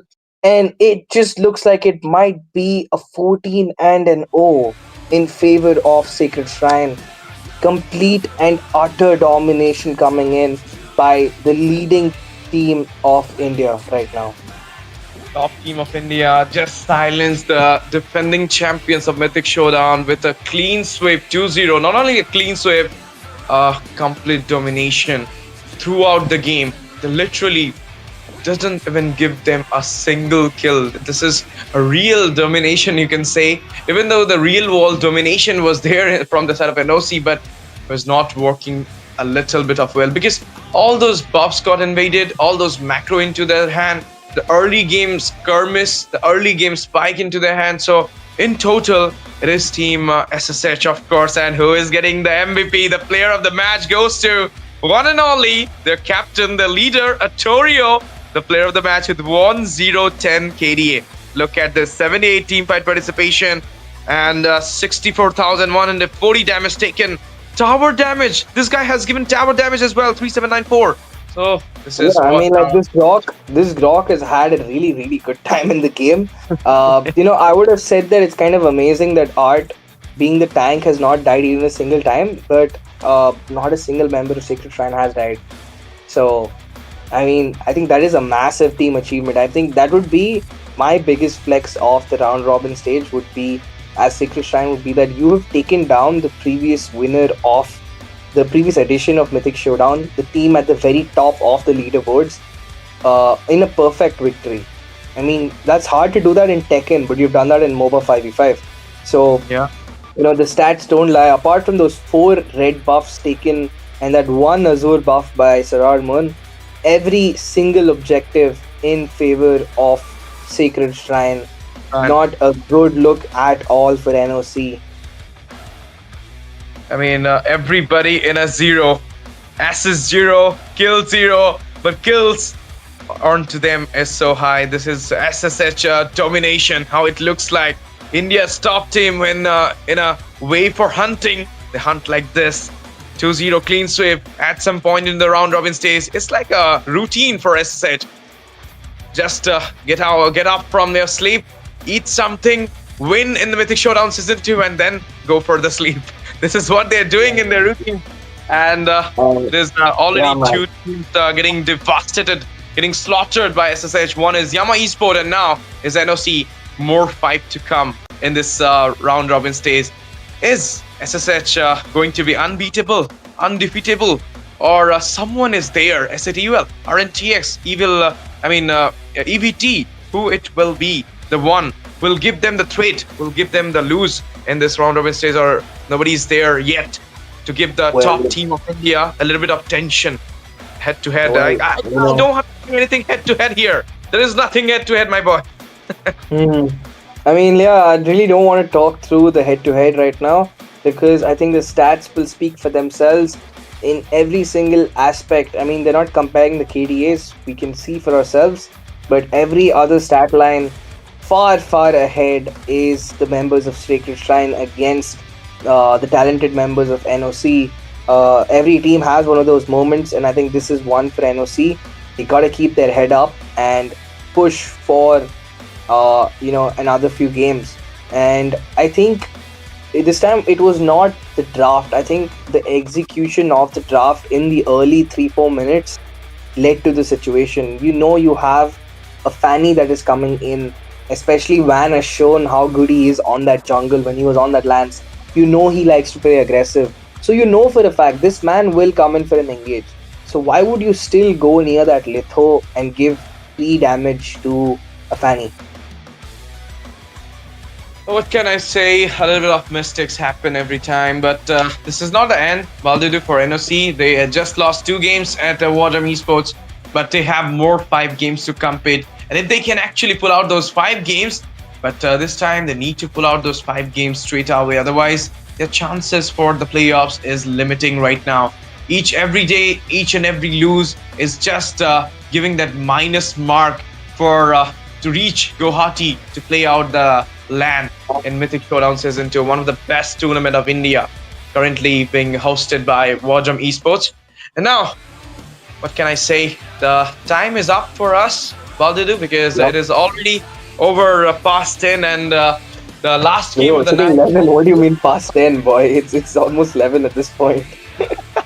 Okay, it's almost 11. So it's up for us, and the last game was beautiful.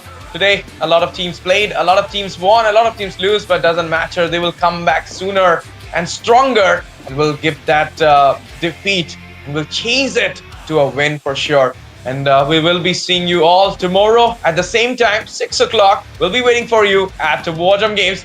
Be there, stay tuned with us, and do follow us in our social handles. Subscribe our channel. Don't forget to like the stream, share the stream to your friends, and commenting in the stream about your favorite team, about whom you're supporting and all, because your interaction will give you a chance to win the giveaway. 5,000 giveaway every day, 100 lucky winners, 50 lucky winners, 100 diamonds each. So who doesn't want this giveaway for them? With this, me, STZ, and with me, my co-caster, my friend Baldudu, will be signing off from Mythic Showdown Season 2 at War Drum Games. We'll be seeing you tomorrow. Good night, everyone. Thank you for joining. Thank you for watching. Love you all. Sabake. Good night, guys.